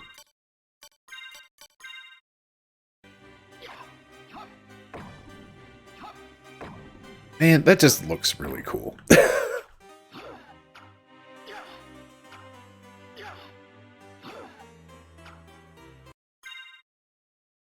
Alright, so, yeah. You don't do anything. You don't do anything. You just have really high attack. Kind of slow. Alright. To the pile with you.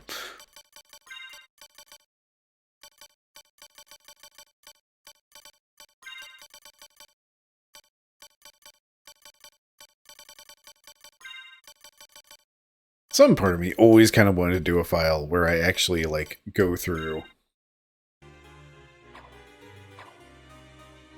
and do all of the super completionist everything.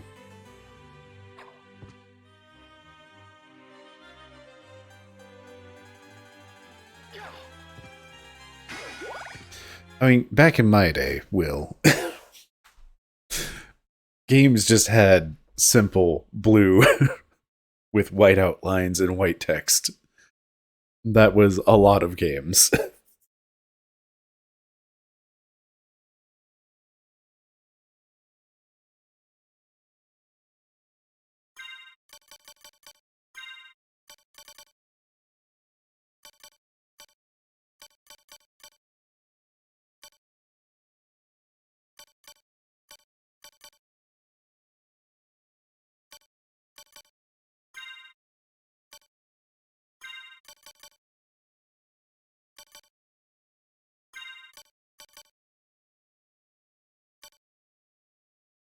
But also, this was... It's not entirely true. The Castlevania 2 is actually, like, where things are... It's... You have a Castlevania that's just, you know, a side-scrolling platformer, but it's got, like, a cool vibe and whatnot and great music. And then you had Castlevania 2, which did the same thing as, like, Zelda 2, where it turns into a grand adventure, more open world sort of thing, but also, by technical definitions, is probably a Metroidvania. And then Castlevania 3 goes back to the just kind of simple platformer, but with like branching paths. And then somewhere along the line, there's a bunch of other Castlevanias sprinkled there, here and there that I forget about all the time. And then you get to this one, and suddenly it's like, hey, what if we like went whole hog on like a kind of RPG system? What UI should we steal? Let's just use, you know, blue, white, Final Fantasy type. All right, well, it's fun to have the options.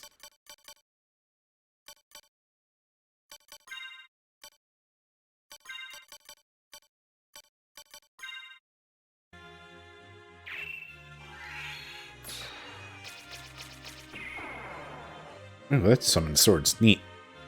We're going to use that against something real quick. Hey, books.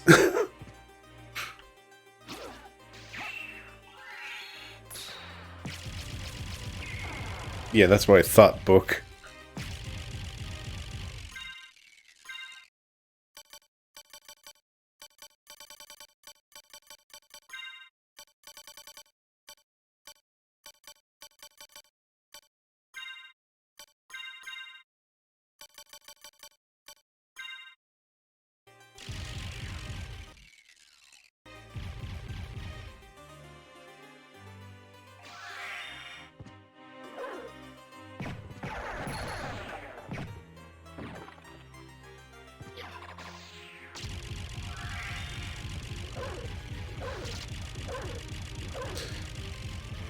Why am I so bad at quarter circle forward?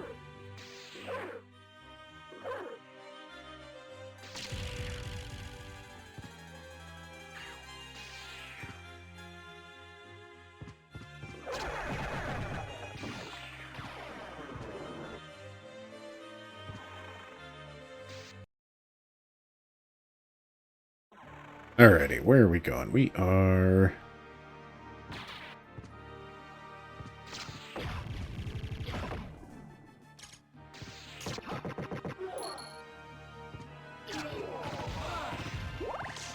Actually, there's a few things that I... there are, like, 2 secret rooms that I didn't hit up that I wanted to try to track down.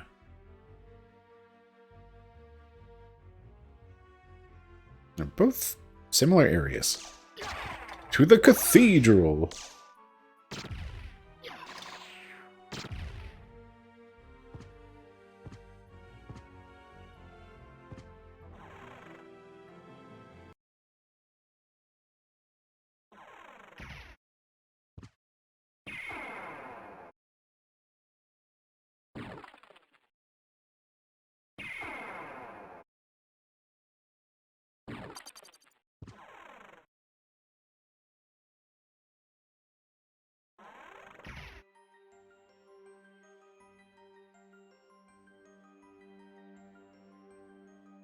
Okay, so that one's there. That one is somewhere up there.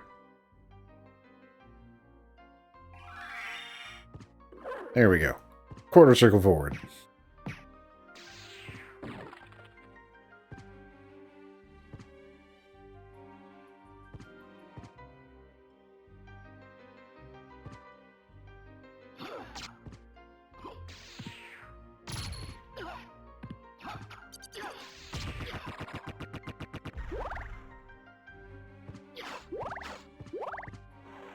Well, have you ever played Symphony of the Night? I know it's kind of before your time.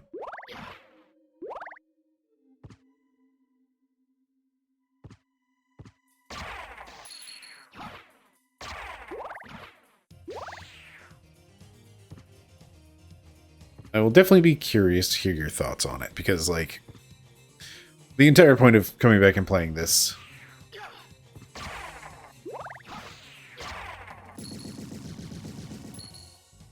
is I wanted to... There.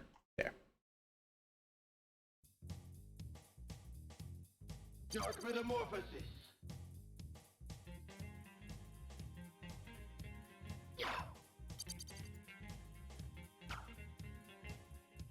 I wanted to, like, really dig into, like, why this one's really good and, like, why this one has always been, like, a fan favorite. Like,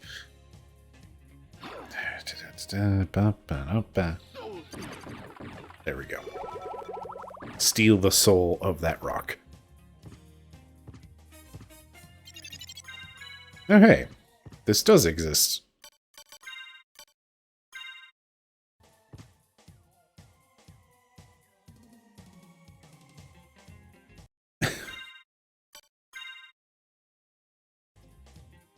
You finish Half-Life Alyx first. You know.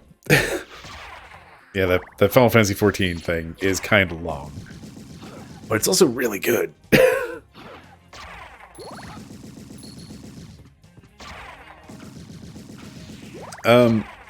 Well, honestly, if you get through Dawn Trail, then you'll be caught up, and then there won't be any more MSQ for some amount of time.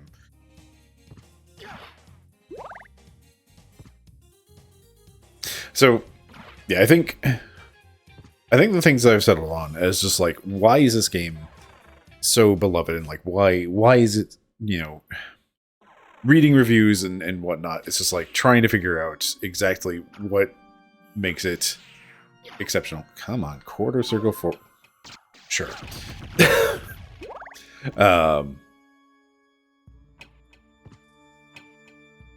And it's just like there's always like the kind of non-statements of just like it's really well executed. It's got like a really good combat system. Like, yes, these are things, but they are not quantifying like what exactly it is. I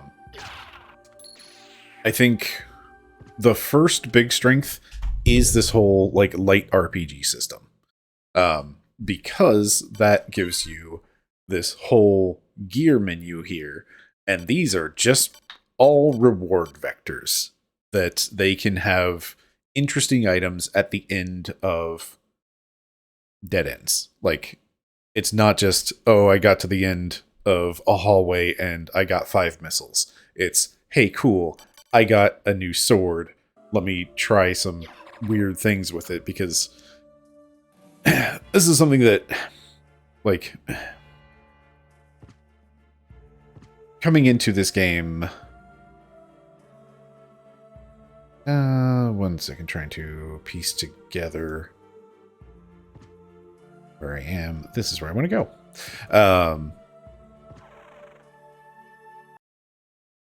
It's like the pickups that you find being gear provide a more interesting flavor than ammunition number go up.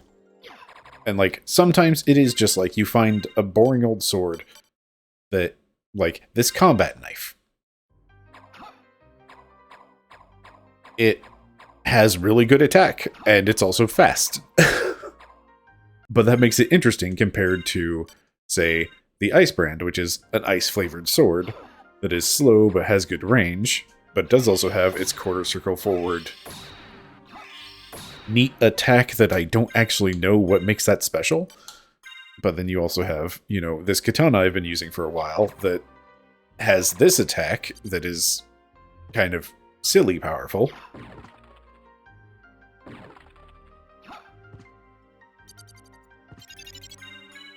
Wait, what? Okay, there's fairy and fairy. This one wears green.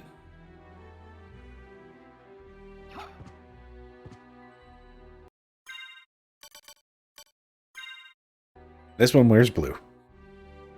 You can count on me. And you can count on her.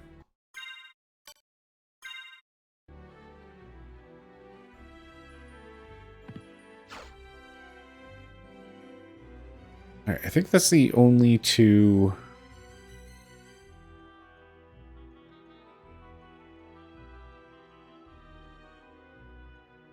Oh, now I'm really curious. Yeah, sure. Let's check it out.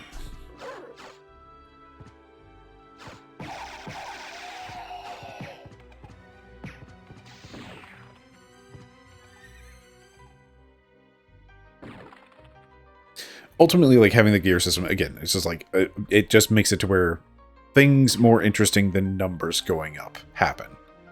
And sometimes it is just a number goes up.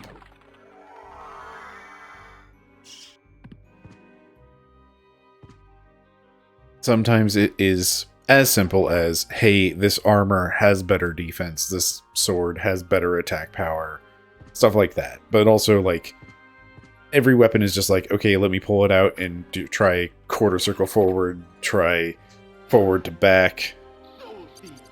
Let me accidentally cast Soul Steel.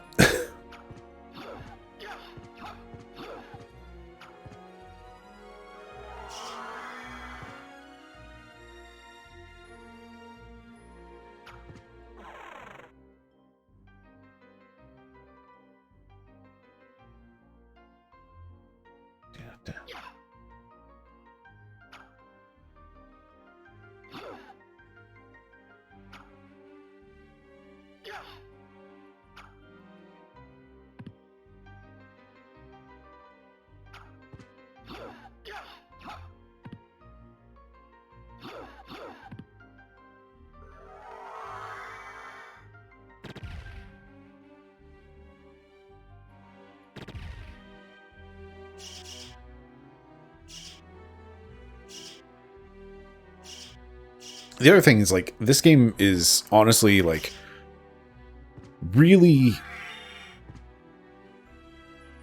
It does not have a lot in terms of, like, major power-ups and movement mechanics. It's like, we'll go through the list of what's really important right now. You get a dual open, it opens doors. You get a leap stone for double jumping. You get to turn into mist to go through some grates. You get to turn into a bat. And then there are other abilities as well. But, like, that's almost the entirety of the game being navigable at that point.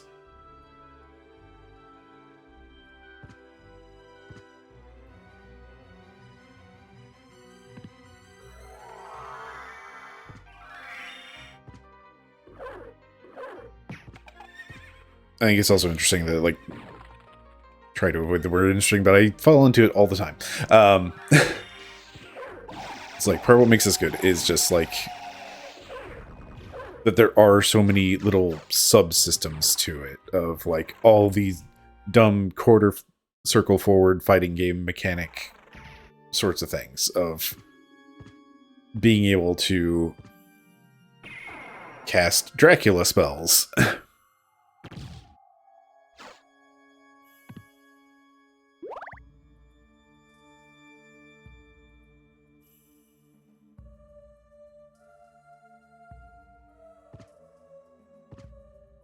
Yeah, like, it's one of those things that, for the most part, you wouldn't know about them unless you looked up a guide or, like, they do include, like, in the manual, they mention it's like, oh yeah, you can cast spells.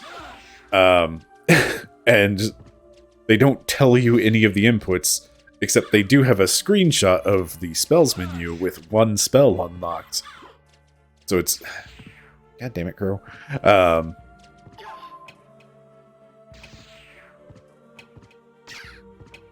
Heck, that crow in particular.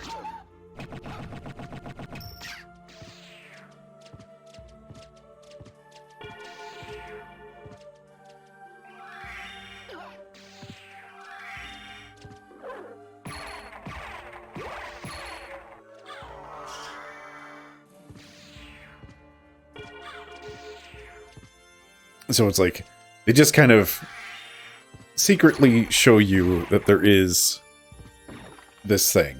And aside from that, I think you can, like, buy spells from the shop, which doesn't actually unlock the spell. It just tells you the inputs for the spell. And then there's, like, the realization that a lot of the weapons have, like, these quarter circle forward tricks to them. And figuring out, like, once you find that out, then it's just like, okay, cool. That is just, like, another vector of, you know, fun that you can get from every weapon. Is figuring out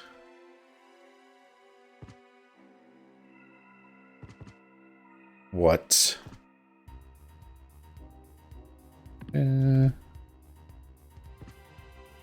what each weapon does. So it's like...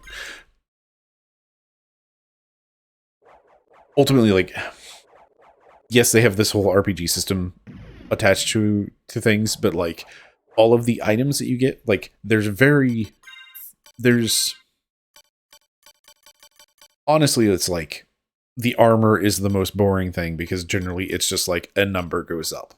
But then you get things that are just like, oh, it's strong versus specific types of attack, and then you have the defense goes up when damage is taken, the one where the defense goes up based off of your map coverage. And then there's things like, yeah, it breaks spikes. And then your accessories are all, like, doing weird, interesting things. Some of them are just like, hey, number go up. Some of them are, hey, all sorts of numbers go up, but also it's based off of your current playtime. And then there's...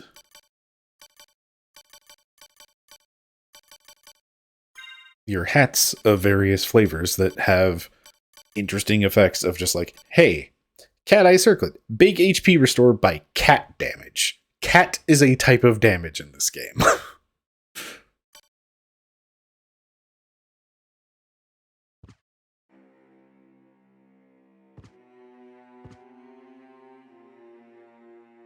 Also, real quick, Will, how much do you know about this game? Cat damage, yes.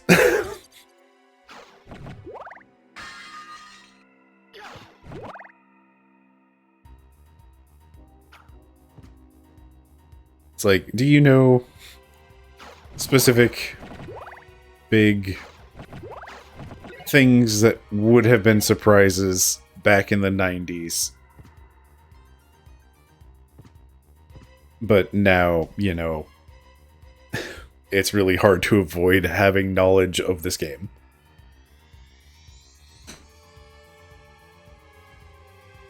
Okay. You have answered my question. You know about the second castle.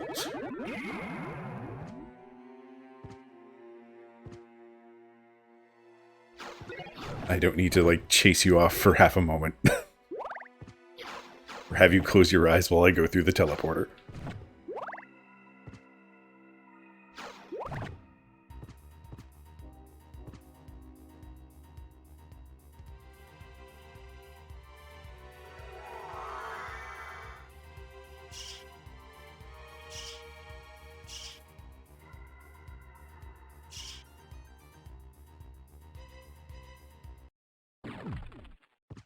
Bonk.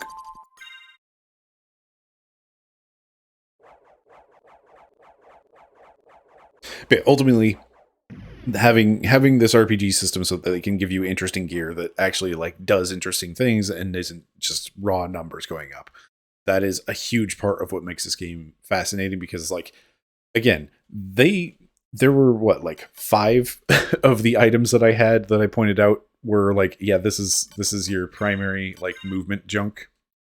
Don't mind me just but hey.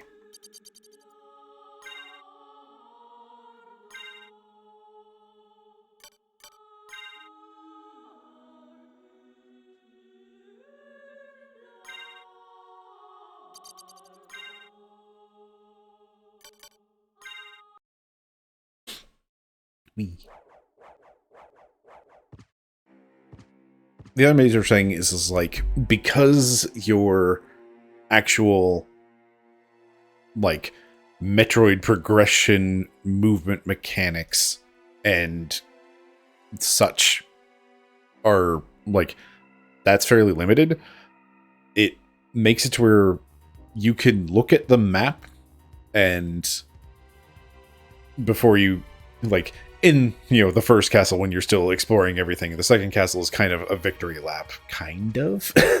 There's more to it than that, but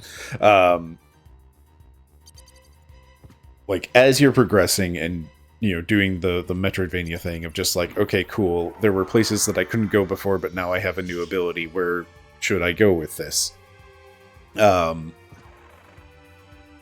You can look at the map and based off of like the state you left the map in, you can kind of determine pretty easily. That's actually where I wanted to go. Heck. Time to go through this a few times. You can determine just like, oh, I now have this thing that will let me open these doors. Here are a couple of hallways that I left like half explored.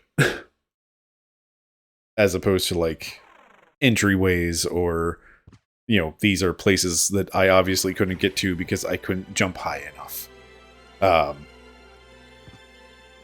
That is something that is like really successful in the early game.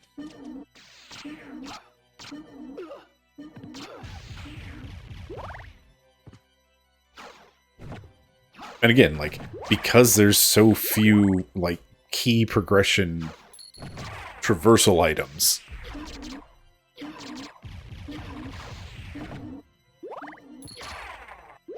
you pretty quickly have your entire tool set and are able to get to like almost every location.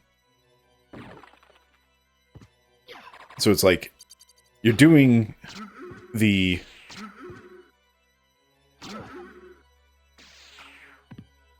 come on down. Get over here so I can...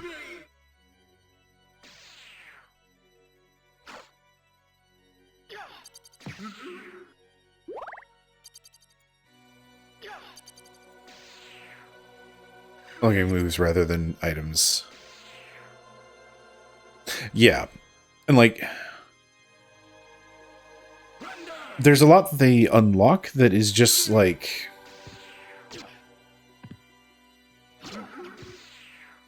fluff and stuff that is like, oh, that's an interesting ability to have unlocked, but it's not like adding anything. Like the first one of these items you find is the Cube of Zoe, which makes it to where when you hit candles, things fall out. Like there's just like a lot of these little things like that where Spirit Orb shows enemy damage. You can now see the numbers when you hit something of like how effective your hits are. The Fairy Scroll, it shows the enemy's name when you hit something. You have all of these familiars that are just kind of fun to have. And like there are other aspects that unlock, and like you for the most part, it's like you have your full skill set pretty early on. so that you get to enjoy your entire skill set. And this is something that have you played Metroid Dread yet? Or the Metroid 2 remake on 3DS that I can never remember the name of?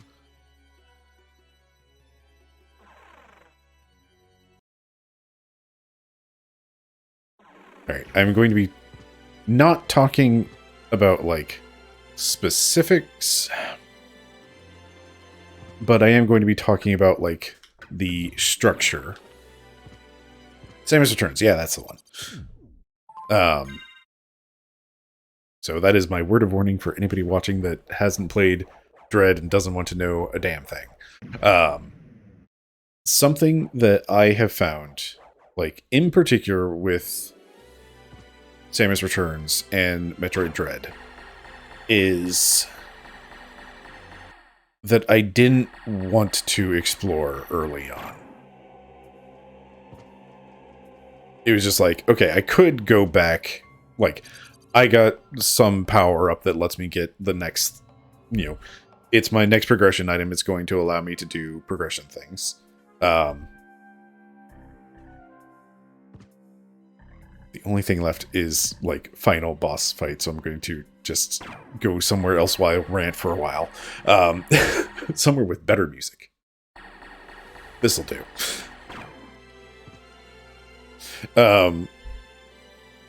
So, like,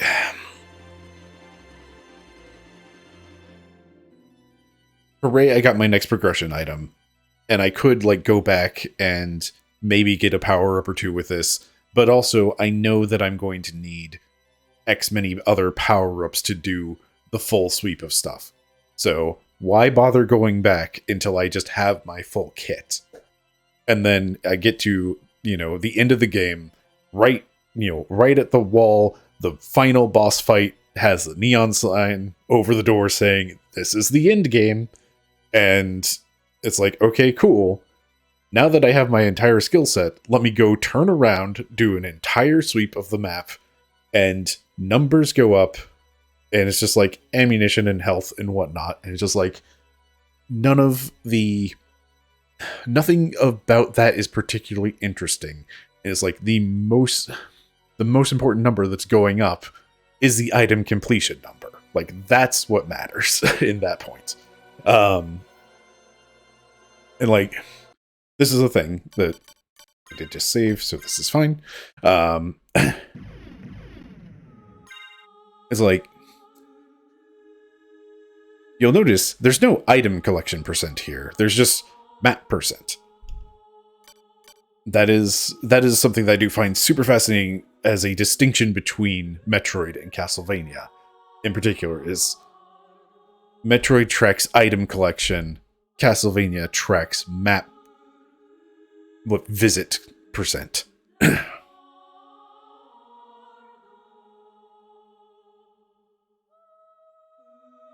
anyway, like, the problem that I've mainly had with Samus Returns and Dread is, like, both of them kind of suffer from that aspect of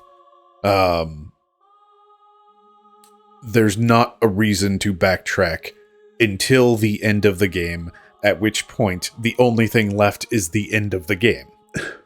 And I have been stewing on a potential video essay at some point about, hey, actually, Metroid Prime's Relic Hunt, it's good.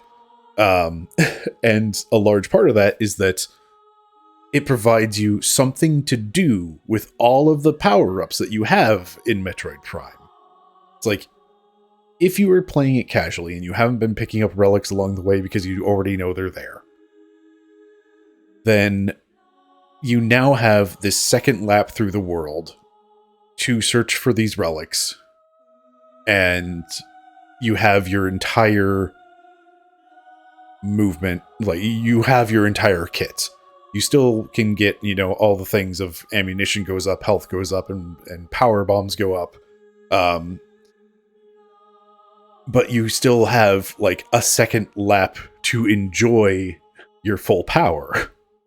And even if you have played it before and you know where the relics are, and you've been picking them up along the way, you still have not just one boss fight, but you have two boss fights and a final area chunk. It's not a very big area with the impact crater, but it is an area, and it does reward you. Like, having more power bombs is very useful for that little tiny chunk of zone. And I really need to play Super Metroid again at some point. I've only played it once, and it was, good lord, probably 10 years ago at this point.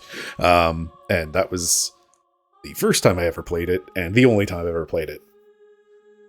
And I had a good time. And I think it kind of does the same thing, where it's like you have your primary, like you get all of your core upgrades and whatnot, and you still have a lot more game to enjoy being quote-unquote full power. Like, you still have, you know, missiles and super missiles and power bombs and all those ammo counters to make go up, your health can go up higher, and all that stuff. But, like, for the most part, you get to enjoy your full power level. Now, I copied this save at the point of having basically, like, that is the point at which I had, that was well past the point, frankly, of having my entire kit. And also, I spent like an hour grinding one enemy trying to get a rare drop. So, like, 2 hours in, you have, like, the full core kit of everything that you can do in Symphony of the Night. This is right before final boss fight. That is... Here, it's only, like, 6.5 hours, but, like... I mean, I guess that tracks. Like, compare... Again, like, that should be... We should just, like, take 2 hours off of these timers for this comparison. So it's, like, about 2 hours into the game, you have pretty much all of the things that you need to navigate the castle. You might run into some specific keys that you need.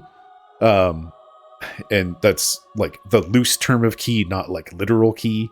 Like, there's some ability that's, like, your bat form can use echolocation. That is used to bypass one puzzle thing.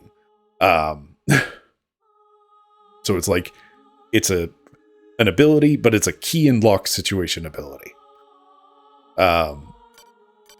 So it's like 2 hours in, you have everything. And then the next 6 hours of game is you enjoying that power level. And just doing exploration and whatnot. And because we have the RPG system and, like, the weird fighting game inputs and just, like, a little bit more... Like, I think it comes down to just, like, melee combat is kind of more interesting than ranged combat. Because, like...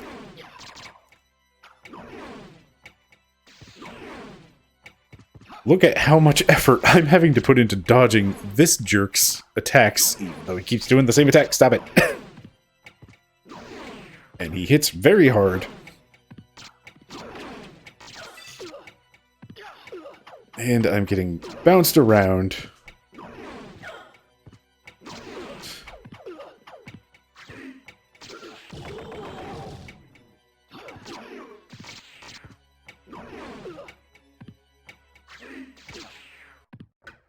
And almost dead.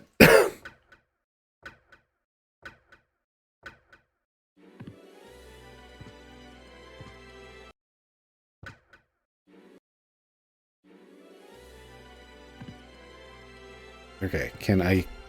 Up, up, up, up.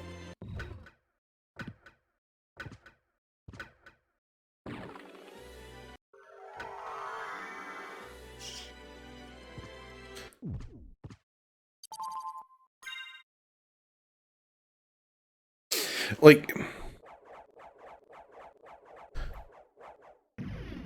having to get it in close. Like, I think that's really kind of the thing. It's just like being able to stay further away as Samus, like, makes it to where it's like things are less of a threat. Whereas, like, this guy is a super late game enemy. And you just saw him kick my ass, frankly. That time, he stayed far enough away that I could just sit there and use my Nito ability, but, like, it's still, like, me having to quarter circle forward and attack.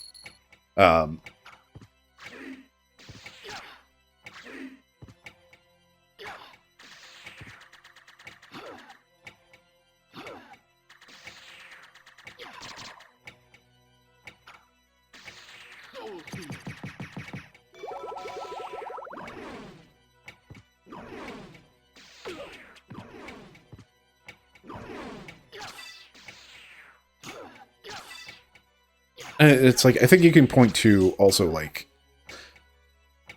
I infamously don't like Hollow Knight for reasons.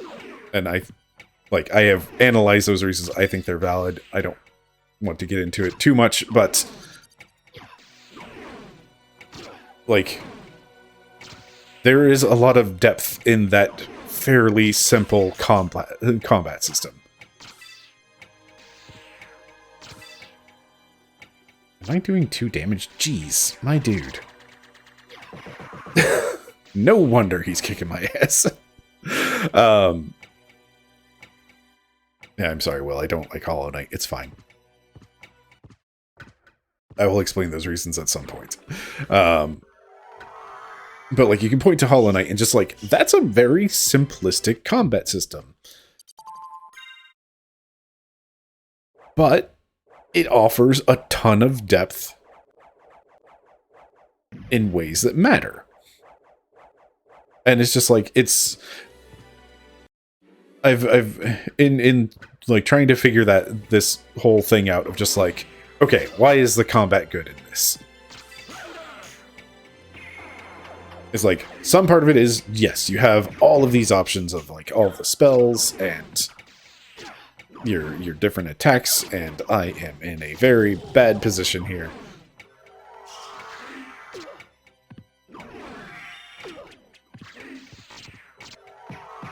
Hey, this works. Stink Cloud, go. But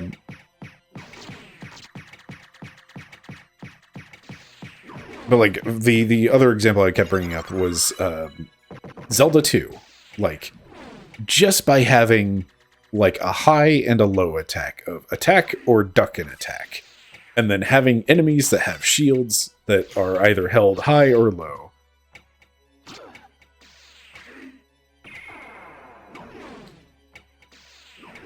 That adds so much to that combat system. Like, just very frankly, you get so much out of such a simple addition.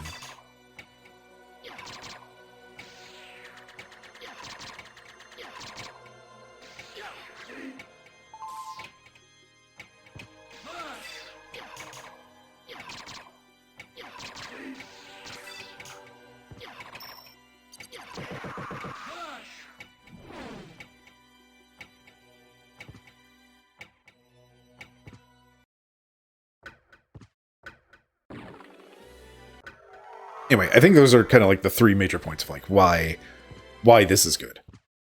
And like why Symphony of the Night still fucks. Like, quite simply.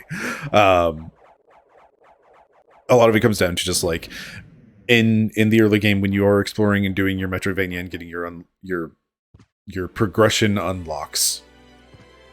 You get those unlocks and you can look at the map and figure out where you need to go, because it's like the things that you unlock, it's like the ability to unlock doors that were placed in the middle of a hallway, so that on the map you just have a half-explored hallway.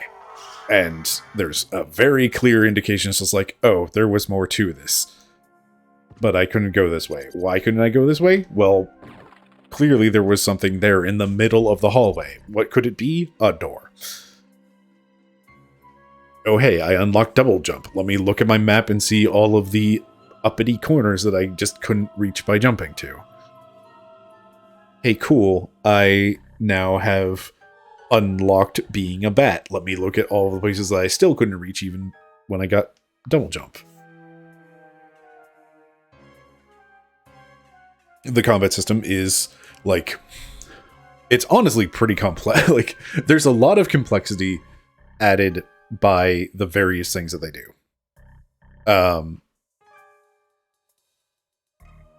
And like ultimately, just it is kind of the start with Zelda 2. If you have a high attack and a low attack, and you can move in and out of the way. And also, I do find this like, I feel like there's a jam emote to be found here of just Alucard going back and forth. Right, I bought this thing.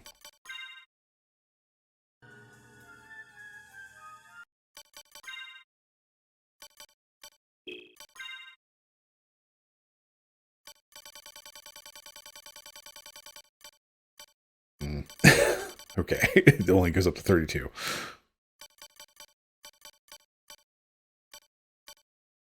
have to go to bed. All right, have a good one.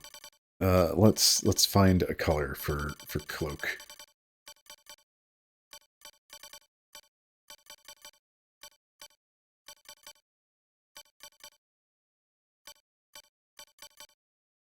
Have a good sleep, Will. I'm going to go beat this game.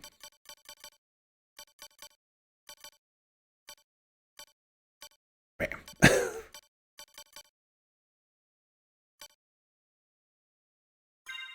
That'll do. This is another just fun little thing. Your cloak also affects your bat form.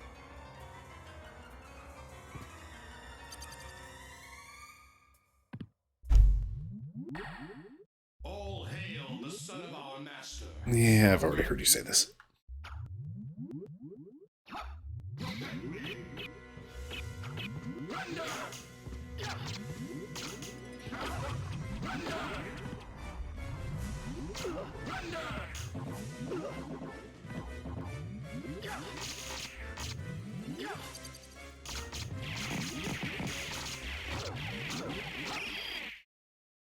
No!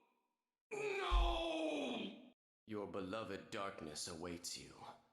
Dwell there for all eternity. Ha! I die victorious. Count Dracula rises even now.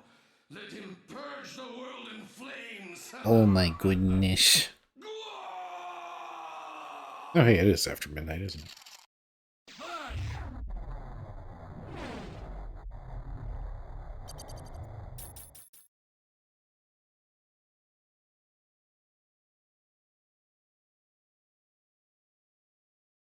Father. Well met, my son. It's been a long time. Not nearly long enough. I can't allow you to leave here, Father. I do miss the original voices. I really miss the original voices. Have you forgotten what they did to your mother? You think I would forget such a... No. But neither do I seek revenge against them. Enough of your nonsense. Away with your humanity. Stand with me as Prince of all the world. You will never touch this world again. In Mother's name, I swear it.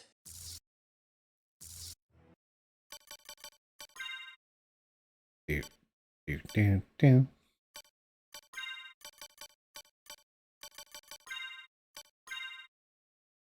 Tremble before my true form!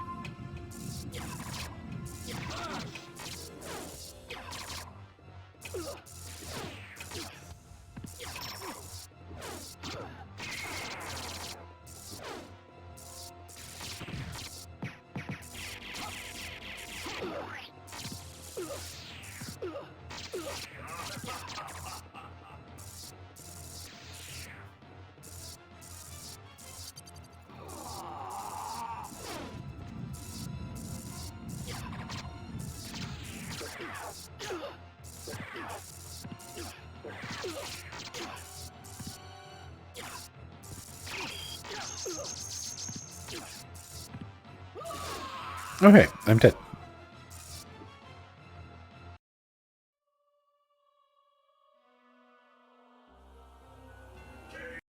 I forgot. Dracula can actually like put out a bunch of damage, especially when he traps you in a corner. I think that is one of the worst parts of this game is the just getting stuck in a corner and bullied.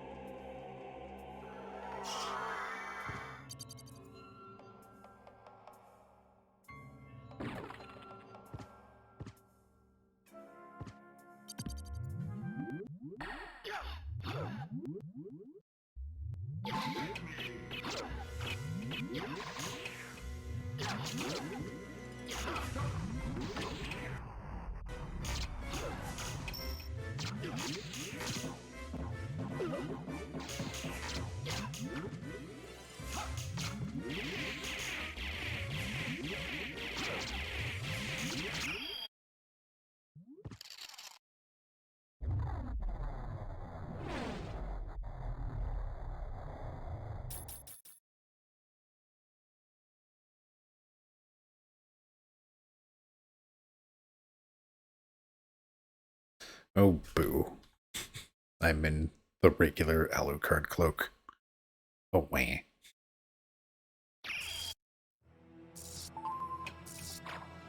Tremble before my true form!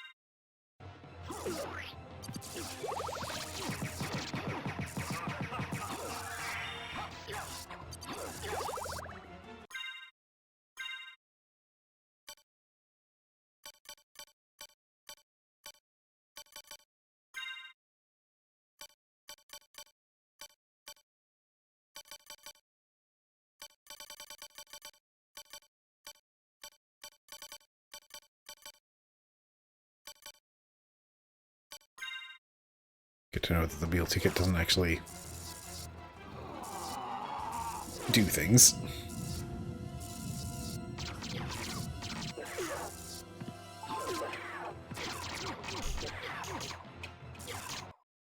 Go back to the abyss. Trouble the soul of my mother no more. There we go.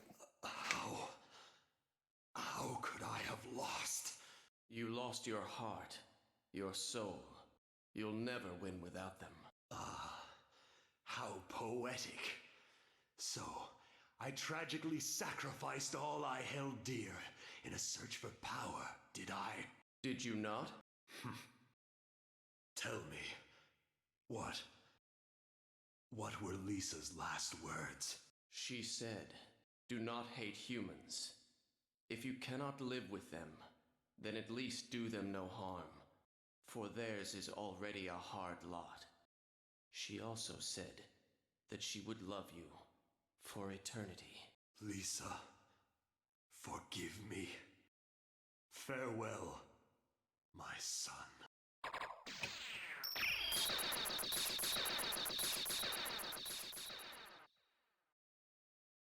Well, hey.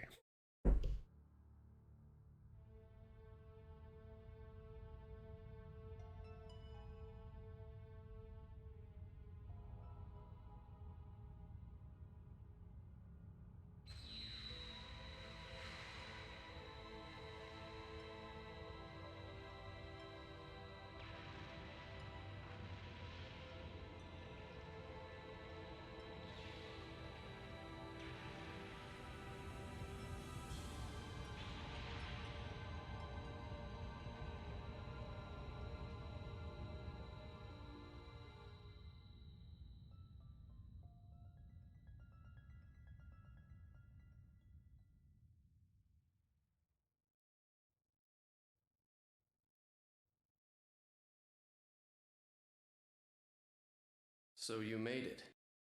Alucard, you're all right. So you had to fight your own father? It's my fault. If I hadn't been so weak, we wouldn't be here. Not so. I had my own reasons to face him. Still, it couldn't have been easy. It wasn't.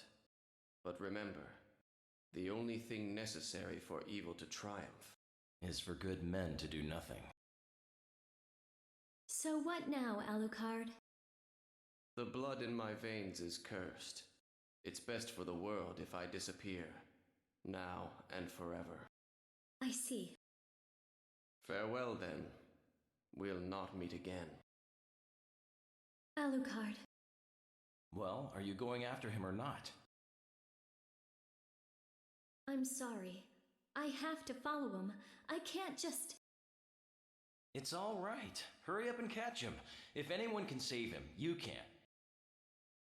Thank you, Richter, for everything. Thank you, Maria.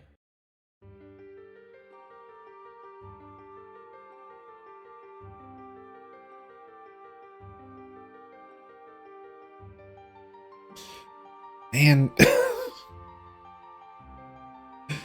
Okay, yeah, the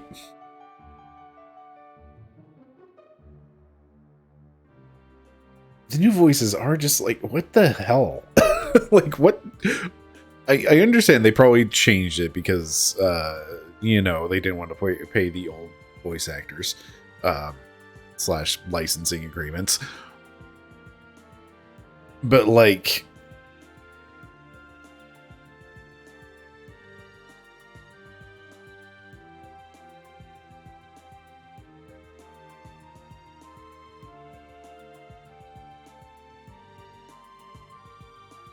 why is it so bad? Like, it's they had a chance to like come in and update it. Why is it just so bad? Like, it's just like, it's somehow worse than the original translation. I guess maybe that's what it is. It's like, it's a better translation but a worse localization. I don't know. Like, it just, oh man, like, yeah, it's, the original is like iconic in how it's delivered, and the lines are written in an overly dramatic way, but like, I feel like they get the point across better. Whereas, like, now these lines just feel so entirely disjointed, and everybody's just like saying nothing. It's like, yeah, sure, I guess it is the same general idea of what was being said before, but also, I don't know. Anyway, that was Castlevania. So yeah, I think overall, coming back to like the initial question was like, why is this good? For one, it is like having so much of the game be at like quote unquote full power / full, like you have your full kit, but you still have room to grow thanks to the RPG mechanics. And there's still all of the gear to find, all of the upgrades to find for your health and your hearts and whatnot. There's all of that. The exploration remains fun because, like, even when it's like Castle 2 Electric Boogaloo, you still have the rewards of the gear, and you still have the challenge of the combat system, which is built on fairly simple principles that make it immediately approachable, but also those principles hide a certain amount of depth. It's like, I am kind of curious to like try to play this game again and not do anything that I'm not, like, explicitly told is a thing that I can do by the game. Don't cast any spells until I get to the library and buy the spell recipe. Don't do any weapon arts. Don't do any of that stuff. And see how I feel about the game then. Like, is it still fun? Also, speaking of licensing agreements, I mentioned that. This music.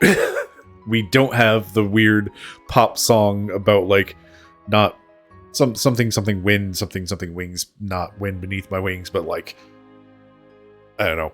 I miss my weird pop song. I'm sure licensing and junk got in the way of that. But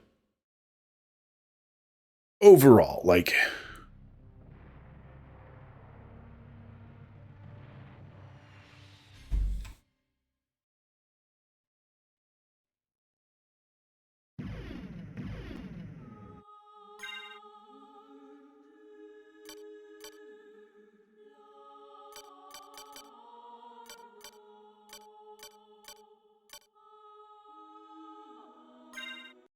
I recognize that this says clear. Am I still in the same place? Yeah, okay.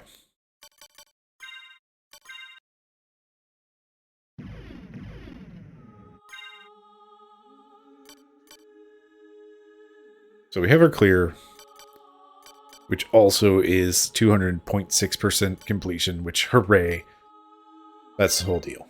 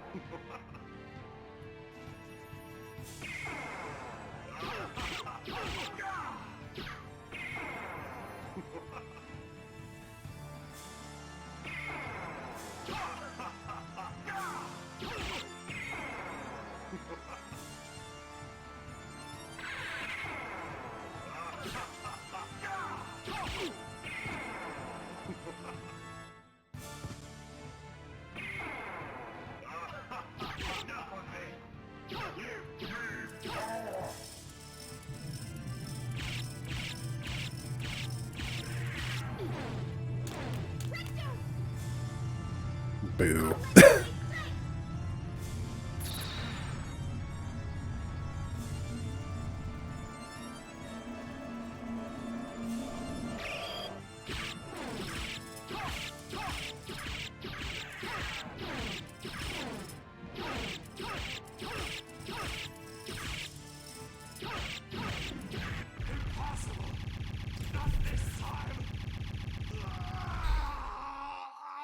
I am still not very good as Richter.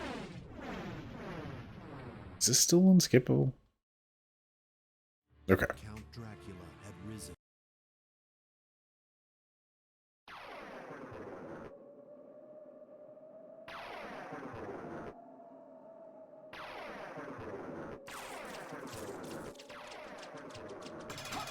Alright. Let's have a look at our starting stats. They're real bad.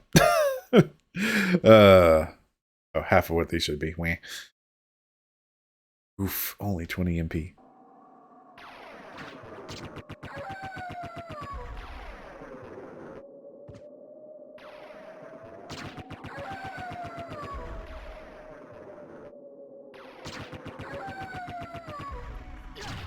So yeah, that's like... Ultimately, I think this combat system really works in a way that is... Like, it remains interesting and fascinating, like... fun to play through.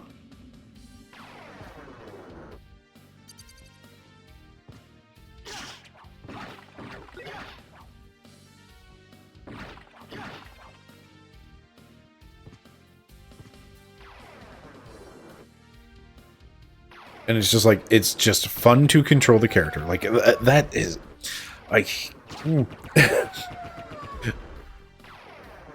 mad at myself for saying that, because this is like, yes, it is true, it is valid, and it is a perfectly acceptable statement to say.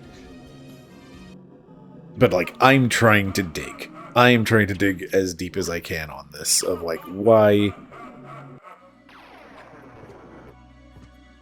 is this good?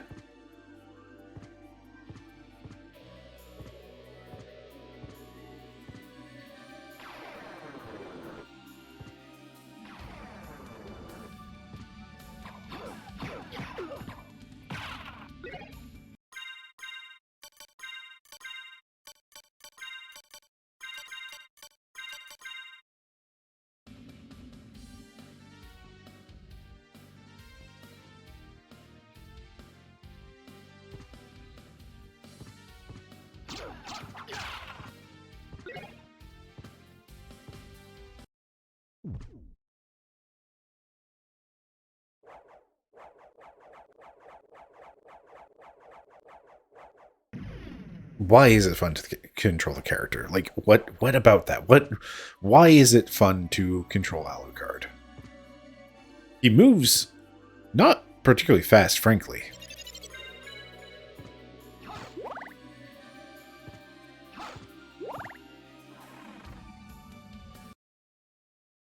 There is an amount of just like, this is where we lean into, yes, the strength of the pixel art. The flowing cape, his flowing long hair, like... that stuff is real good.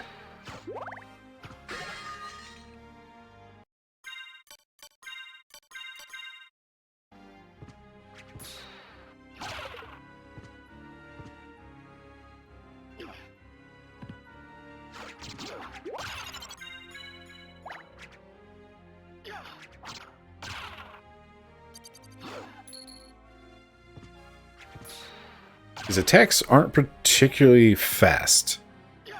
So there is like a bit of that like Dark Souls meaningfulness behind your hits.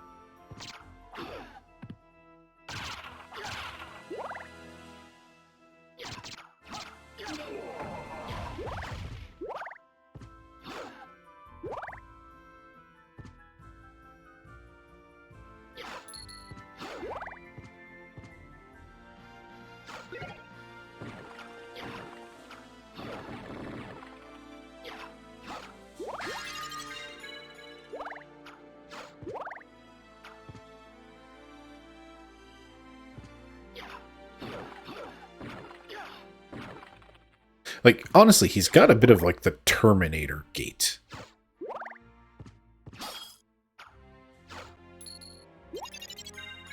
Or, like, the Michael Myers presence. Just straightforward determination walk.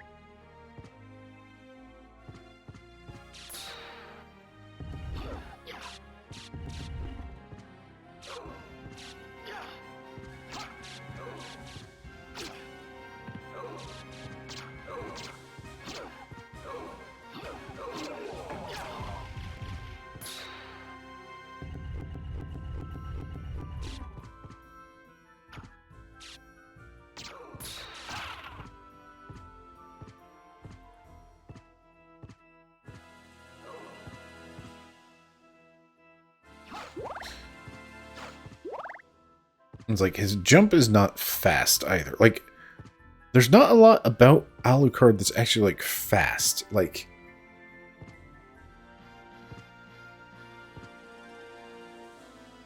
he jumps about, like, 1.5 times his height.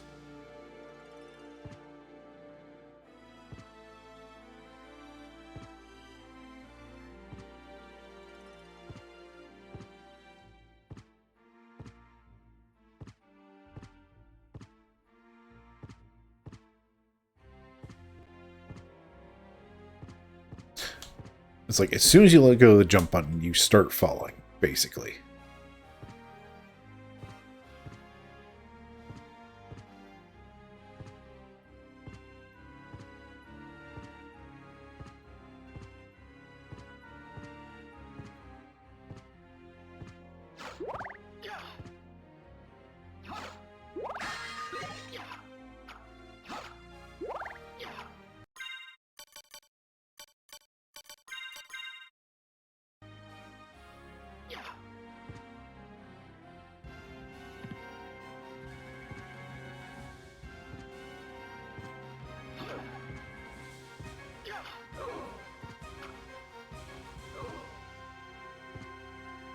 Like, honestly, his movement is almost floaty.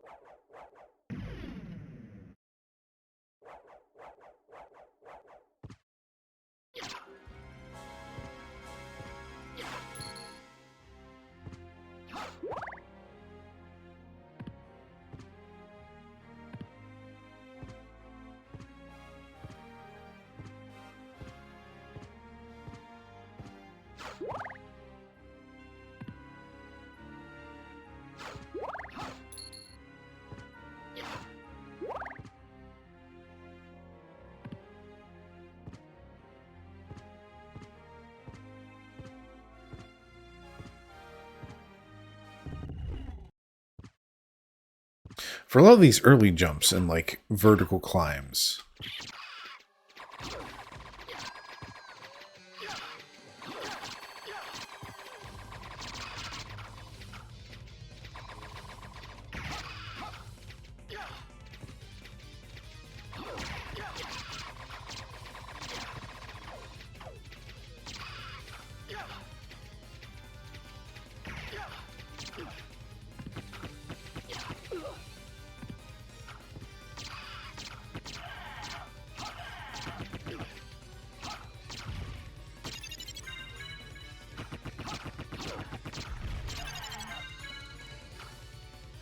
like, a lot of these vertical climbs are, like, you're doing a little dance of jumping left and right, and there is a nice rhythm to that.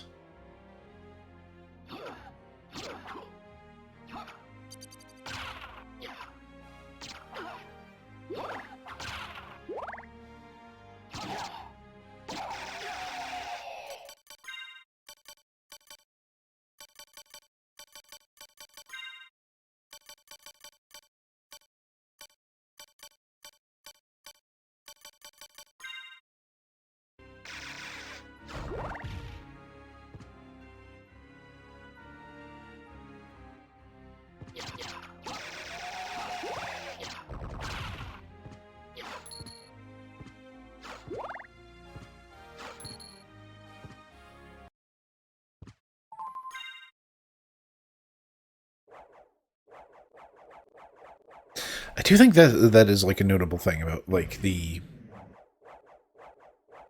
rhythm of moving around in this game. It's like this rhythm of jump, hold, and like going back and forth. That does just have a nice rhythm to it.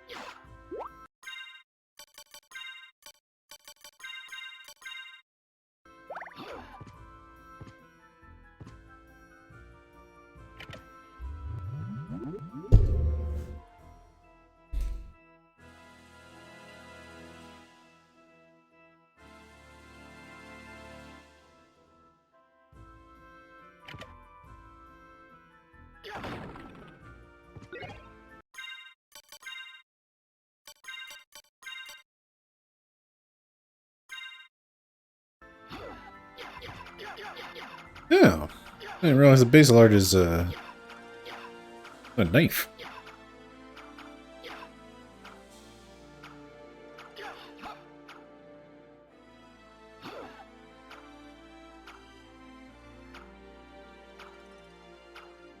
And it does have a cut as its left right.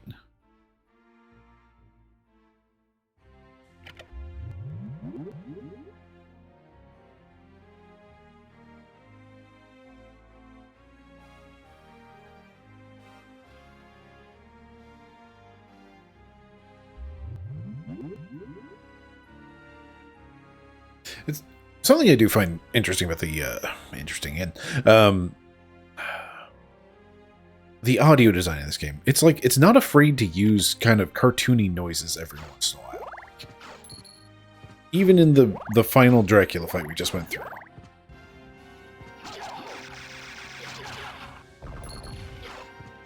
Yep, the base lord actually kind of fucks.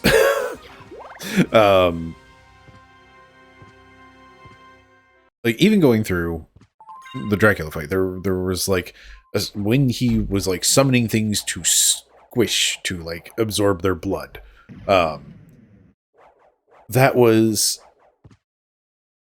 very much like a cartoony squelch.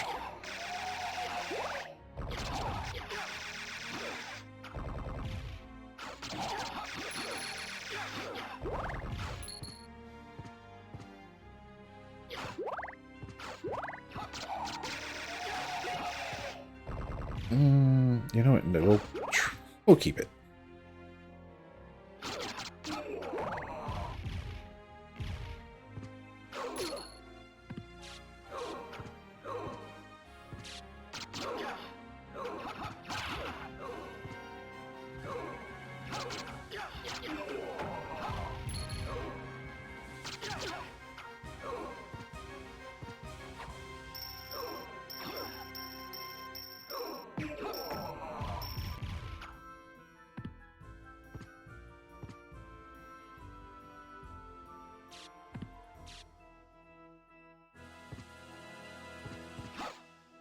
Yeah, a lot of these rooms have like this sort of rhythm of left and right and left and right. Like there's almost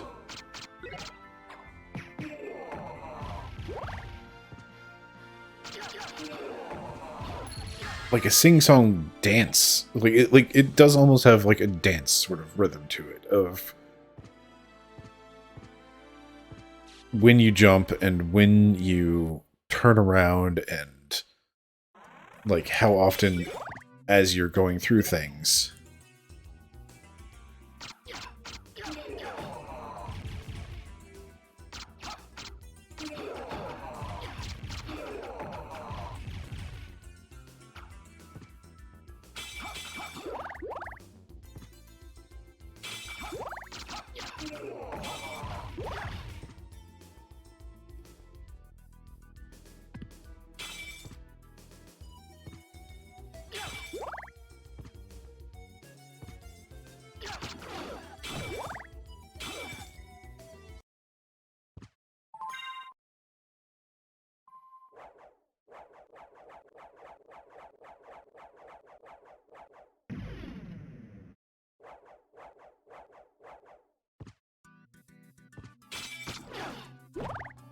do kind of want the spirit orb.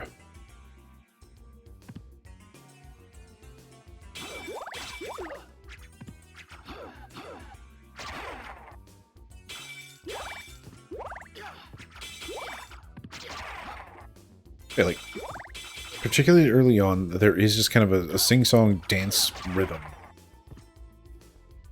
Just kind of a little 1-2, 1-2 for a lot of the movement before you get your double jump. Like,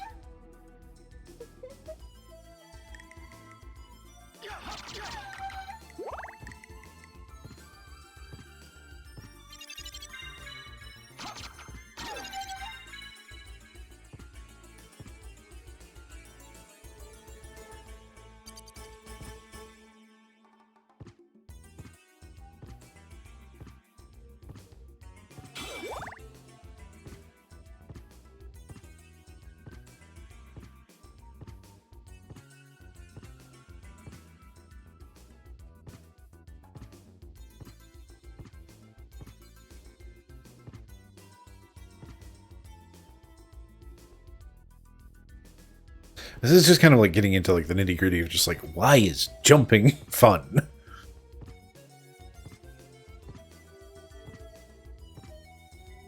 The answer, I don't know.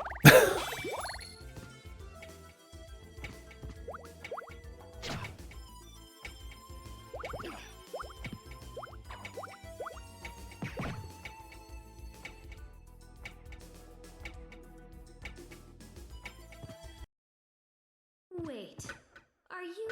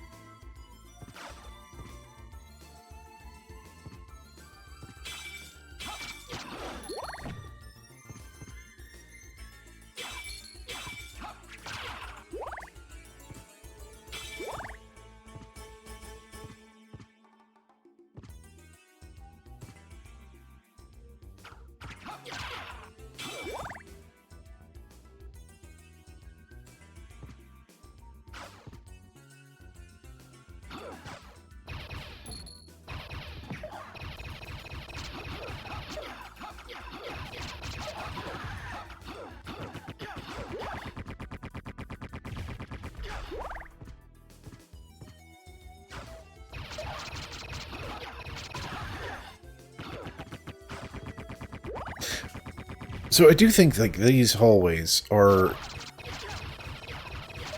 the more boring sections of Castlevania.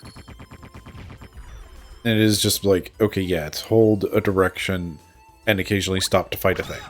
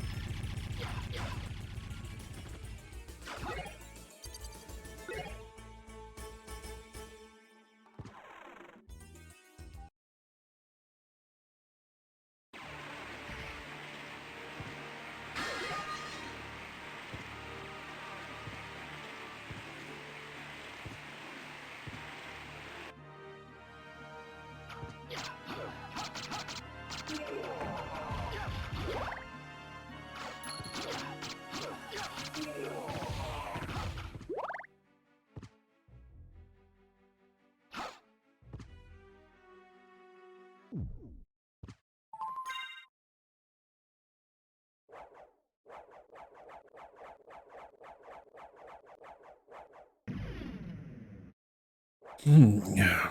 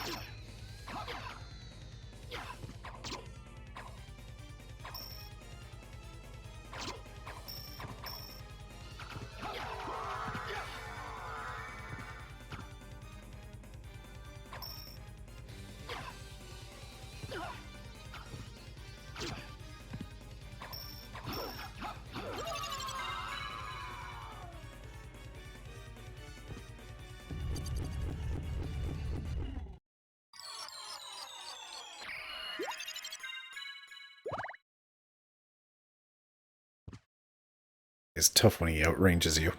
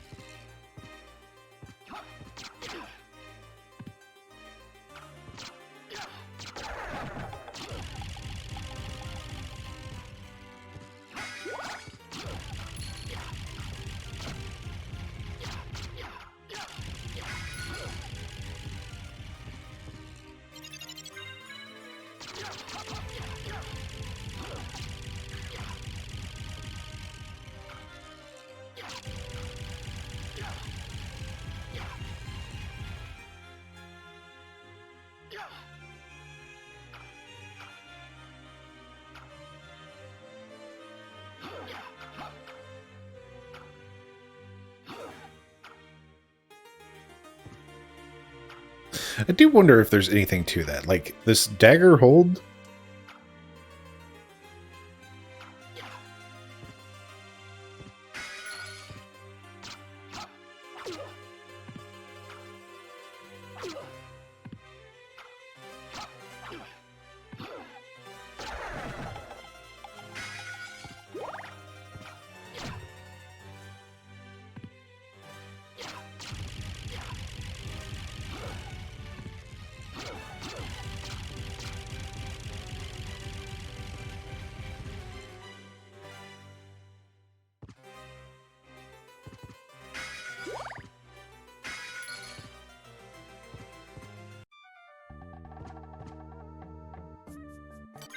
this?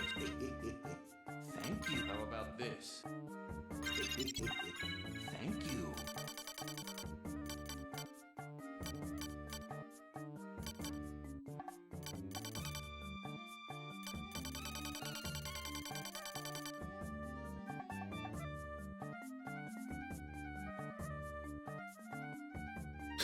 That's interesting. Is this because I have a clear save? Because, yeah, the duplicator was not there.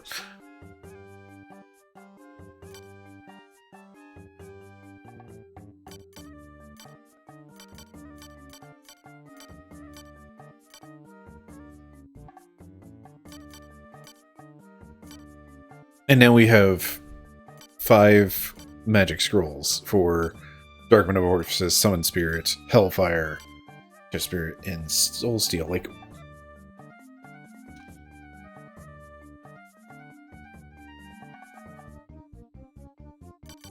I'm really curious. Let's see if this FAQ has anything.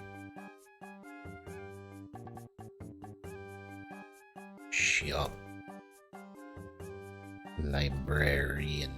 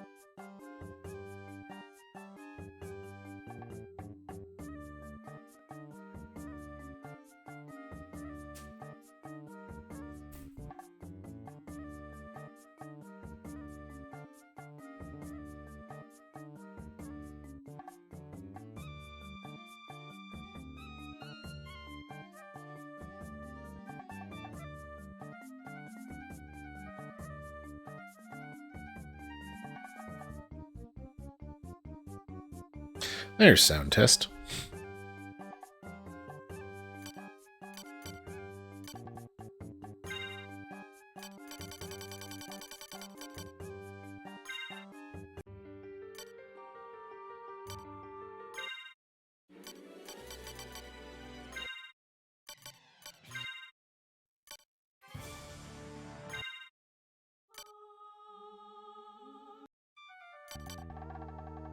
How about this? How about this? I'm curious now, like, when I came through here before on my first playthrough without a save,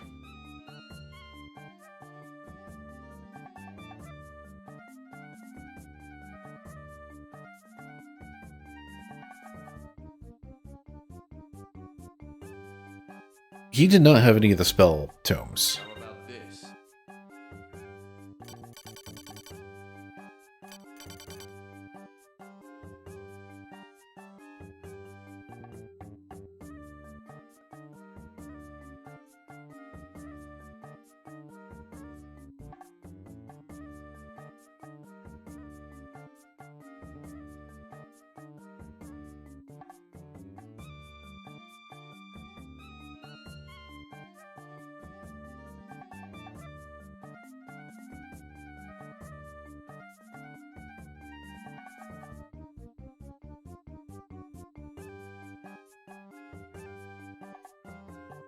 Okay, once you get a clear save file beating Dracula, you'll be able to do all sorts of things, contrary to popular belief, the early versions of the Civic Q, percentage, blah, blah, blah, blah, blah.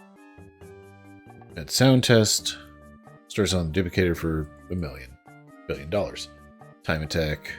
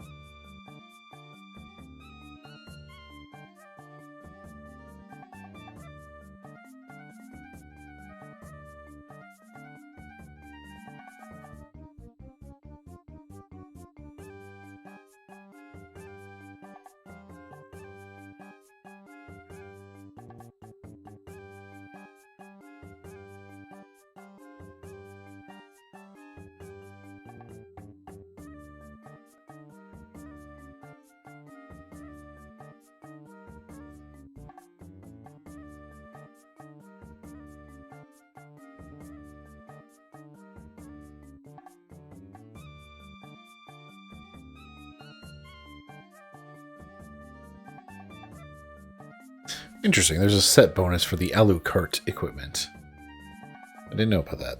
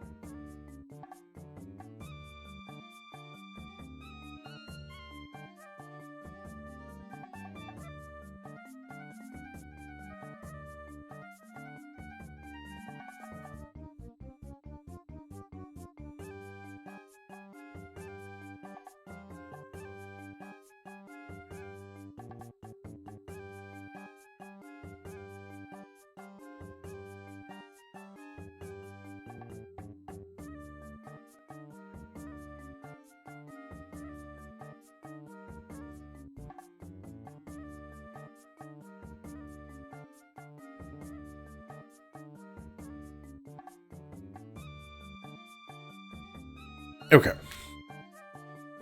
Falling down the FAQ rabbit hole. I'm seeing nothing about like these scrolls. And Soul Steel's so good. Soul Steel's so good.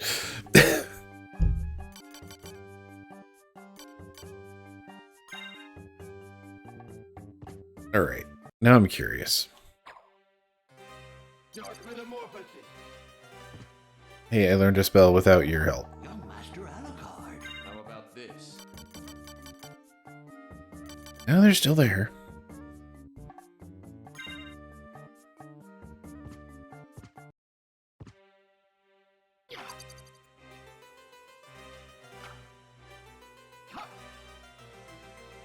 Do I even have the mana for that?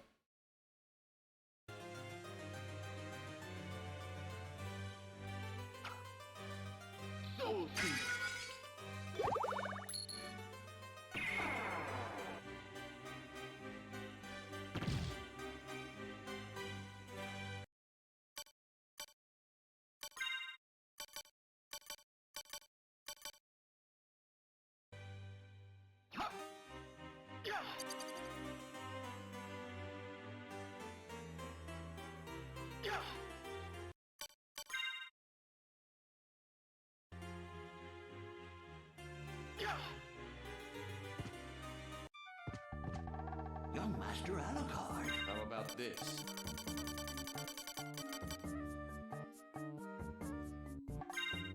Fascinating.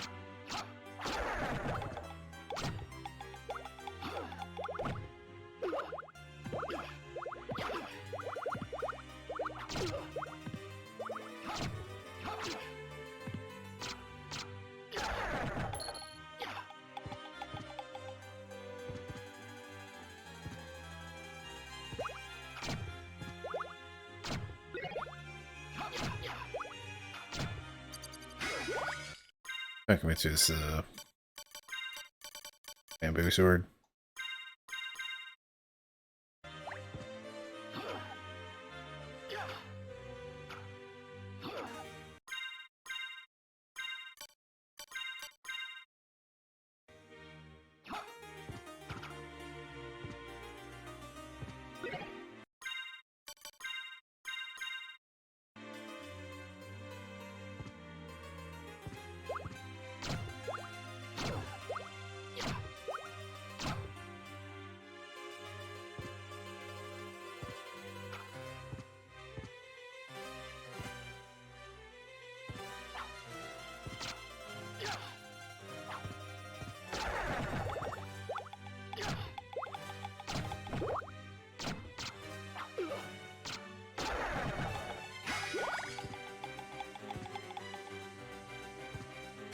Okay, I am tired. I should wrap things and go to bed and whatnot.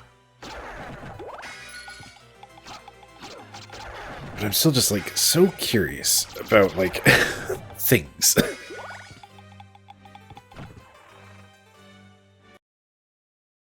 There's just so much of just, like,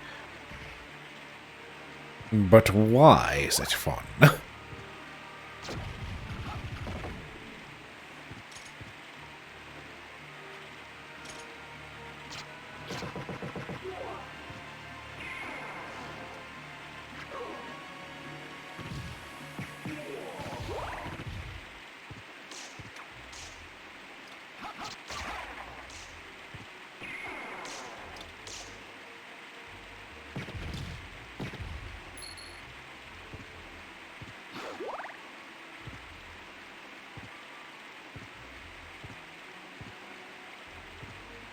I am legitimately curious, though, like, why were there no spell options? Like, is that just from having a clear save?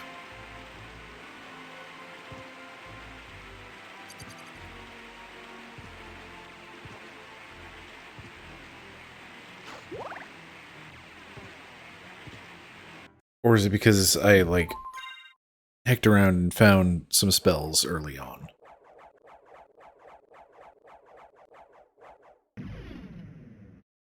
I'm really curious about that. Anyway. It is late. I am tired. Oh. And somewhat shrimping. Okay.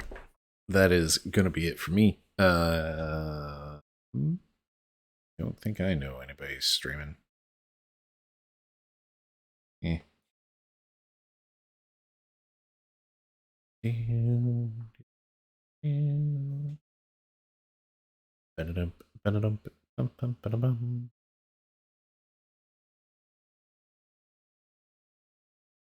Yep, calling it. All right. Well, yo, thanks for hanging out.